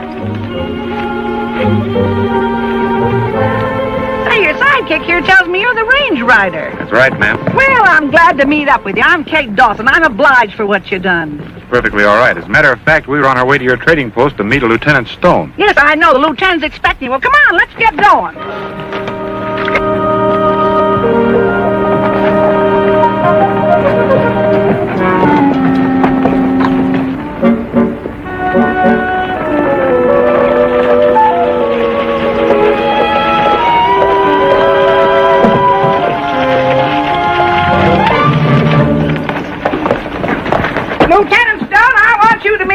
rider. How are you? Hello, Lieutenant. And that's Dick West. I met up with him coming back from the Morgan Ranch. Lieutenant, we were instructed to give you our orders on arrival. I'm glad you got here. This proposed annexation has stirred up a lot of trouble. What's made it even worse, though, is that I've been given only a handful of men to arrange for the polling places. Well, that makes it pretty rough. How are the people out in the territory taking this proposed annexation? Most of the people are in favor of the idea, but that Kirby Wells and his outlaw element, well, they're trying to frighten the people from going out to vote. A couple of Kirby's men stopped me on the road into town a while ago, and if it hadn't been for the range rider and Dick West, I might have been missing for a few days. You're afraid of your influence, Kate. You should be more careful. Shucks. I've been wandering around these hills for 30 years, and nothing ever happened to me before. But they ain't gonna catch me napping again. How about King Morgan? Did you have any luck with him? Never even got to see him. That Big Mike, that gorilla bodyguard, run me off. Well, this guy Morgan, he must be pretty important to the election. If we can win him over, Dick, annexation is almost certain. He's a power in this territory. The small ranchers will feel safe if he and his men are behind them at the polls. Sounds like we're going to have to persuade King Morgan to come around our way of thinking. Matter of fact, Dick and I will take a ride out there a little later on and have a talk with him. All right. But remember, you're completely on your own. Kirby Wells and his men quite naturally don't want law and order here. In fact, they'll do anything and everything they can to prevent it. Don't worry, Lieutenant. We've met guys like that before. Well, hope you have better luck than I had. Come on, I'll show you your rooms and clean up. See you later. Thanks, Lieutenant.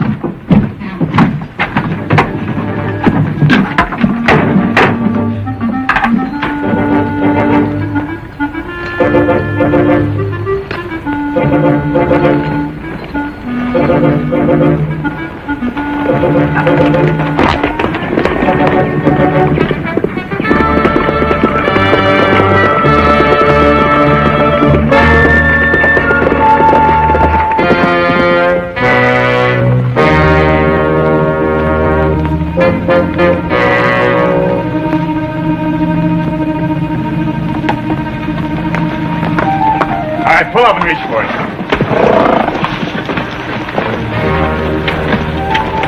This looks like where we came in, Dick. Well, they say bad pennies always show up again. I guess it's true. Shut up and come on. Kirby Wells wants to talk with you two.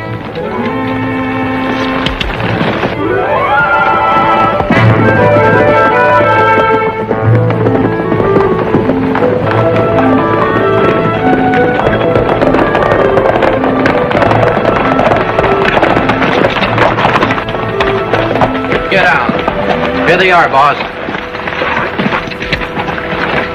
So you're the range rider, huh?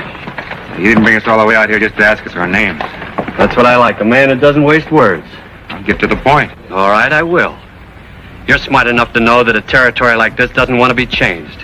We're doing all right, just as we are, and we don't want any interference from outsiders. You think you're big enough to keep law out of the territory? Even you're not that big. You know, that's what you think.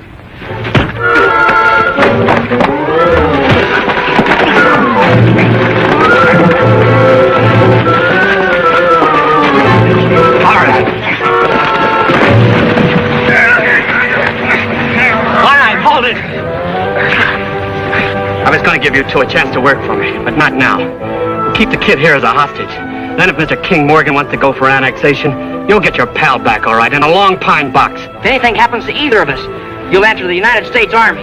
You'll soon find out that I'm the law around here, gun law. Now get him to his horse. Come on, get out of here.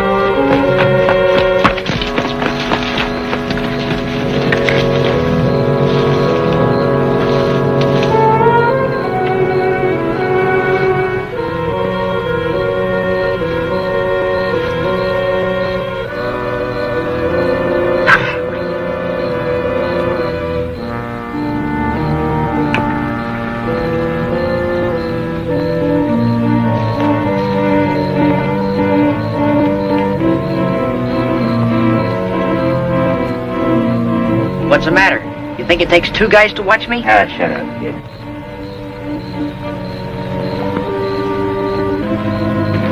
Where'd the range rider go, Johnson?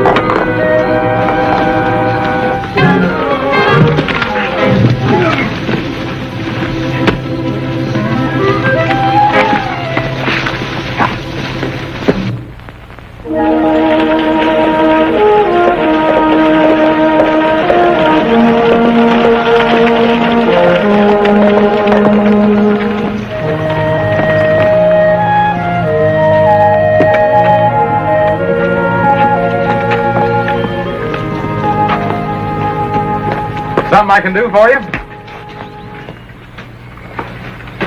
Yeah. I could talk to King Morgan. Sorry, mister, he ain't talking to nobody. You ought to know that, Kate. You was just out here. But we've got important business with him. Well, look at what's talking. Sorry, pal, boss's orders. Now, you look here, Big Mike. You go in there and tell King that the range rider wants to see him. I don't care who he is. He ain't going inside. You want to bet? Yeah, I'll bet. I said the boss wasn't to be disturbed.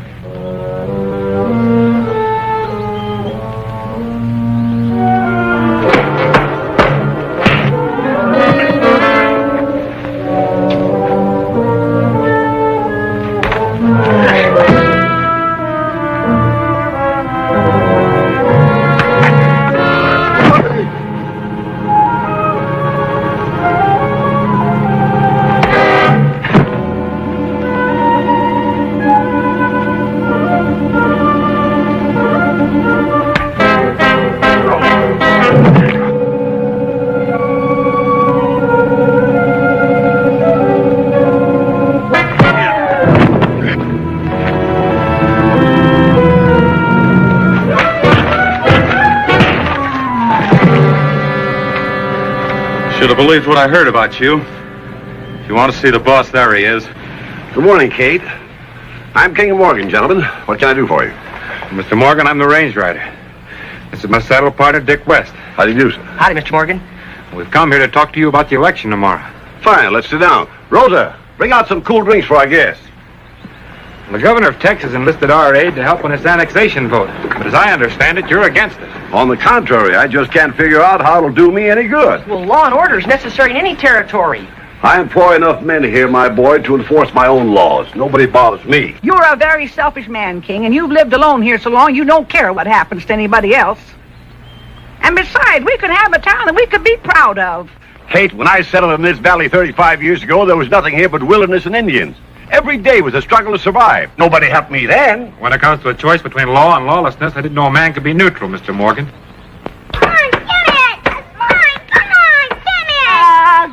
Here. Give the drum back to Philippe, Manuel. Not have any more fighting here. Go on back there and behave yourself. Yes, sir.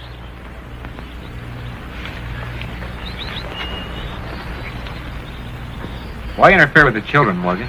Well, that drum belonged to Philippe, and he's too little to fight for it. That's the same position that the small rancher's in trying to fight Wells and his gang of outlaws. They're like little Philippe. They're not strong enough to protect themselves, and there's no law in the territory. I know, They're but... afraid to go to the polls, but they wouldn't be if you'd come out in favor of annexation. Every American citizen has the right to vote for what he wants or believes in. If we lose this privilege, we all might as well just toss in our chips. I guess you're right, young man. You too, Kate. I've lived here by myself for so long that I've forgotten that other people ever existed.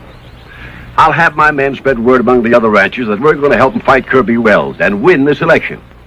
I'll have them all take orders from you, Range Rider. Well, bless you, King. I'm going to give you a great big kick. Now, you sit down there But I yourself. won't. Get here. I'm gonna Have a kick nice you cold the drink. last thing I ever do. Come here to me. Stop it. Help me, boys. Boys,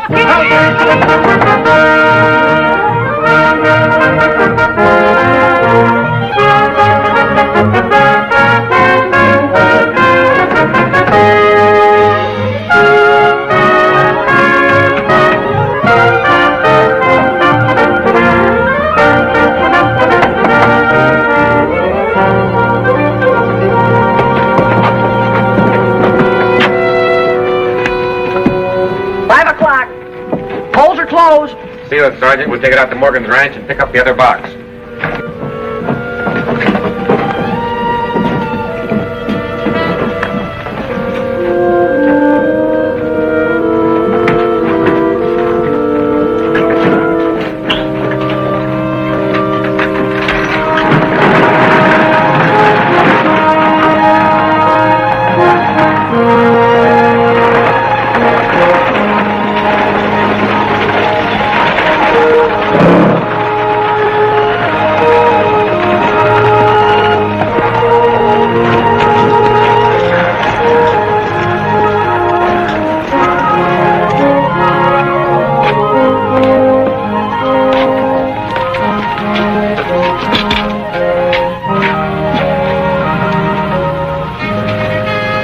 How's it go, Range Rider?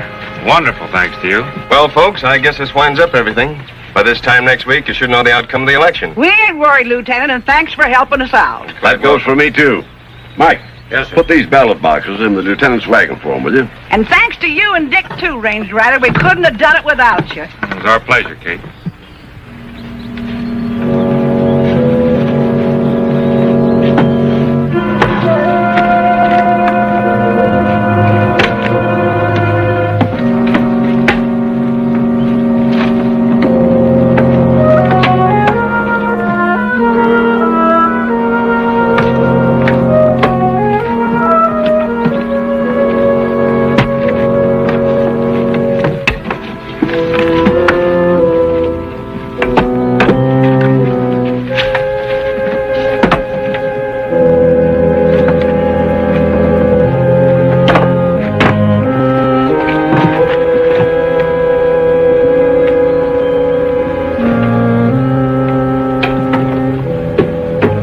Well, we'll be seeing you, and good luck, folks. Be careful of that cargo you're carrying, Lieutenant. It's mighty precious. Don't worry, ma'am. All right, Sergeant, let's go. Well, I gotta get going. I still got a store to look after, you know. For you kids, I just gotta say it again. I can't thank you enough for what you done. I should be the one to say thanks, Kate. We'll follow right behind you. Oh, no hurry. I can take care of myself. You know, she's right. Mr. Morgan, you've undoubtedly done Texas a great service. We'd like to thank you again. Believe me, boys, it was my pleasure. And if you're ever up this way again, stop in and see me. We will. So long. See you, Mr. Morgan.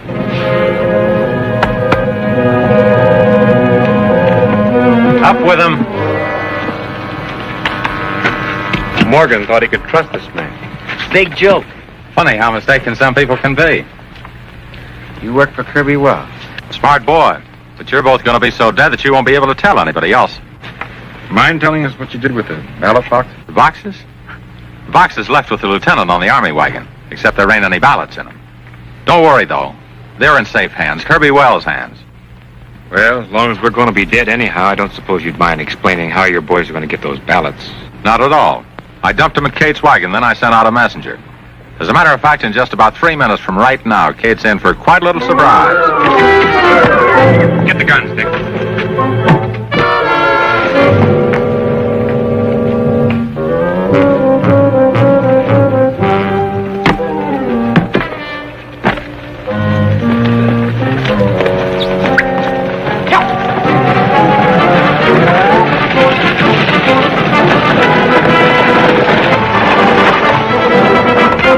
Leave that gun alone. Just raise him.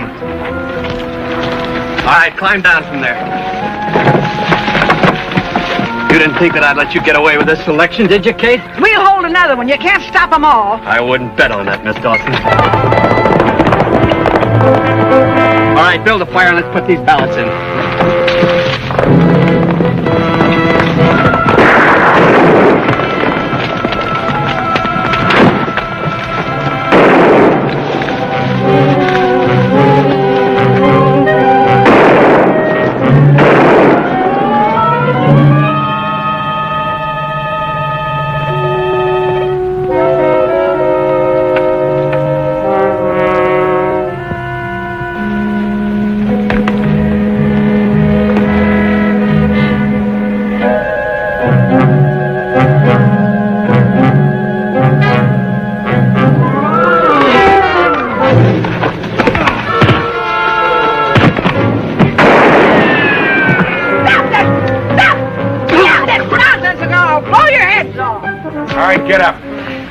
We'll put him on ice, Kate. The state of Texas can decide what to do with him.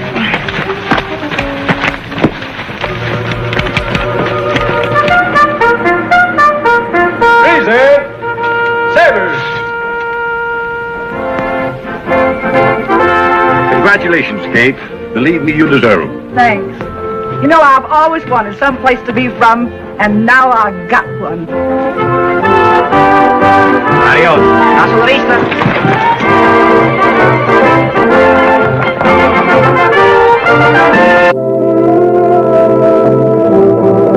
Come on, Johnson. Hurry up. Come on, hurry up, hurry up.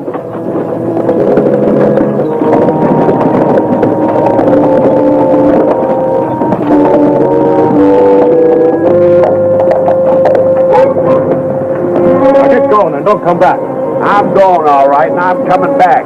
And when I do, I'm going to have plenty of help. There's no railroad stealing my ranch. Nobody's stealing anything. We've got a court order to move you off. The law's the law. You aren't the law any more than we are. You're railroad police hired by Mark Sanders. Crooks is more like it. All you've got to do is get moving. Yeah, we ain't going no place but back to our house. Open up that gate. Come on, open it up.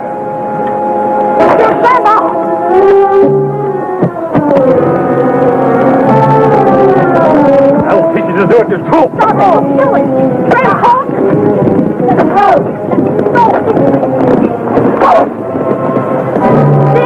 You keep looking up there.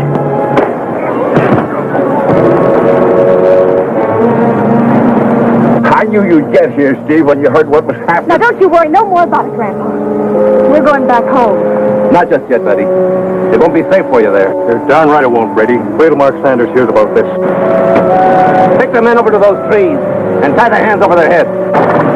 Tom, take Betty and her grandfather on to the camp. I'll join you in a little while. Come on, get in there. Get up, guys.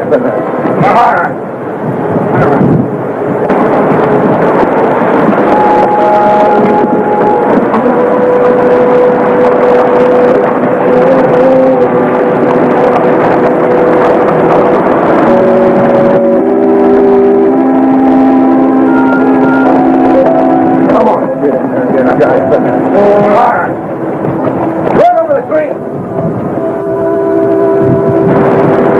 Going to do? You two seem to enjoy using this whip on people who can't defend themselves. Now, wait a minute, Steve. Shut up. Matt was lucky compared to Larson and Andrews here. Larson recovered, but Andrews lost the sight in one eye. Look, Brady, we didn't mean for anything like that to happen. A little of your own medicine may slow down your whip hand. Andrews, here.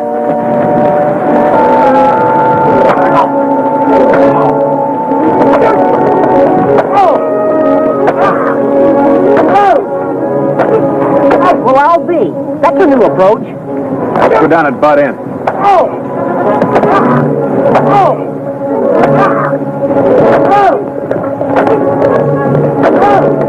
Look! Hold your fire, Pete. We don't want to kill anyone.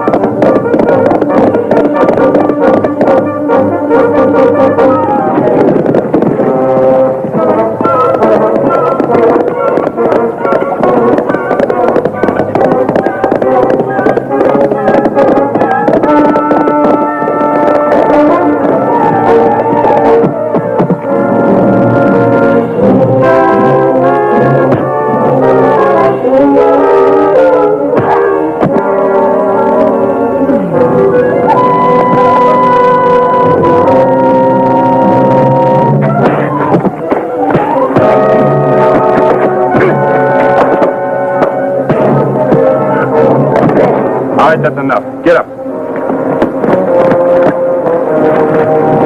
Go pick up your horse, Dick. We'll go back and find out what this is all about. Right. Give me your gun.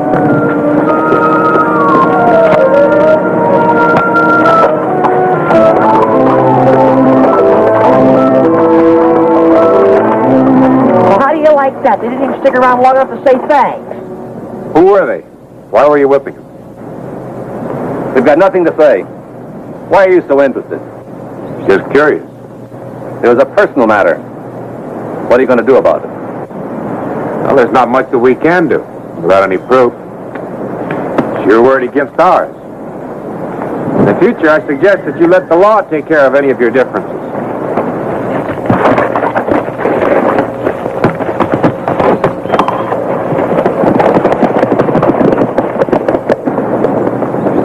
What do you make of it? I don't know, Dickie.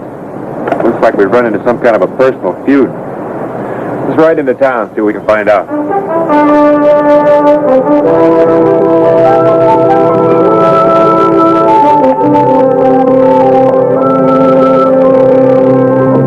Any idea who the two strangers were? No.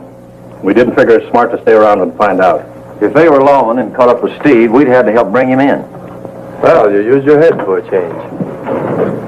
I want Steve Brady brought in, but I want him brought in my way. What about this federal Judge Blake that just hit town? I don't know yet. I'll have to wait and see what his first move is.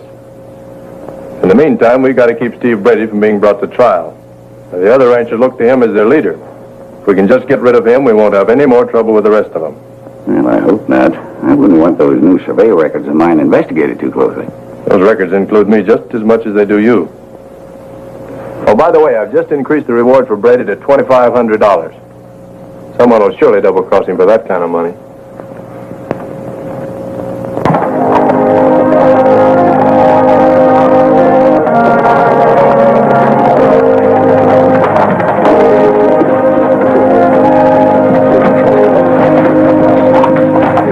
We on time? Yep, right on the button. Let's go.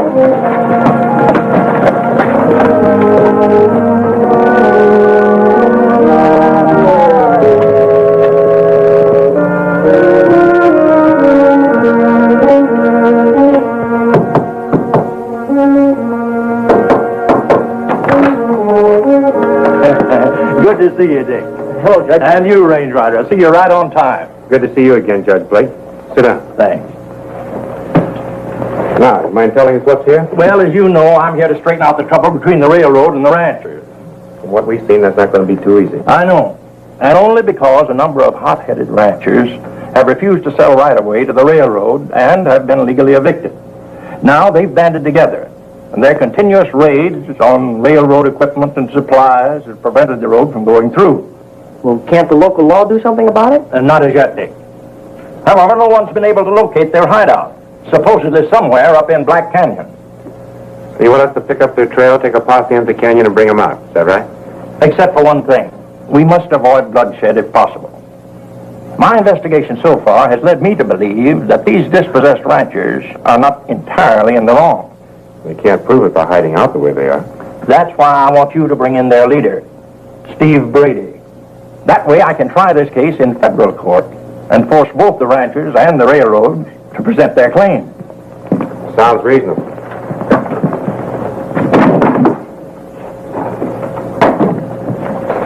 Now, here's a picture of Brady. Oh, incidentally, Mark Sanders, president of the Southwestern Railroad, has just increased his reward for Brady's capture from $1,000 to $2,500. Oh, no, it can't be. What's the matter?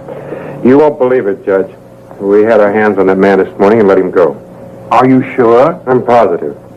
When we arrived, he and two of his boys were horsewhipping two men. Probably Sanders' men. They were to evict old Matt Johnson and his granddaughter today. Well, whoever they weren't too anxious to turn him in. As a matter of fact, they didn't even stick around to explain. So we had to turn Brady and his boys loose. Try and get hold of Brady again. This time we'll force a showdown. I'm going back to the state capitol tonight. If you need me, contact me there. Thank you, Judge.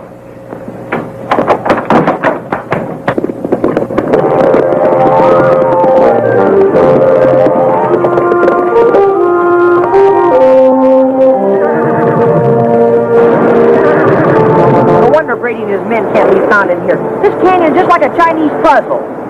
These wagon tracks we've been following, Dick. They can't be over a day or two old. Let's keep going.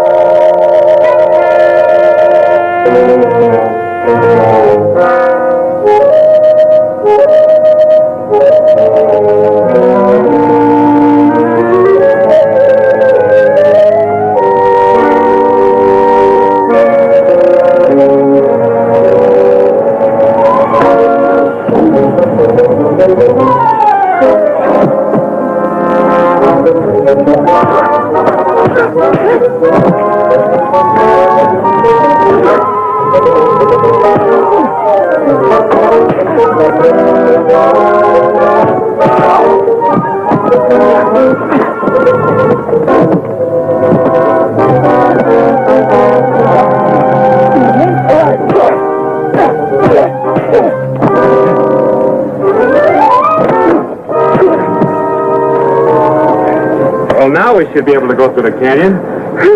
Let's get this garbage out of the road first. Thanks.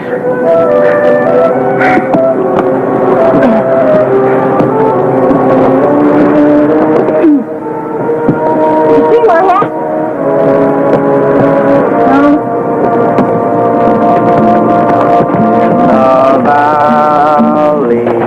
The valley so low. Hang your head over, hear the wind blow. Hear the wind blow, dear, hear the wind blow. Hang your head over, hear the wind blow. Love Matt, you gotta take it easy. Let the younger men do this sort of work. Love in heaven, know I love you. Know I love you, dear. Know I love you. Angels in heaven, know I love you.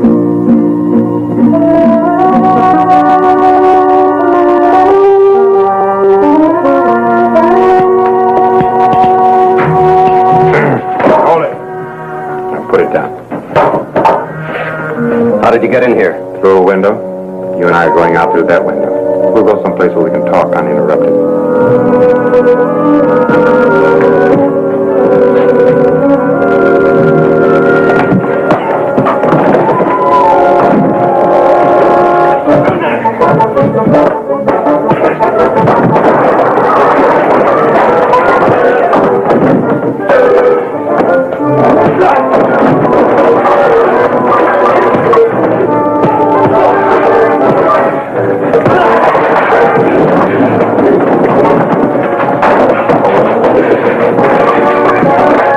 Come with me peaceably, or do I have to tie you up?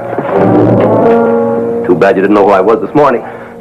Or you could have saved yourself a lot of trouble. Are you a low man? Special investigator, Department of Justice. Reach, mister. Thanks, Matt. Sorry, Ranger. They got the drop on me. No wonder they found us. The Range Rider is the best tracker in the West. Just one thing to do with them, if you ask me. I told you before, we're not killing anyone. We'll hold them here until we can find another hideout, then turn them loose. That's no good, Steve. The law will get you sooner or later. That is, if one of your friends doesn't say the law the trouble. Well, none of the ranchers would double-cross him. He's done too much for them already. I wouldn't be too sure, miss. Mark Sanders has just increased the reward for Steve to $2,500. A live board did. That's a lot of money. Who told you about the reward being changed? I saw a poster. Mark Sanders is nothing but a crooked land grabber. We agreed to sell the railroad a right-of-way to our property. But that wasn't enough. The small print in the contract allowed them to condemn our ranches and pay us 10 cents on the dollar. Believe me, Steve, I know how you feel. But the fact remains, the only way you're going to get your homes back is by presenting your case to an impartial court. That's a lot of hogwash. Mark Sanders pulls the strings in Cedar City, and we ain't got enough money to get the case tried anywhere else. Steve, if you'll surrender to me, I'll take you to state capitol. You can have your case tried by Federal Judge Blake. You can bring all of your friends there as witnesses. At the same time, they can present their own claims. It sounds reasonable. I only wish I could believe you, Range Rider. I'm afraid you have any other choice. There's already a price on your head. And before very long, all the other ranchers that have pulled us the railroad will be outlawed, too. He's right, Steve. But what if something goes wrong? That's what worries me. We don't know whose side the Range Rider's on. It's up to you to decide, Steve. One thing's sure, Betty. The ranchers can't go on like this. Anything is better than spending your life dodging the law. It'll take some time to get my papers ready. We'll leave first thing in the morning. Well, there, one of your boys go up the pass and untie the 2 men we left there. I'll go. I want to let the other ranchers know what's happened anyway.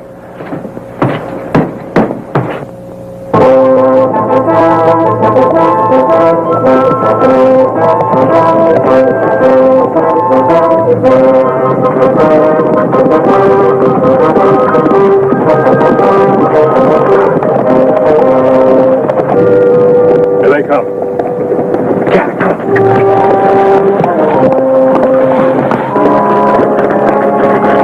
All right, get him up. You're under arrest. Give me your gun. Just a minute. Brady's my prisoner, and I'm taking him to state capitol for trial.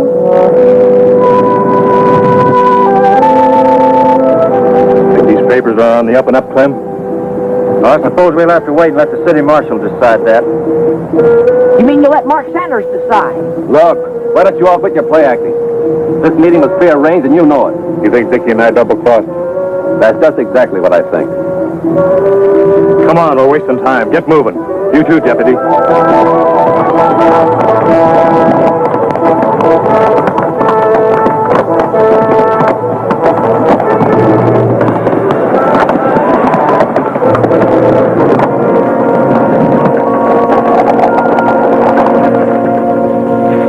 Since your papers seem to be in order, Range Rider, I'll release the prisoners to you. You do, and this town will be appointing a new marshal. Isn't that out of your jurisdiction, Sanders?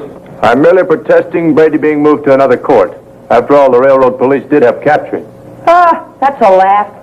He surrendered to us. It'll only be a short while, and You'll have your instructions from Judge Blake before the day's over. I don't see where the federal government wants to horn in. And who are you? I happen to be the county surveyor, if that's any of your business. In so much as we're going to subpoena your records of the railroad survey, who you are is my business. Well, I'm always glad to cooperate with the law. I'm sorry. Come on, we're wasting our time here.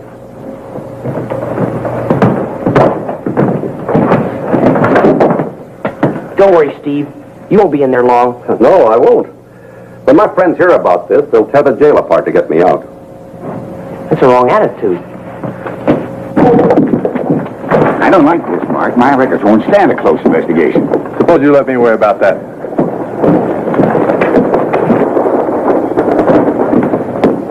I sure hope the judge gets our wire. I don't like this setup. Me either, Dick.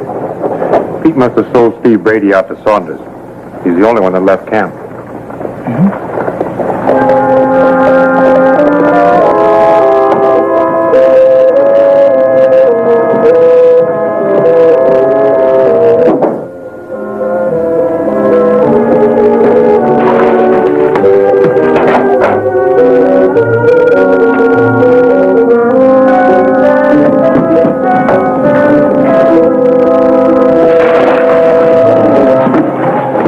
what's the meaning of this?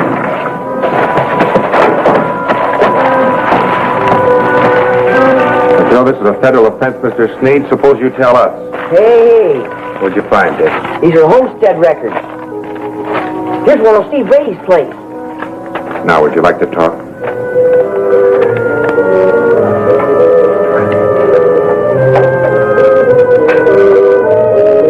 Mr. Sneed, how would you like to spend the rest of your life in jail? All right. All right. I'll talk. I've got nothing to lose. Those are phony records I made to match the railroad survey. I destroyed the originals. This is just the evidence that Steve's been waiting for. I'm afraid you're too late to help him. Huh? Pete Jackson's due to pull a jailbreak at any minute, and Steve's to be killed when he comes out. Biff's going to do the shooting from the roof of a building across from the jail. Dick, you warn Steve and the marshal. I'll take care of Biff. Don't go away.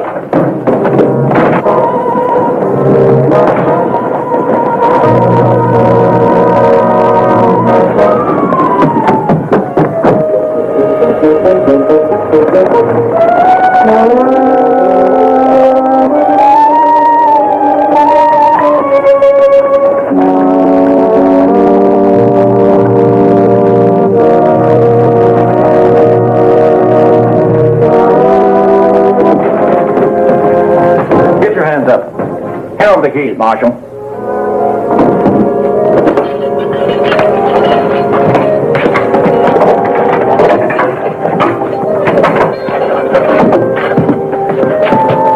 I knew you'd get here sooner or later.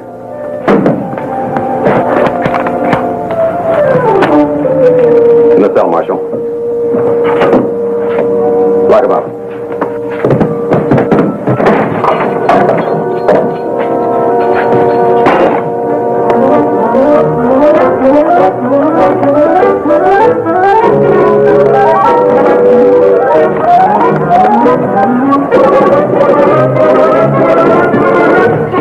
All of you. Steve, you're being framed. But you'll be shot the minute you walk out that door. That's a laugh coming from you. And don't follow us this time.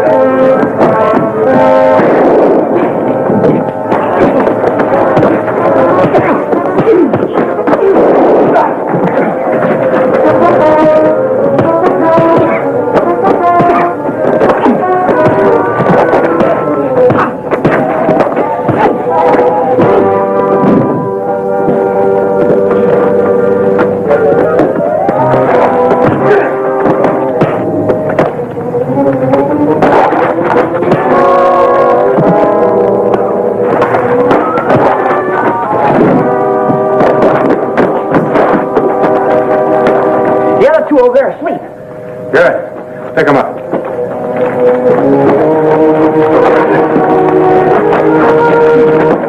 All right, let's go. Open it up, Steve.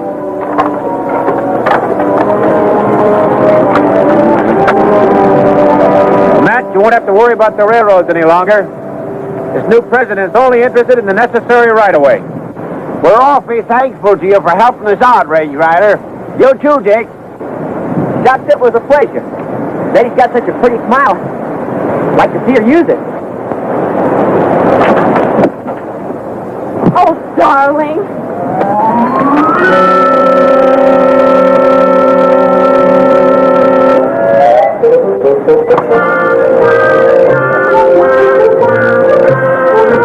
Hold on, man. Go on.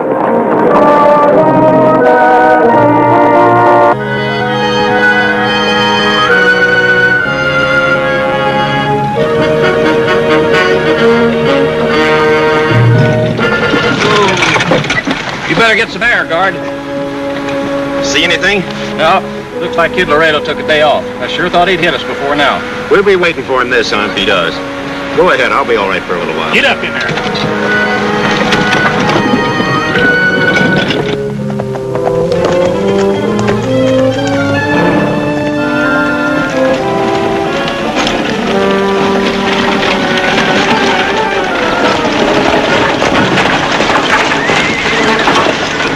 You can put your hands down now, but go for your gun and you're a dead man. I got no money, Laredo. You can search me. What's in the buckboard? Freight. I'm taking it out to my ranch. Is that so?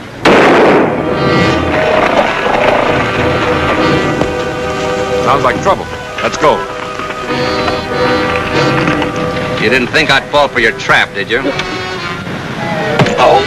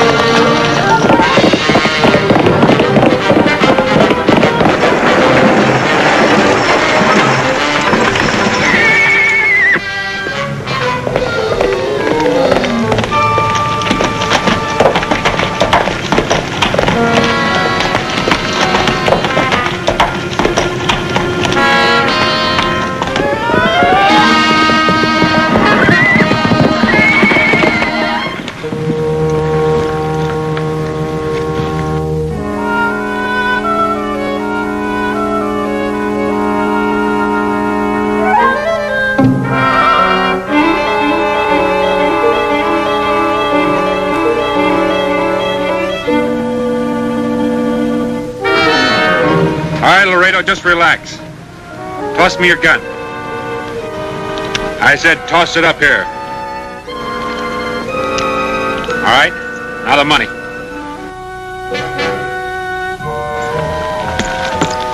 Now let's go around to my horse. Come on.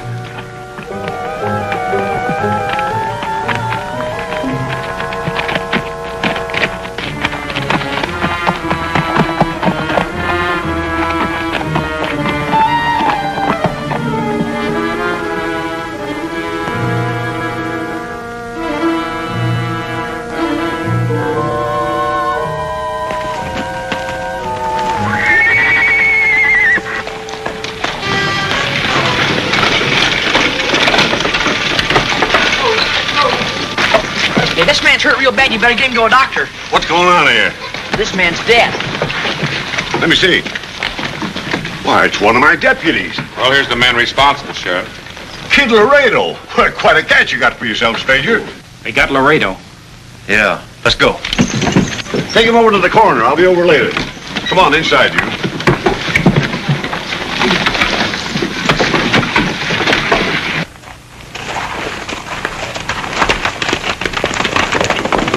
I was beginning to think that this Kid Laredo was a ghost. Yeah? How come? He's the most wanted killer in the West. Say, by the way, who are you two anyway? I'm Dick West. This is my partner, the Range Rider. We were sent out by the Northern Packing Company. Well, you sure didn't waste any time. Well, looks like he's hit your company pretty hard. It's nothing to what I'm going to do when I get out of here. Sit down. How did you happen to know that the driver of the buckboard was a cattle buyer? I dreamed it. You robbed 3 of our buyers in 6 weeks. You sure do have a lot of dreams. Yeah, as a matter of fact, I do. Lock him up, Sheriff. You think this rat trap is going to hold me? All right, come on. Inside. We got enough on him to hang him 10 times. Well, looks like your job is done. I'm afraid not, Sheriff. Whose idea was it to hide the deputy in the buckboard? Mine. I worked it out with Baxter Vale, your company's representative. Where do we locate this Baxter Vale? Well, he's got a ranch just outside of town. I'll take you out there if you want me to. I'd appreciate it. Dick, stay here and watch Laredo. Right.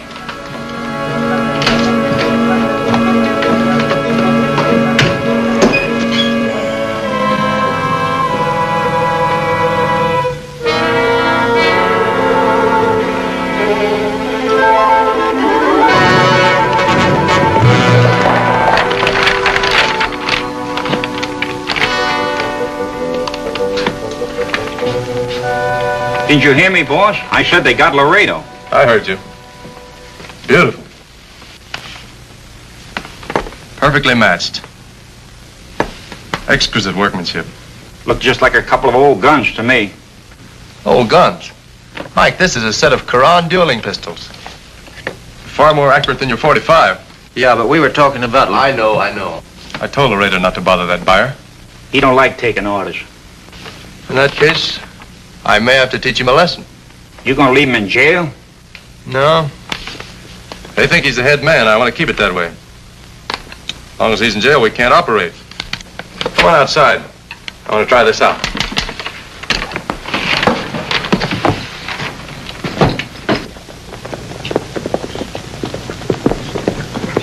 Looks like the sheriff. I'll handle this. You two get in there.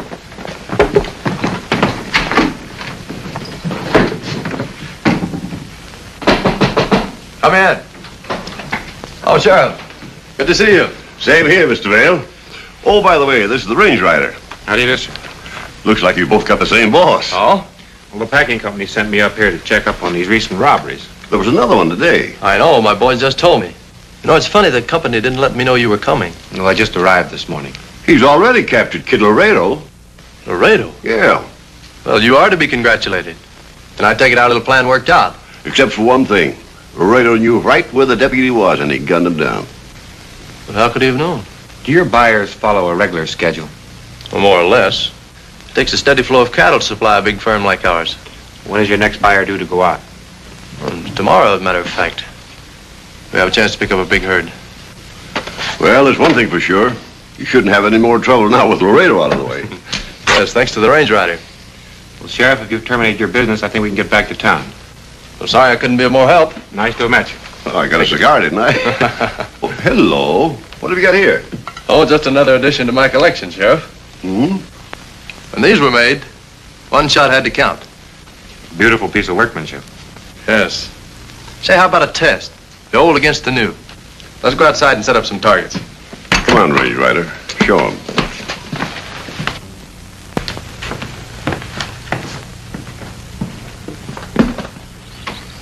Nice fair guns. Are you ready, Mr. Vale? After you, Range Rider. Thank you.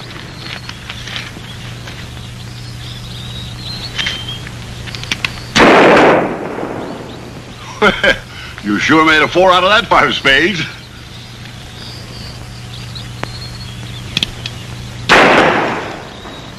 Oh, not bad either. It was a good shot, Mr. Vale. Constant practice. Thanks again, sir. Anytime. Goodbye, Sheriff. Bye.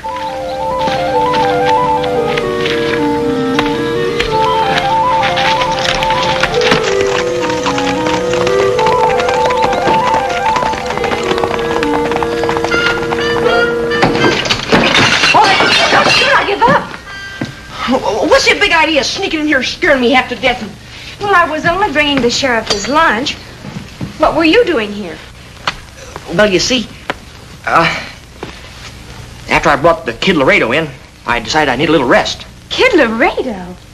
You captured him? Well, my partner, the Range Rider, helped some. That's a laugh. Oh, I've heard a lot about the Range Rider. Well, that's only because I let him take part of the credit.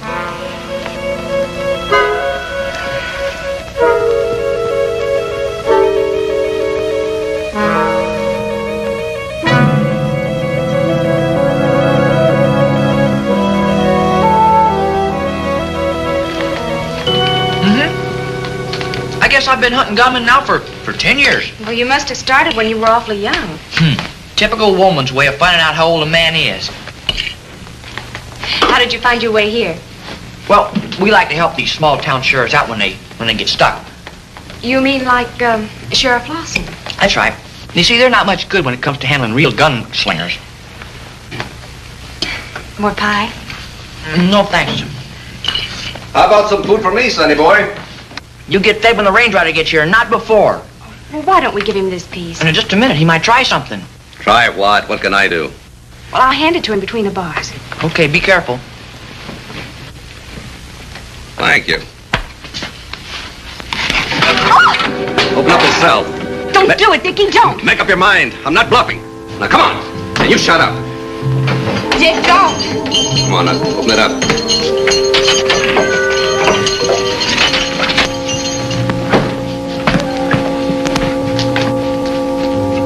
Here. Snap these on him. I'm sorry, Dick.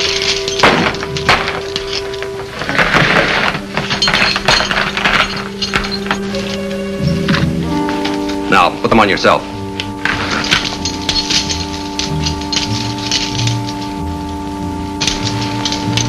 Get inside. Hurry up. Here. Give me the keys.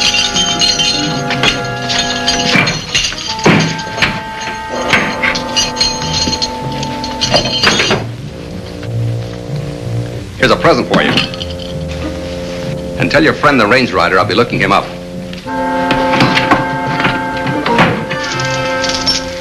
Oh, it's all my fault, Dick. Well, that's all right. You couldn't help it. But I've got to get out of here and warn the Range Rider. Yeah, but how? Well, first we've got to get untangled here. That should be simple. Yeah, here. Put your arms out. I'll go around. Yeah, I'll come through here. Huh? Now you bend down here. Fine. Like this. No. Right back to where we started from. Well, here.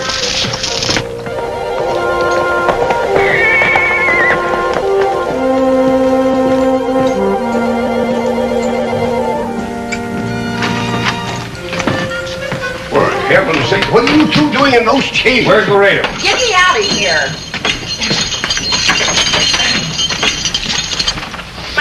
Get me entangled. You better let me get you out of those.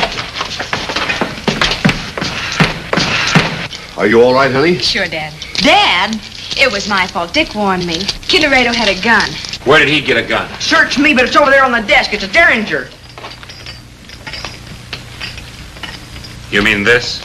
Yeah, that's it. Better wash your face. It's awfully red. Soap. Maybe it fires soap chips.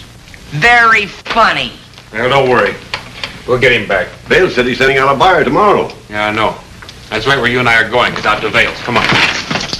Oh, Sheriff, you got a spare gun? Yes, I think I've got one here. Mary, Yes? what I said a minute ago about sheriffs? I know. I guess they're not much good against real gunslingers, are they? There you are. Thanks, Sheriff.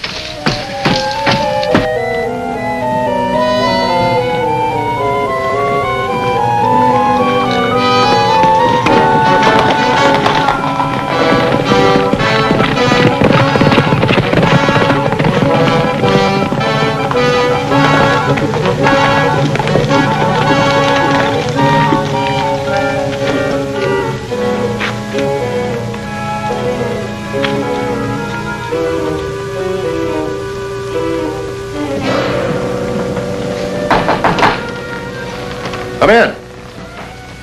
Oh, range rider. Mr. Vale, I'd like to have him meet my partner, Dick West. Hello, Dick. Hi, Mr. Vale. Well, you're always welcome, but I didn't expect you back so soon. I didn't expect Kid Laredo to escape. I'm afraid you'll have to change your plans for tomorrow. I'll take the money. But what about my own men? We can't afford to take chances with other men's lives. The company's given me full authority to act as I see fit. All right. If you think that's the best course of action, just tell me what I'm to do. Thank you. Just have the money ready in the morning. You're not going alone, are you? How many bandits are there? Just one. Then don't worry. Kid Laredo shows up, I'll be ready for him. Well, he can't have the nerve to attack us this soon after his escape. Oh, yes, he can. He's got the nerve all right. Well, I'll see you in the morning. Thank you very much. So long, Dick. See you, Mr. Vale. Hey, are you serious about going out tomorrow by yourself? Well, Richard, you know I'd be lost without you.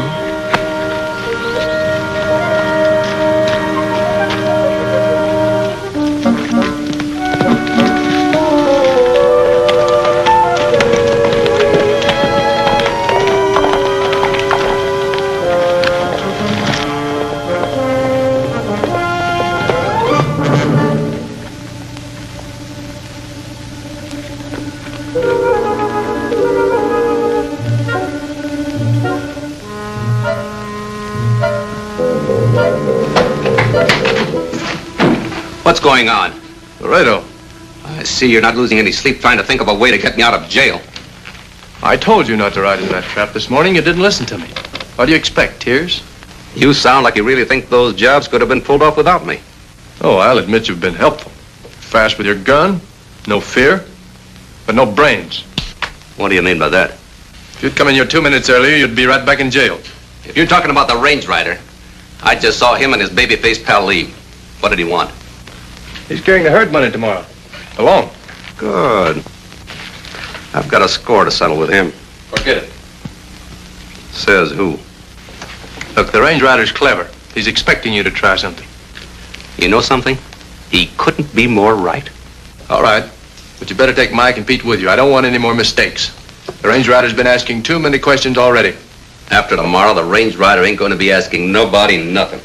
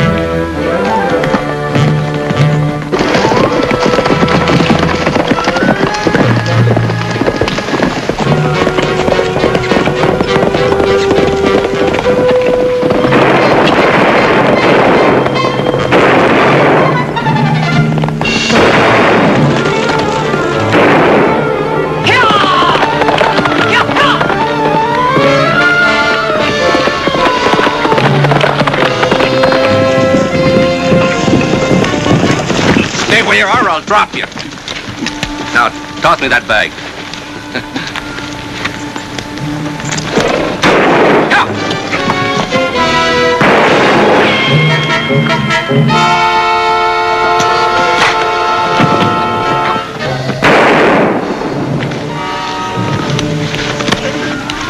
Don't move. Hold it. On your feet. Thanks, Nicky. That's one I owe you. Are you kidding? If I saved your life 50 more times, we still wouldn't be even. Thanks anyhow.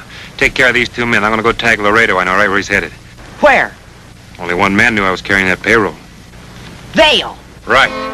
Come on, Gordhead, mount up.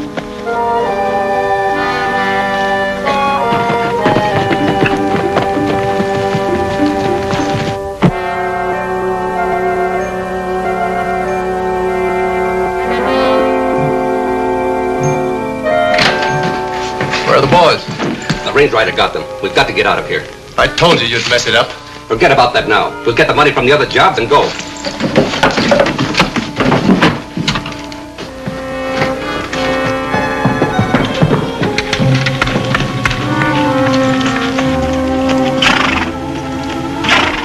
It's a range rider.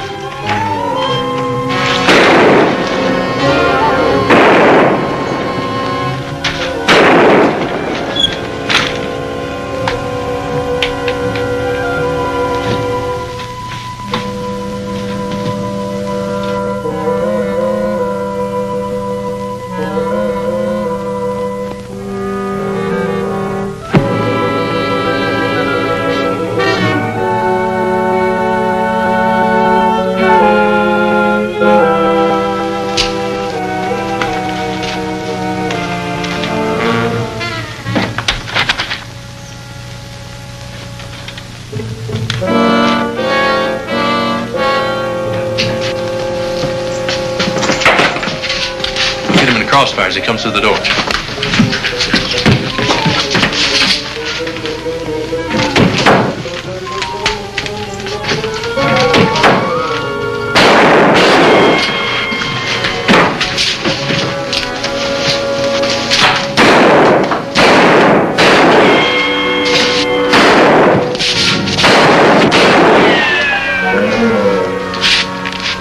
I'll get him this time. No, you've had enough chances. I'll take care of him. With that thing? One shot's all I need.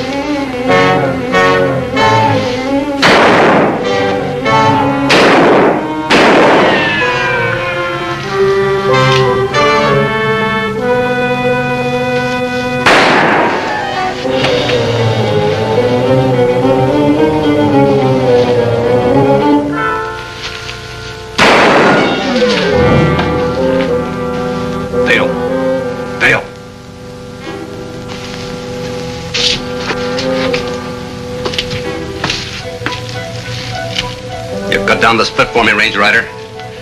I'm coming after you.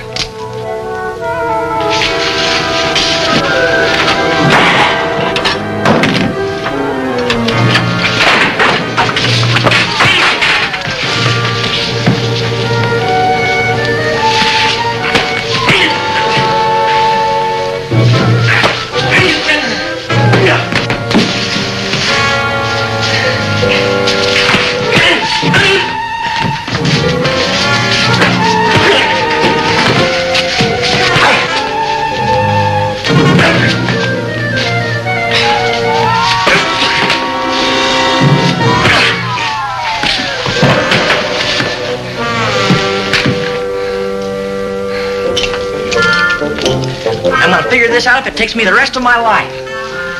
Well, at the rate you're going, it probably will. Mary's the one I'm worried about.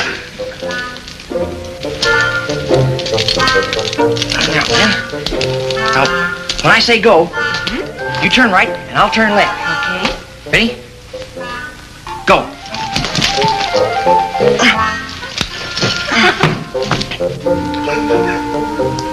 You want me to show you how to get out of that? Never mind, I'm doing all right.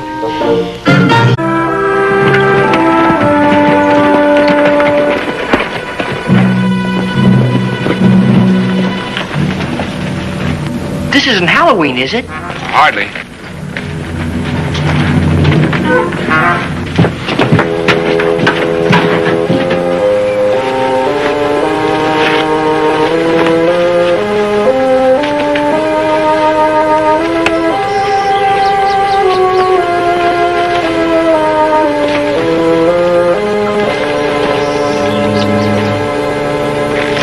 Men whose motives are honorable don't usually dress up in robes and masks and meet in out-of-the-way places. Well, let's go down and find out what it's all about. Get shot up for our trouble, we'll dismount here. You wait here with the horses, Dick. Well, if there's anything I can do... There'll be plenty you can do later.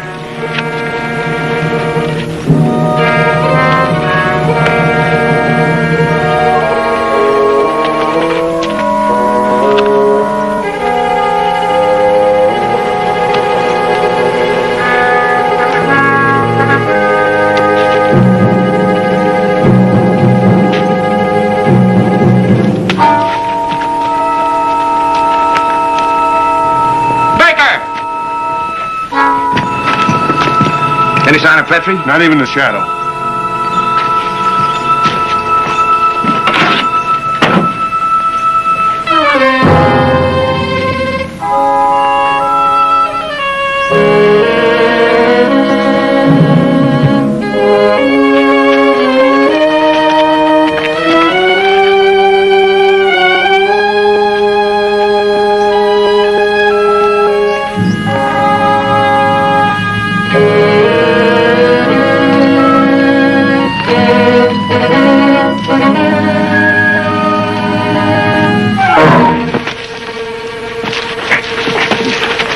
Do as I tell you and you won't get hurt. Over there.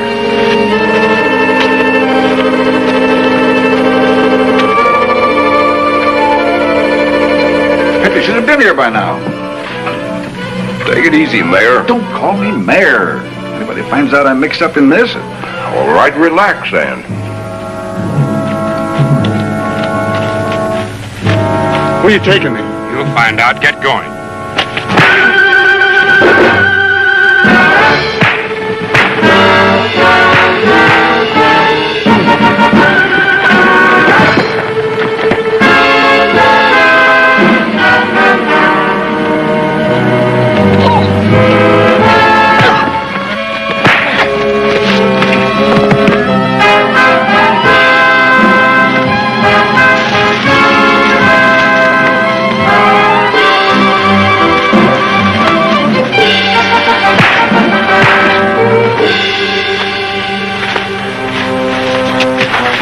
All right, mister, take off your robe. Now your mask.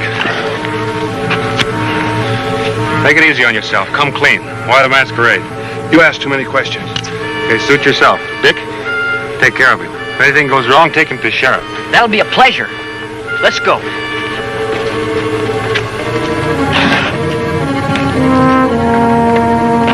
Baker! Yo!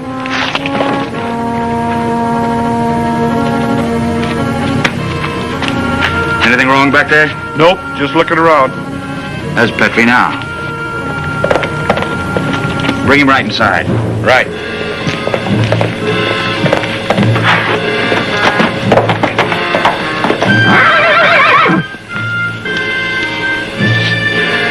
I'm sorry I'm late.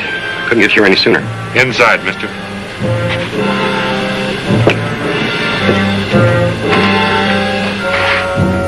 Step up here, Petrie. Did you bring the money? I couldn't raise $5,000. Anyway, you've no right to demand money of me and the other people. We've taken the right. Did you bring the money we asked for, or didn't you? Well, you see, business hasn't been so good these last few weeks. Besides, I Had to go to the bank and borrow money to buy horses and freight wagons. We don't want excuses, Petrie. We want money. You know what happened to some of the other men around here who failed to pay up what we demanded? Honest, gents, I couldn't raise that much money. I'm telling you the truth.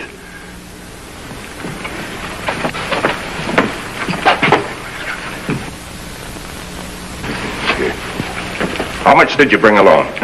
$2,000. There it is. Reach, gentlemen. Petrie, hand me that money.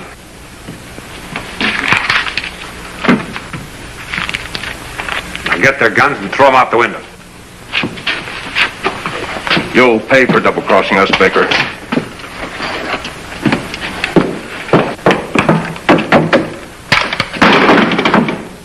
Now beat it.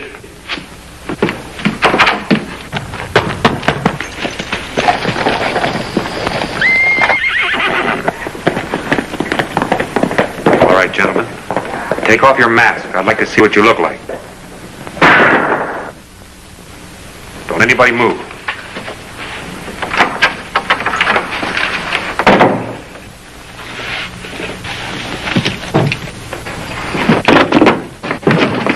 The first man who makes a move will regret it.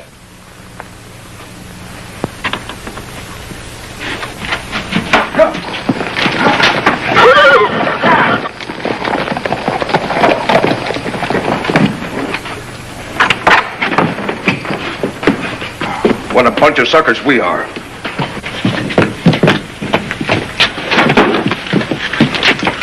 Do you think Baker and Petrie are working together? I don't know, but I'm not going to take this lying down. Find the horses. We'll trail Baker.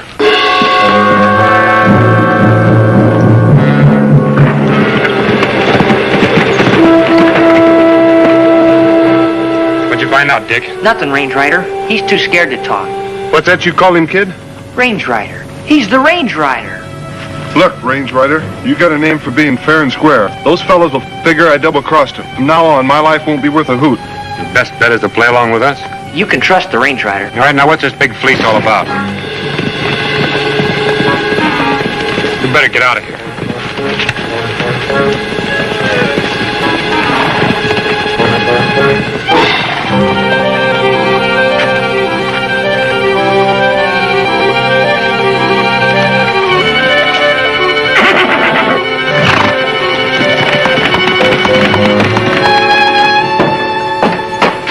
Well, that'll hold Baker till we need him. Well, I sure hope you learn more from him than we did. I will.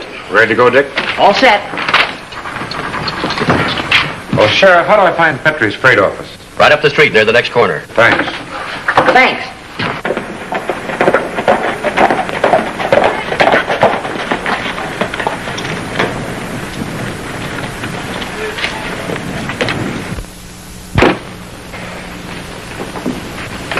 May I help you? Yes, you may. I'd like to speak with Mr. Petrie. May I ask what about? I'm Miss Petrie. Gosh, I didn't think there was anyone so beautiful in the whole state. You wanted to see me?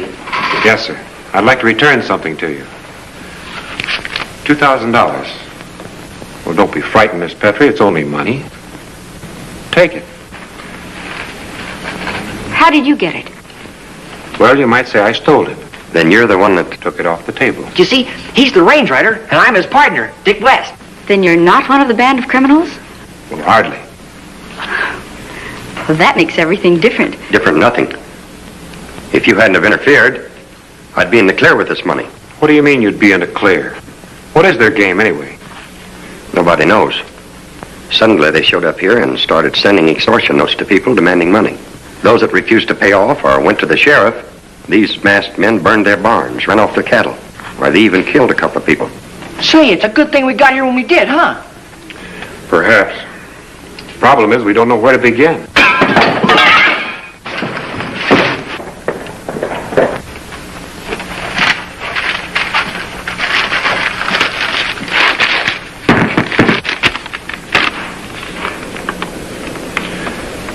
You made a mistake if you thought you could slip that double crossover on us. We were going to let you off easy. Now we want the whole $10,000. You'll hear from us when and where to turn it over. Let's go, Dick.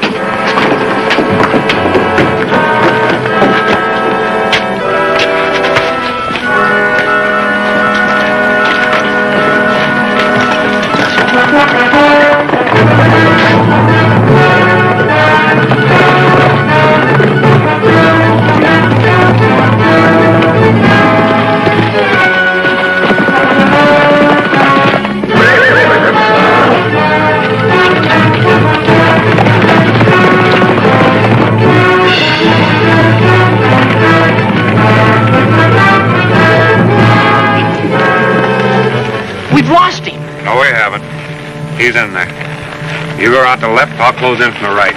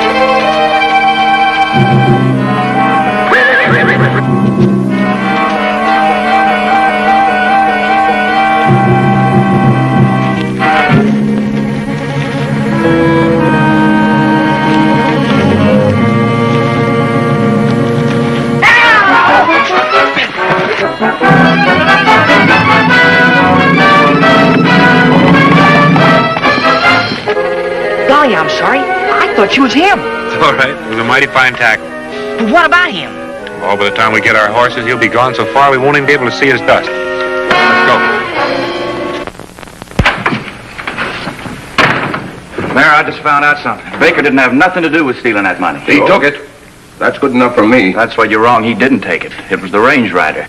What's that? Take it easy. You mean this range rider put on Baker's things and then came to our meeting? That's right. Him and some young squirt brought Baker to town. He's in jail now. He hasn't talked, has he? Not him. Then get him out. Tell him to keep undercover until he hears from me. Oh, Nevada.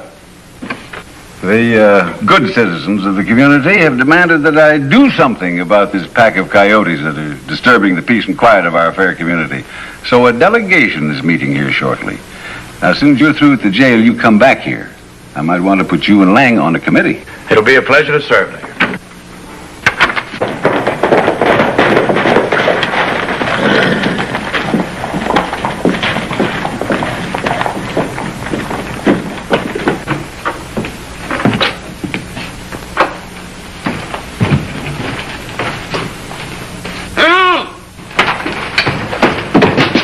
It's the sheriff.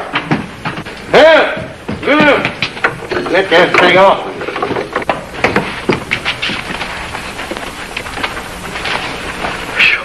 Sure glad you got here. They let your prisoner get away, huh? Wait till I get my hands on them ornery polecats. I was sitting there playing solitaire, and the next thing I knew, Baker was gone, and I was in that cell, bound up like a mouse in a ball of twine. That puts us right back where we started. Yeah, with exactly nothing. I sure hope the committee don't hear about this. Committee? Oh, some folks don't think that I'm trying to do everything I can to get rid of these varmints, and they've called a meeting today over the mayor's office. What do you say we take a look in, Range Rider? Right. You're absolutely right. I agree with you. Sure, absolutely. Now, just a minute. Give me your attention, man. Now, let me sum up. As long as the sheriff can't do it, why, we'll have to do it ourselves, right? Right. That's for sure. Fine. Well, now, I think we'd better take a vote. Now, all in favor, raise your hand. Fine, fine. Now, I'll appoint a committee of 3 to work out the details with me. Well, you and you and you. Hello, Mr. Petrie. These men friends of yours, Petrie? No, sir, they're not. I never saw them before today. Then what do you want, gentlemen? Well, my partner and I are here, Mr. Mayor, because we're interested in Mr. Petrie's case. Why? Who are you? Well, this is my partner, Dick West. I'm the range rider. Oh, that puts a little different light on things, Mr. Range Rider. Mr. Petrie here claims he received a ransom note for $10,000. Claims he can't raise that much. Naturally, he's worried. Naturally.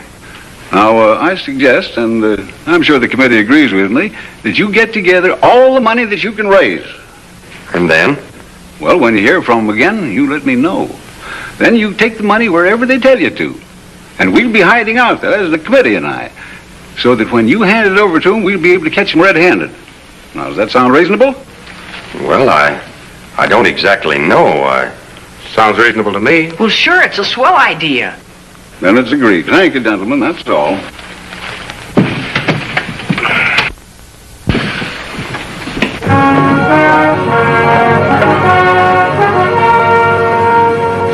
We did just like you said. Dad got word to take the money to the cabin where you met him yesterday. Boy, those men sure aren't letting any grass grow under their feet. Did you tell the mayor? Yes, he said he'd get some men together. You hurry back to town, tell your father not to take that money anyplace until he hears from me. I'll tell him. Well, Miss Petrie, please try not to worry. I'm sure everything will be all right. I'll try.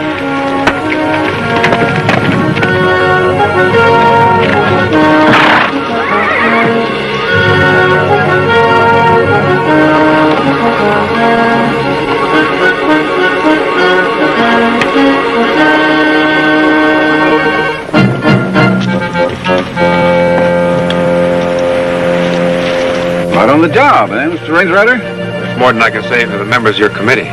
Well, you see, we had such short notice, I couldn't get in touch with Mr. Lang, and, well, Nevada's his foreman. I guess we can do without him. Sure we can. We're about to hide out. Scatter, man.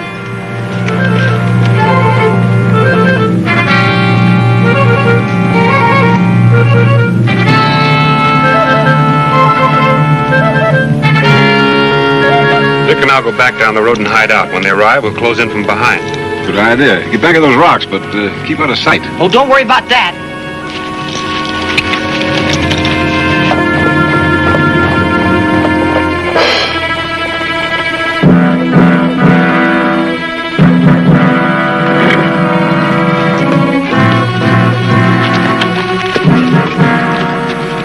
Now that we're out of sight, let's mount up and ride to town. I don't get it. Why leave now? Strictly a phony setup, Dick. Well, the mayor has plenty of men back there. Not one of the committee. Well, what about Mr. Petrie? We can't run out on him. We're not running out on anybody. The less time we spend talking about it, the better. Let's go.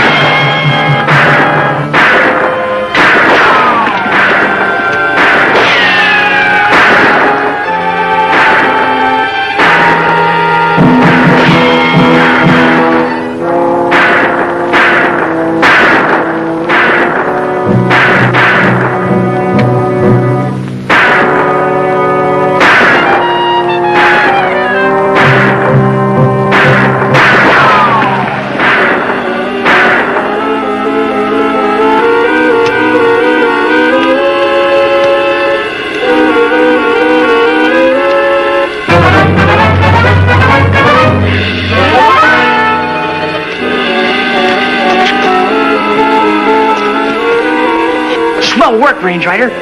Gosh.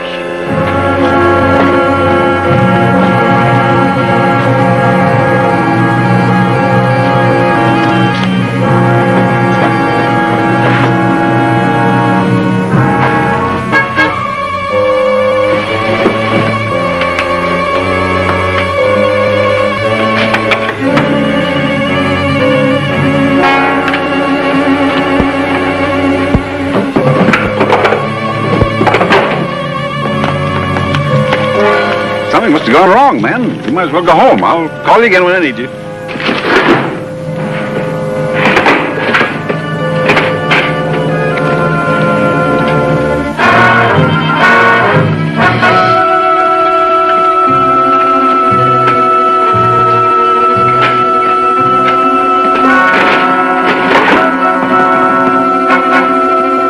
Hey, Range Rider. It's Dick and Lenore. range rider. Dick told me what happened. I'm worried about Dad. Yeah, he got another note signed by you. Signed by me. What'd it say? For him to take the money to Temple Butte. And Temple Butte's east of the town. The cabin's west. The mayor took those men in the wrong direction. We'd better be riding. Right.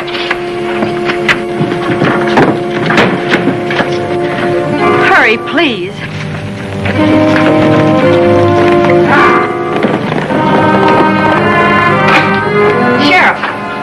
Sheriff, there's trouble up at Temple Butte. What kind of trouble? It's about Dad. I'll tell you about it on the way. Let's go.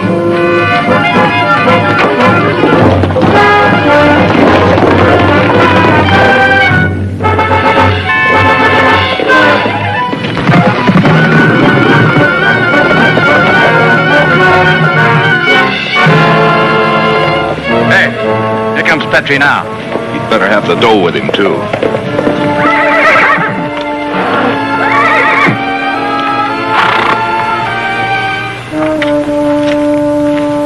Did you bring the money? Yes, sir. Here it is. $3,000.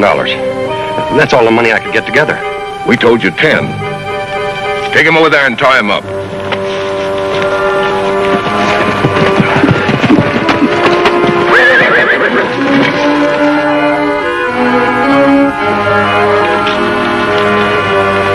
Range!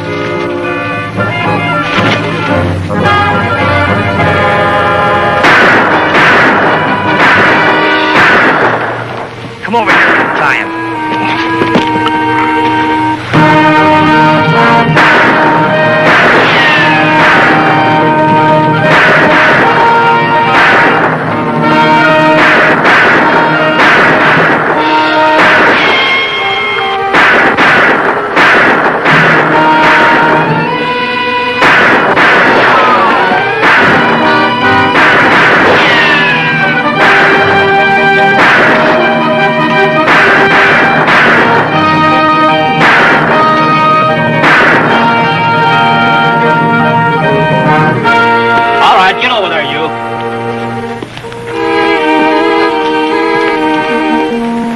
Got here in a hurry, Sheriff. Well, Miss Petrie said it was kind of urgent. Lang, huh? Here comes the mayor.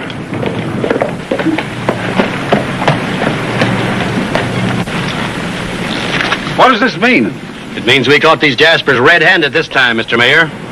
Why, I'm astounded. You, Lang, Nevada, members of my committee? I don't know what to say. We'll see what you have to say about something else.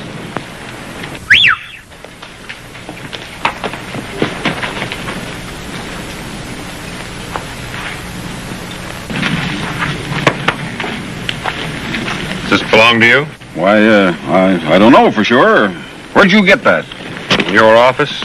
You broke into my office and found out that you're a member of the gang. This is an outrage. You said it, Mayor. Well, looks like we're going to have another election pretty soon. All right, get going.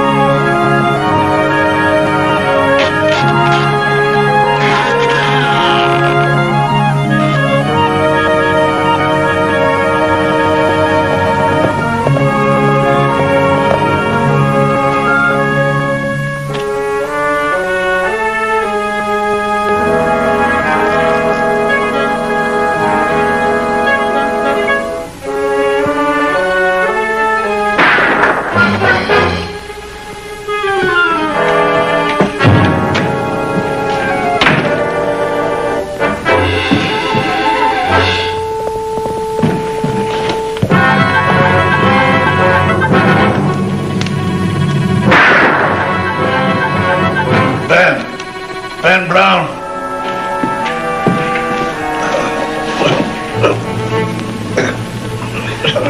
Harris, who was it? Who shot you?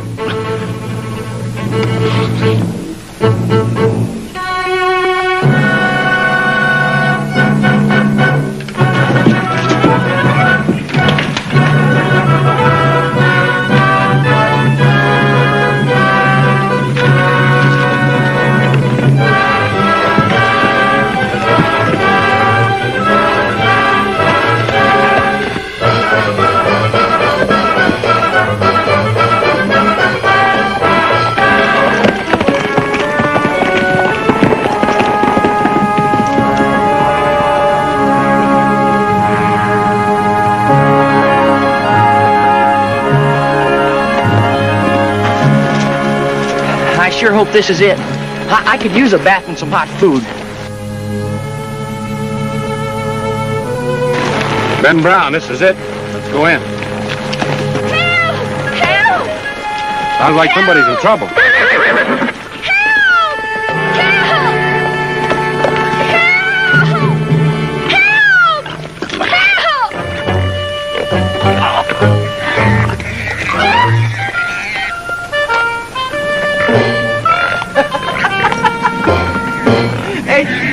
Say, you're kind of an expensive scarecrow, aren't you? Well, I'm glad you think it's funny. I do. It's very funny. What are you doing up there anyhow? I was fixing the roof, you baby-faced pig. Not me. There's the pig, and if you're not careful, you'll be keeping them company. Well, at least their manners couldn't be any worse than yours. Why, you... That's enough, Dickie. Maybe you better go up and help her down. Miss, I'm looking for Ben Brown. He's my father. What do you want? I have a letter for him. Is he around? If he were, you think I'd need your help? No use getting temperamental. I was just asking.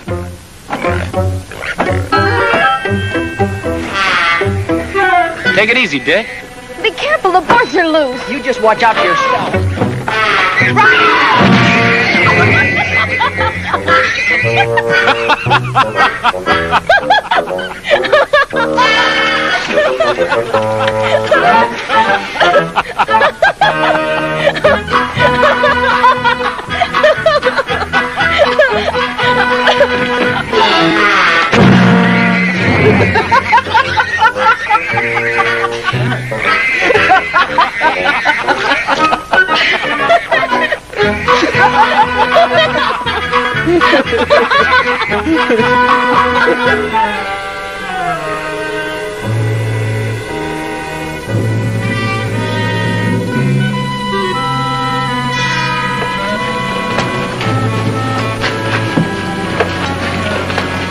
What does Uncle John say?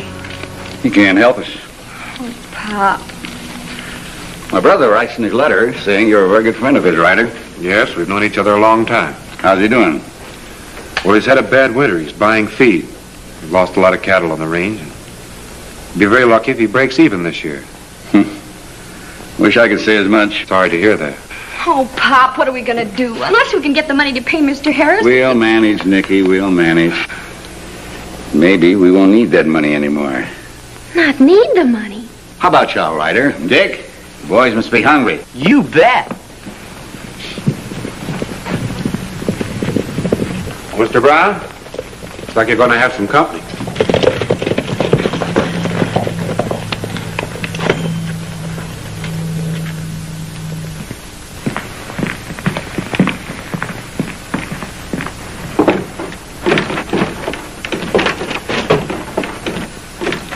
Morning, Ben. Miss Nicky. You know Charlie Young, my deputy? Charlie? Oh, this is Range Rider and his friend here, Dick West. Say, I've heard a lot about you. Always had a hankering to learn about tracking. It's a good thing for a sheriff to know. Yeah, so they tell me. This a social call, Sheriff? Business, Ben. Mind telling me where you've been this morning? No, I was out in the West Range mending fence. Why? Why, that's funny, Mr. Brown. The Ryder and I came in on the West Range all along the fence, and well, that is, you could have, but we... That's all right, son. We know he wasn't there. Can I see your gun, Ben? Sure. Joe Harris was shot this morning. Killed. Charlie here thinks he saw you leaving the Harris ranch. Your gun's been fired this morning, Ben. Well, so what? Charlie can be wrong. Maybe. Where'd you lose that button off your vest? Blood on your shirt. Should have washed it off. This button was in Harris's hands. The button off your vest, Ben.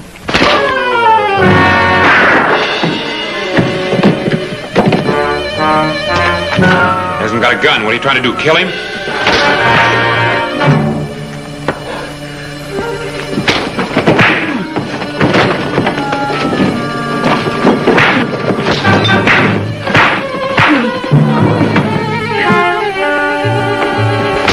Hold it, you two. Charlie, someday that quick trigger will put a rope around your neck. There's a buckboard in the barn. Harness up the horses. We got to get into a dock fast.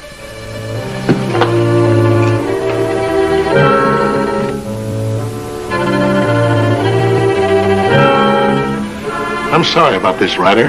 Our job's only to put him in jail.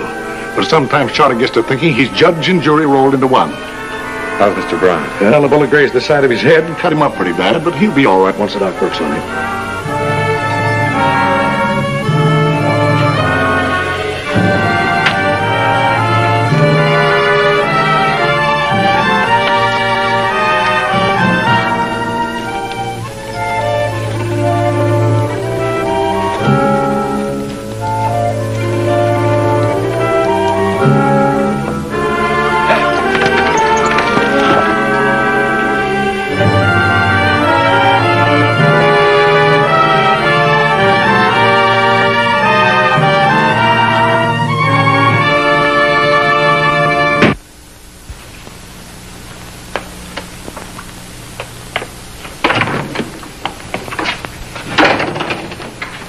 Well, Mr. Peters, you gonna write about me in your newspaper? Tell them how I caught the murderer?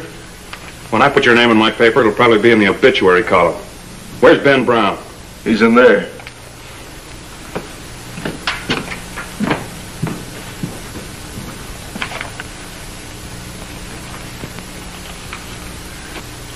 No use stand there gawking. He'll be unconscious for hours. Even when he comes to, I'm not sure I'll let you talk to him. Take it easy, Doc. No one is going to hurt him. Hurt him? Another inch and that gun-happy deputy of yours would have killed him. Go on, scat.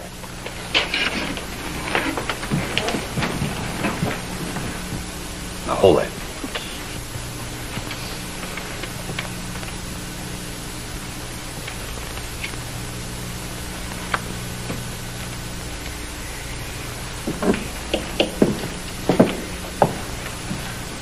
Oh, Mr. Peters. He's still unconscious. Peters, you take Mickey over to your housekeeper's place. Tell her to give her a hot glass of milk and put her to bed. Of course, Doc.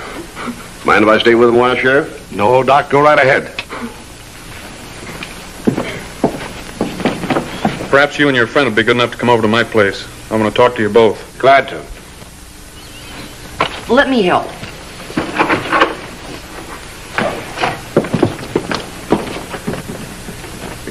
Be careful with that gun, Junior. Liable to shoot yourself and make everybody happy. Take it easy, son. I don't understand it. Ben Brown, of all men. Mr. Peters, why would Brown want to kill Harris? Why? For the same reason half a dozen other men would have, including me. You see, here in town we don't have a bank. If you needed money, you went to see Harris. If your collateral was good, Harris would lend you the money. Now, Ben owed Harris money. So just about everybody else. Harris was pulling the strings tight. A little too tight. For Ben, I guess. It's a shame, but there's nothing we can do about it. I suppose you're right. What about Nicky Ann? I'll send for her uncle. He'll see that she's taken care of. Well, I guess Dick and I'll be moving on. Goodbye, Mr. Peters. Ryder? Dick? So long, Mr. Peters.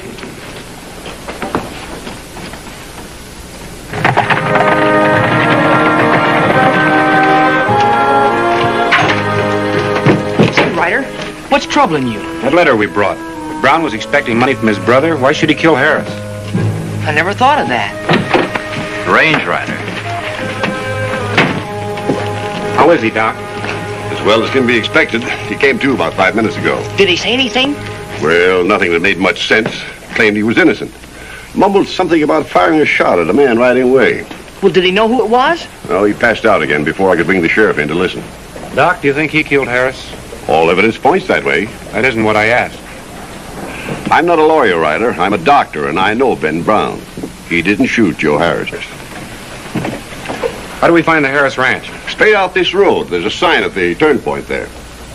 But the sheriff and Charlie went over the place with a fine-tooth comb. What do you think you'll find? Don't know till I look. Ryder, you're soft in the head. Know where I can find a good doctor? Well, good luck. Thanks, Doc.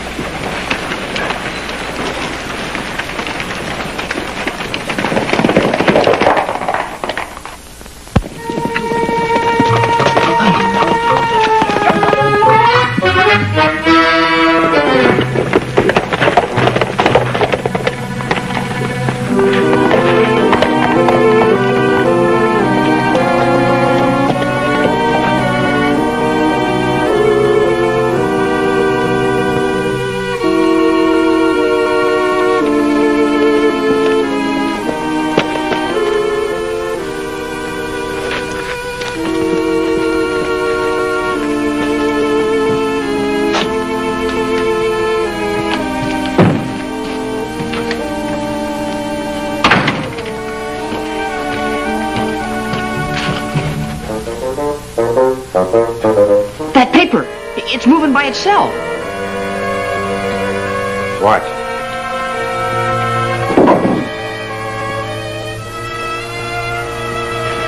Just a rat. It's a pack rat. A rodent Robin Hood. Who? The rat? Sure. Likes to steal things. He collects them. And whatever he steals, he leaves something in its place. Sometimes they call him a trade rat. Look. Took a piece of paper and left the twig in its place.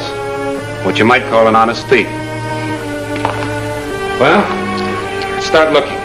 What are we looking for? If I knew that, it'd save us a lot of time and trouble. Just look. Start from the desk.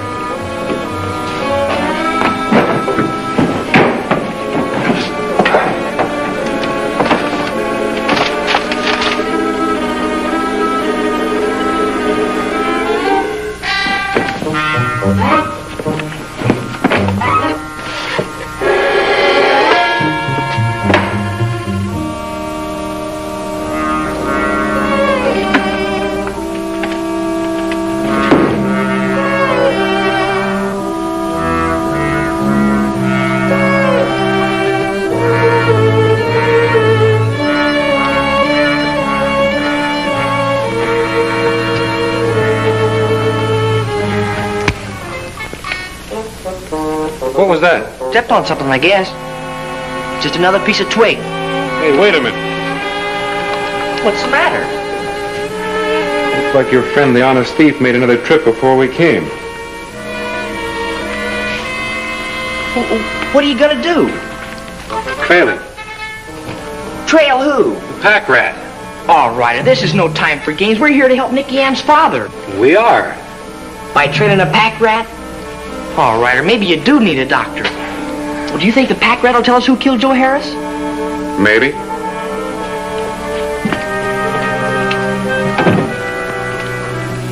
Must be some type of a storeroom. Boy, is it dusty. Look, here's the nest.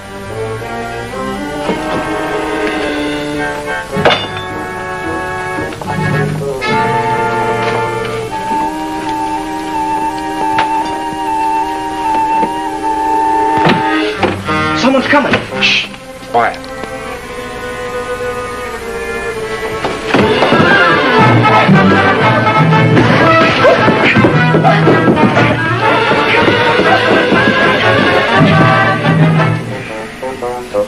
So it's you again. I might have known it. You're supposed to be home in bed. What are you doing here? I'm trying to help my father. What about you? Why, we're doing the same thing. And I suppose by now you know who killed Joe Harris. Maybe we do. We better head back to town. Mr. Peters will be worried when he finds that you're missing.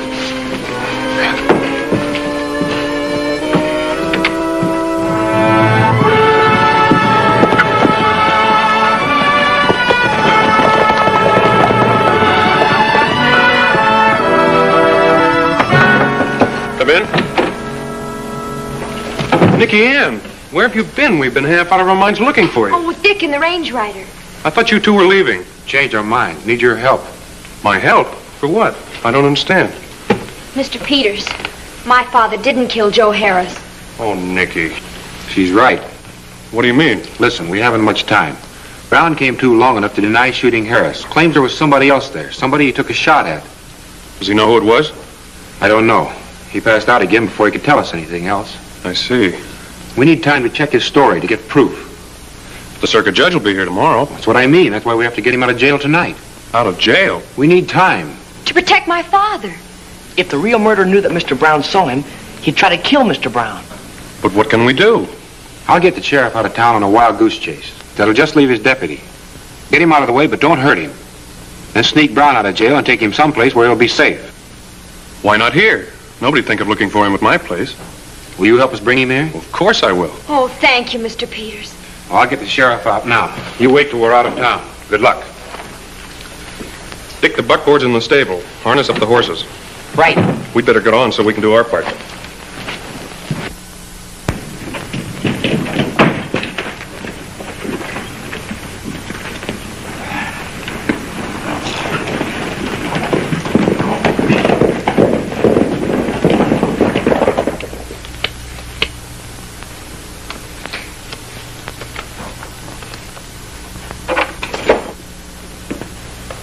Oh, it's you. I'd like to see my father, He's still out cold. thanks to you. All right, all right. Next time I go after a killer, I'll bring him a bunch of posies. Will you take me to my father? What's on the tray? Food. When he comes to, he'll need something to eat. Satisfied? Or do you think there's a hacksaw hidden in the coffee cup? Very funny.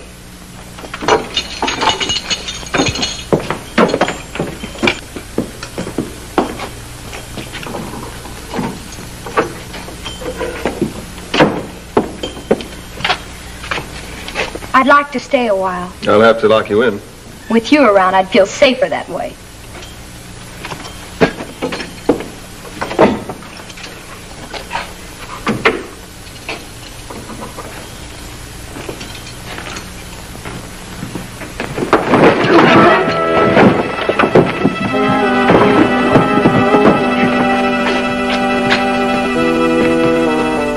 Mickey, go out front and see if it's safe to take him through the alley.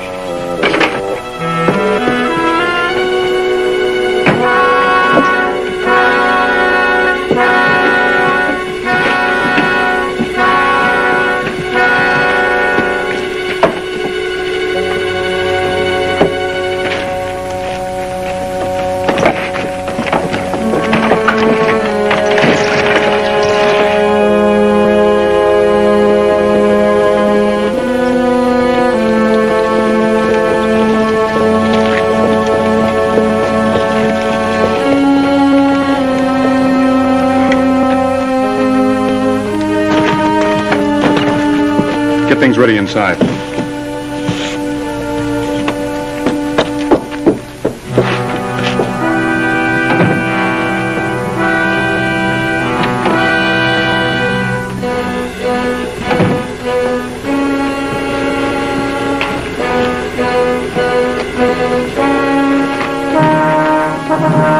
You two had better get out of here. And when you bring Ryder back, make sure you're not being followed. Sure thing, Mr. Peters. Come on, Nicky Ann.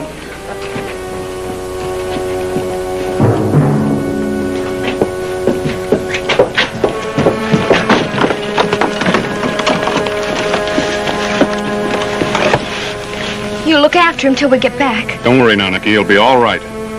You better hurry now. Here now.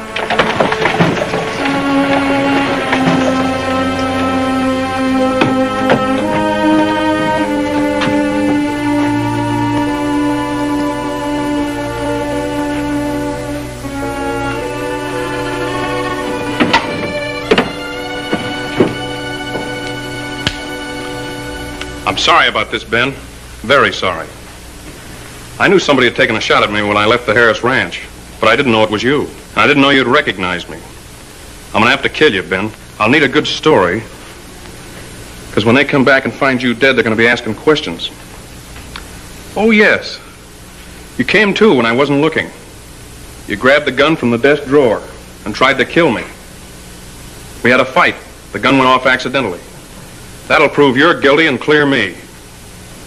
I wish there was some other way, Ben, but you know too much. You'll never get away with it, Peters. Ben? He's safe at the doctor's office where you can't get at him. Ryder. Surprised, Peters? It doesn't make any difference now. But how'd you find out it was me? Did Ben Brown talk? Brown didn't recognize you. A pack rat told me that you killed Harris. You're crazy. Maybe. But you know, Peters, you've got a funny habit. When you get excited, you juggle a piece of lead type slug. You must have gotten nervous when you killed Harris, because you dropped it on the floor. Stay where you are. A pack rat stole that piece of slug off of the floor and hid it. I trailed the rat and found it. But a rat can't very well testify in court. So I laid this trap for you and you walked right into it. I don't believe you. Oh, no? There's your piece of lead.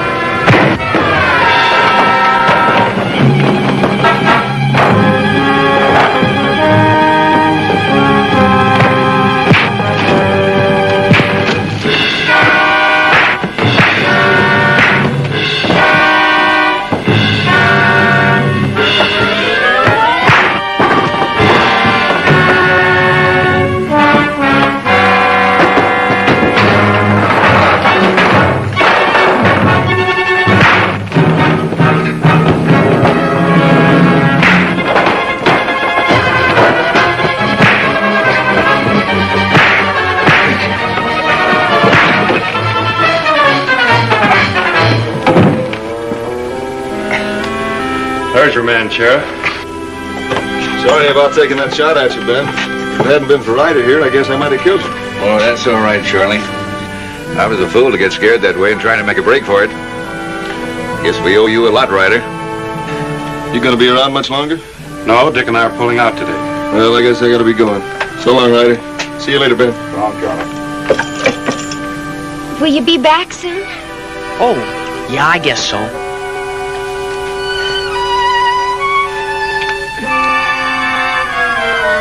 Dick.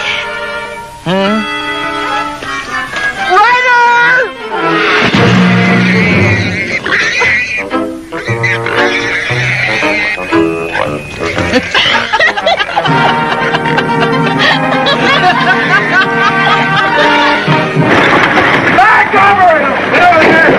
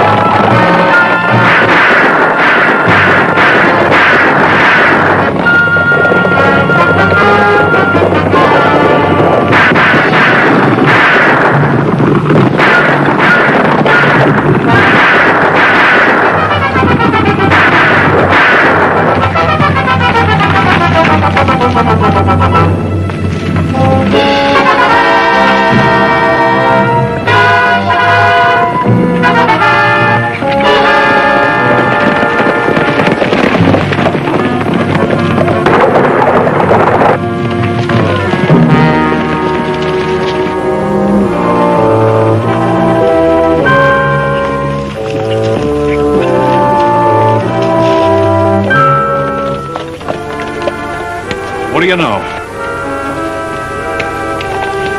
Just like they was ordered. Well, my horse is sure done in. The fair exchange ain't no robbery.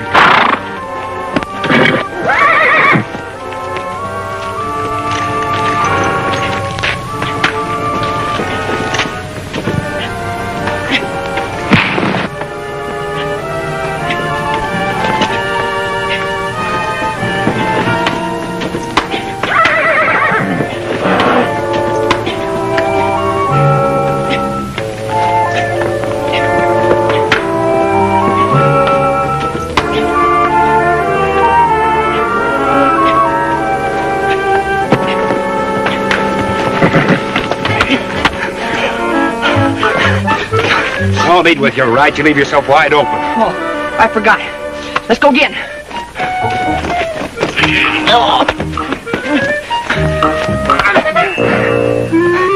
You know, someday you're going to hit me and knock me right over my ear.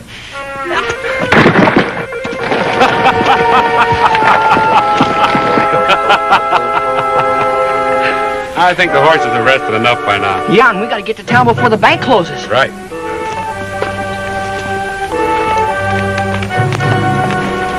Oh, boy.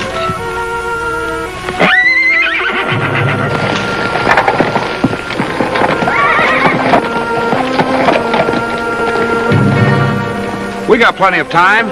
Like to go another round? Sure. Okay, put your left up. Get your left up there, Ryder, because here I come. We got now. Take this right. Get left. Come on, get up there now. Let's go. Come on now. Easy, boy. Get that footwork going, Ryder. Come on now. Let's go, Ryder. Take this. Take that one.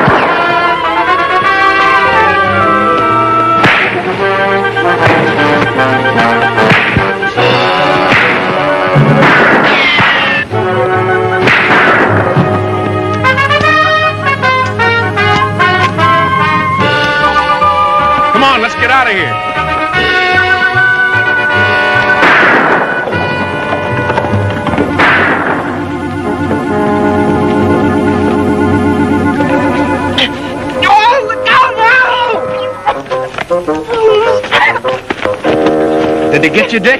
No, but of all the places in New Mexico, I had to sit down on an anthill.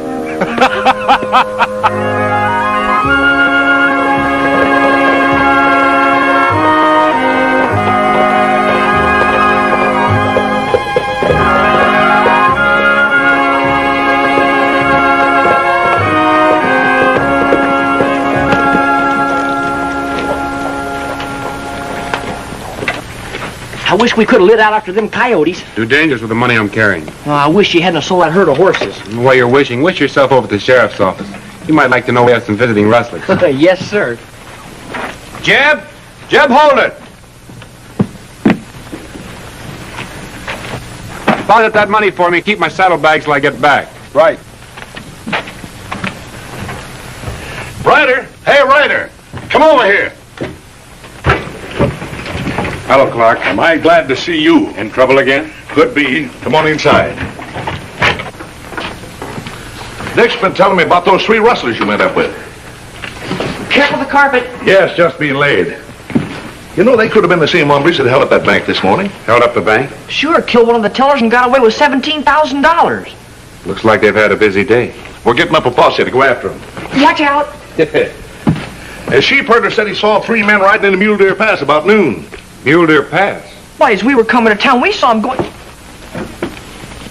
What's that? Oh, I didn't say anything. Well, what we need you for, Ryder... Watch out! Doggone a deep blasted thing. Now, what was I saying? About needing the range rider. Well, sure I need him to help track down those coyotes. I'm sorry, Clark, but, well, I got some business to attend to. And we've got some killers to round up before they do any more murder. You go ahead. I'll get in touch with you as soon as I can. Remember, I'm depending on you. Right. Be seeing you, Sheriff. Okay. Watch that carpet, son.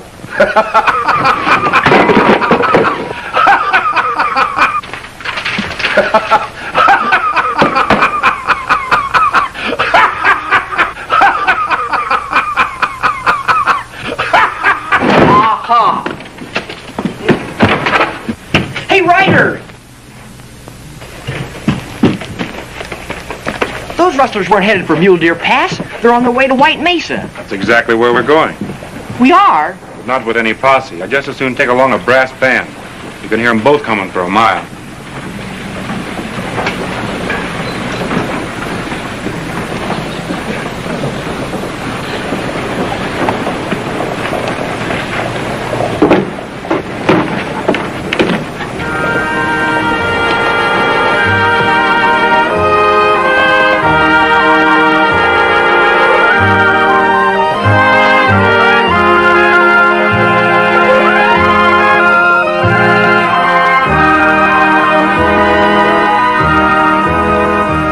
We'll leave the pack horse here if it'll be all right with your uncle. Oh, he'll be busting proud to keep it. Uncle Ben? Hey, Uncle Ben! Uncle Ben, you got company! Uncle Ben? Maybe he's gone out to pasture. Well, he couldn't have gone far. There's his pistol. Uncle Ben!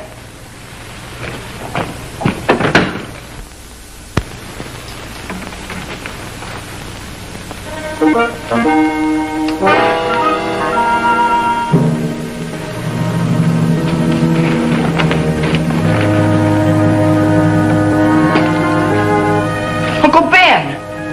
Well, what's the matter? What's happened? Shot. He's still breathing. Get some hot water and bandages, quick.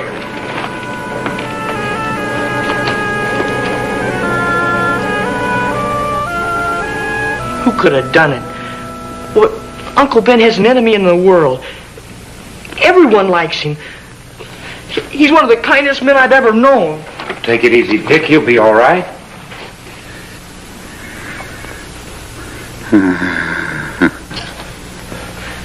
Uncle Ben! Uncle Ben, it's me, Dick, and the range rider. Can you tell us what happened, Mr. Daly? The rustlers. They stole the horses. And they gunned me down. Rustlers. Were there 3 of them? Yes. Uncle Ben!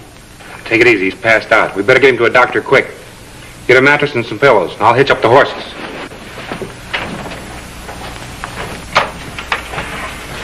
That's the matter. I'm swearing you in as a deputy sheriff. Here, now you're under my orders. You almost got your head blown off. Thought you could fool me and round up those killers yourself, didn't you? Truthfully, I'm glad you're here. They just got Ben Daly, too. Ben Daly?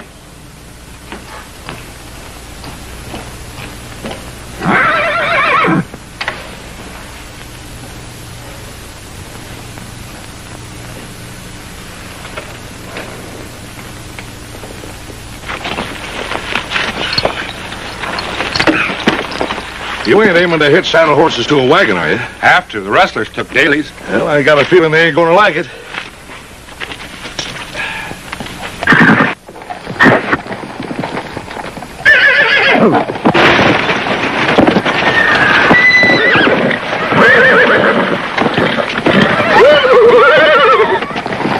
Hurry up, Ryder, before they decide to kick the wagon to toothpicks!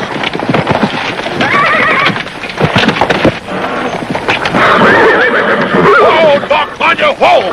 It ain't gonna hurt you none to come over for once! Sit down! Sit in the back with him, Dick. Keep him from bouncing. All right? Yeah, let's go. Let him go, Clark.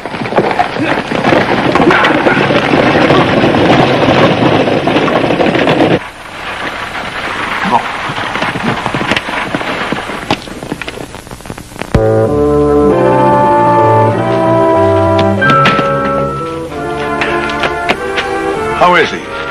Well, Doc thinks he has a fighting chance. Dickie's staying with him just in case. Poor old Ben. Nicest guy you want to meet in the coon's age. Yeah, and I think they ought to shoot him in the back.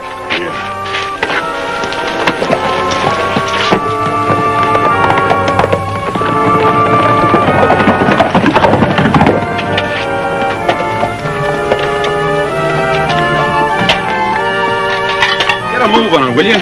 We've been here already too long. What's the matter? The range rider still giving you the shakes? Listen, you bean brain. Ryder can trail an Apache right to his hogan and snake him out right under the noses of his 14 relatives. What makes you so sure he was after us? Because that was his horse I tried to steal. Now, come on, let's go.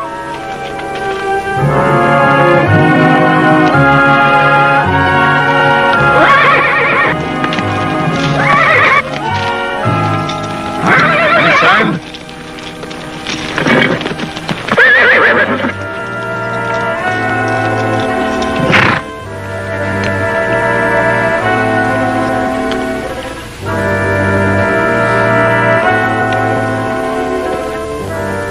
Your grandpappy didn't happen to be a bloodhound, did he? Heck no. He taught the bloodhounds how to track.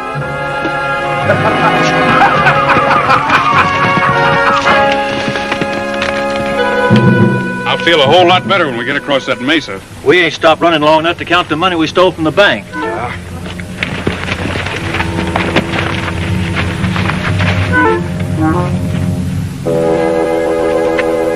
Wait here. Nothing doing. I'm coming with you. Remember, you're my deputy. All right, where are these? Moccasins. What are you trying to do? Break down my arches? Put them on.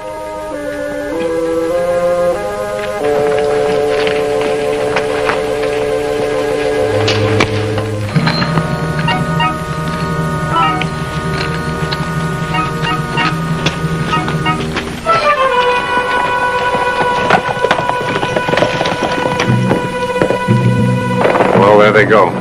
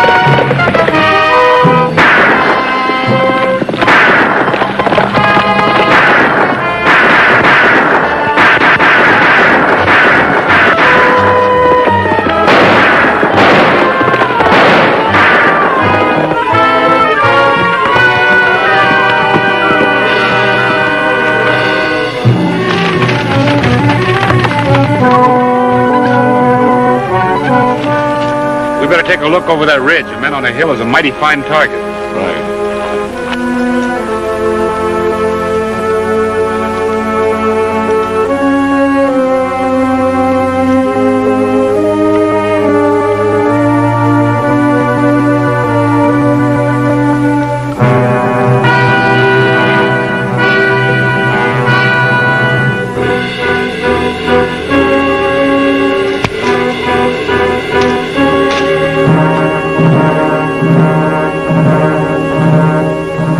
I wasn't built for this kind of travel. They're in there. Oh, that's the old Mesa Saloon. I don't see any horses. They're probably inside. Oh, inside.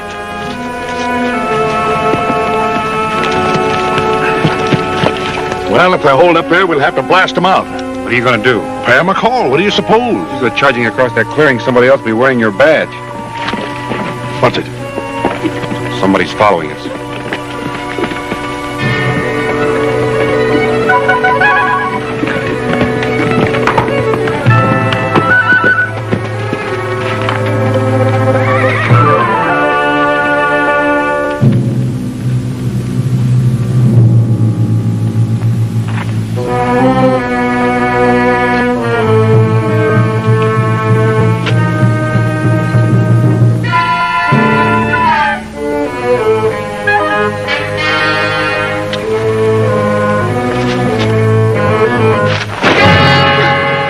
I told you to stay with your uncle. Uncle Ben's dead. He gave me his ranch and this rifle, and I'm going to use it on the guys that gunned him down. I think, Dick, your uncle would want you to use his gun for justice, not vengeance. Justice? For skunks that didn't even give him a chance? I know how you feel, but hating never helped anybody. We're here to uphold the law, not break it. I'm sorry. Speaking of the law, Ryder, got any ideas how we can hand some of it to those killers? Maybe, if you play Indian. Why, sure. Indian? Me? Well, get your paint pony, Dickie.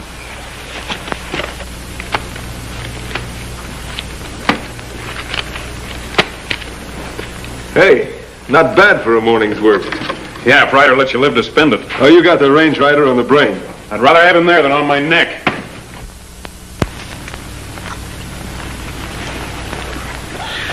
Not that I mind, but I still don't see why I have to play Injun. Those outlaws know that somebody's behind them. If we can make them feel safe, maybe they'll come out in the open. Here, try this on for size.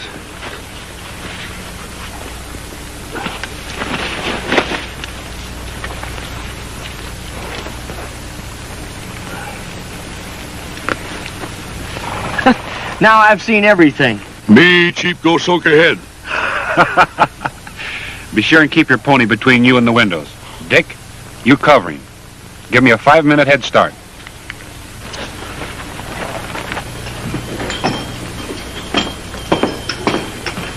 $17,000 aching to be spent, and we hide out like a bunch of gophers. How long we got to hold up here? Till I'm certain we ain't being followed.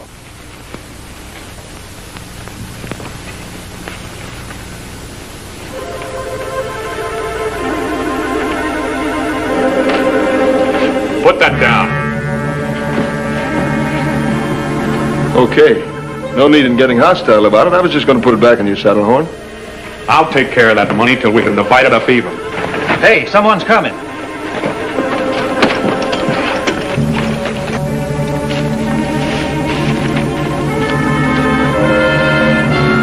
Look.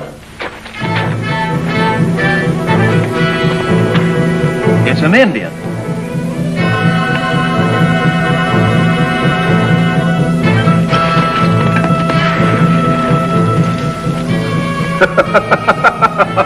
So that's the range rider. I often wondered what he looked like. How do you like that? Ty Smith scared yellow by an Indian. It's a trick, I tell you, it's a trick. Trick nothing. The rider ain't within 50 miles of here. Nobody leaves till I say so. I've stayed healthy this long, but not taking chances. I don't aim to change now. You've had your say. Now we're taking over.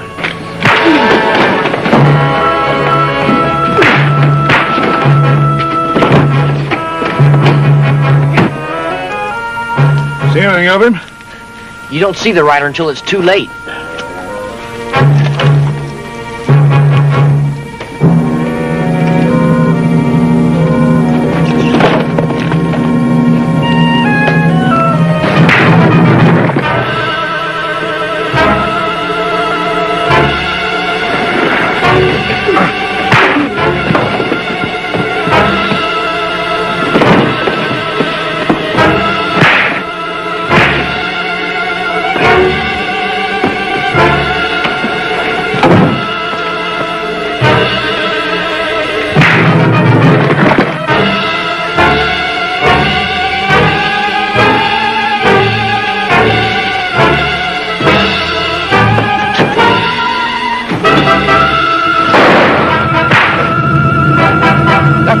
the saloon.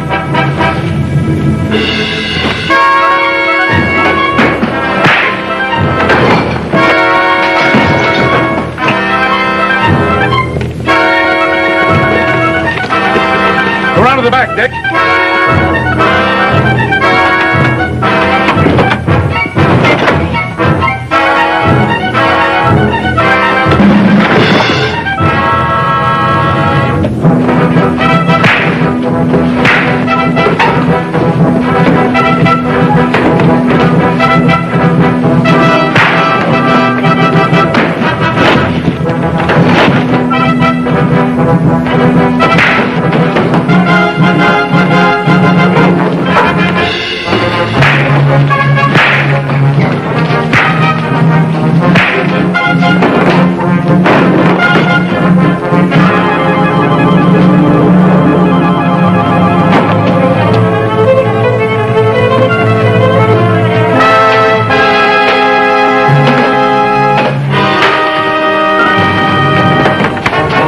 If this is the way you want to fight.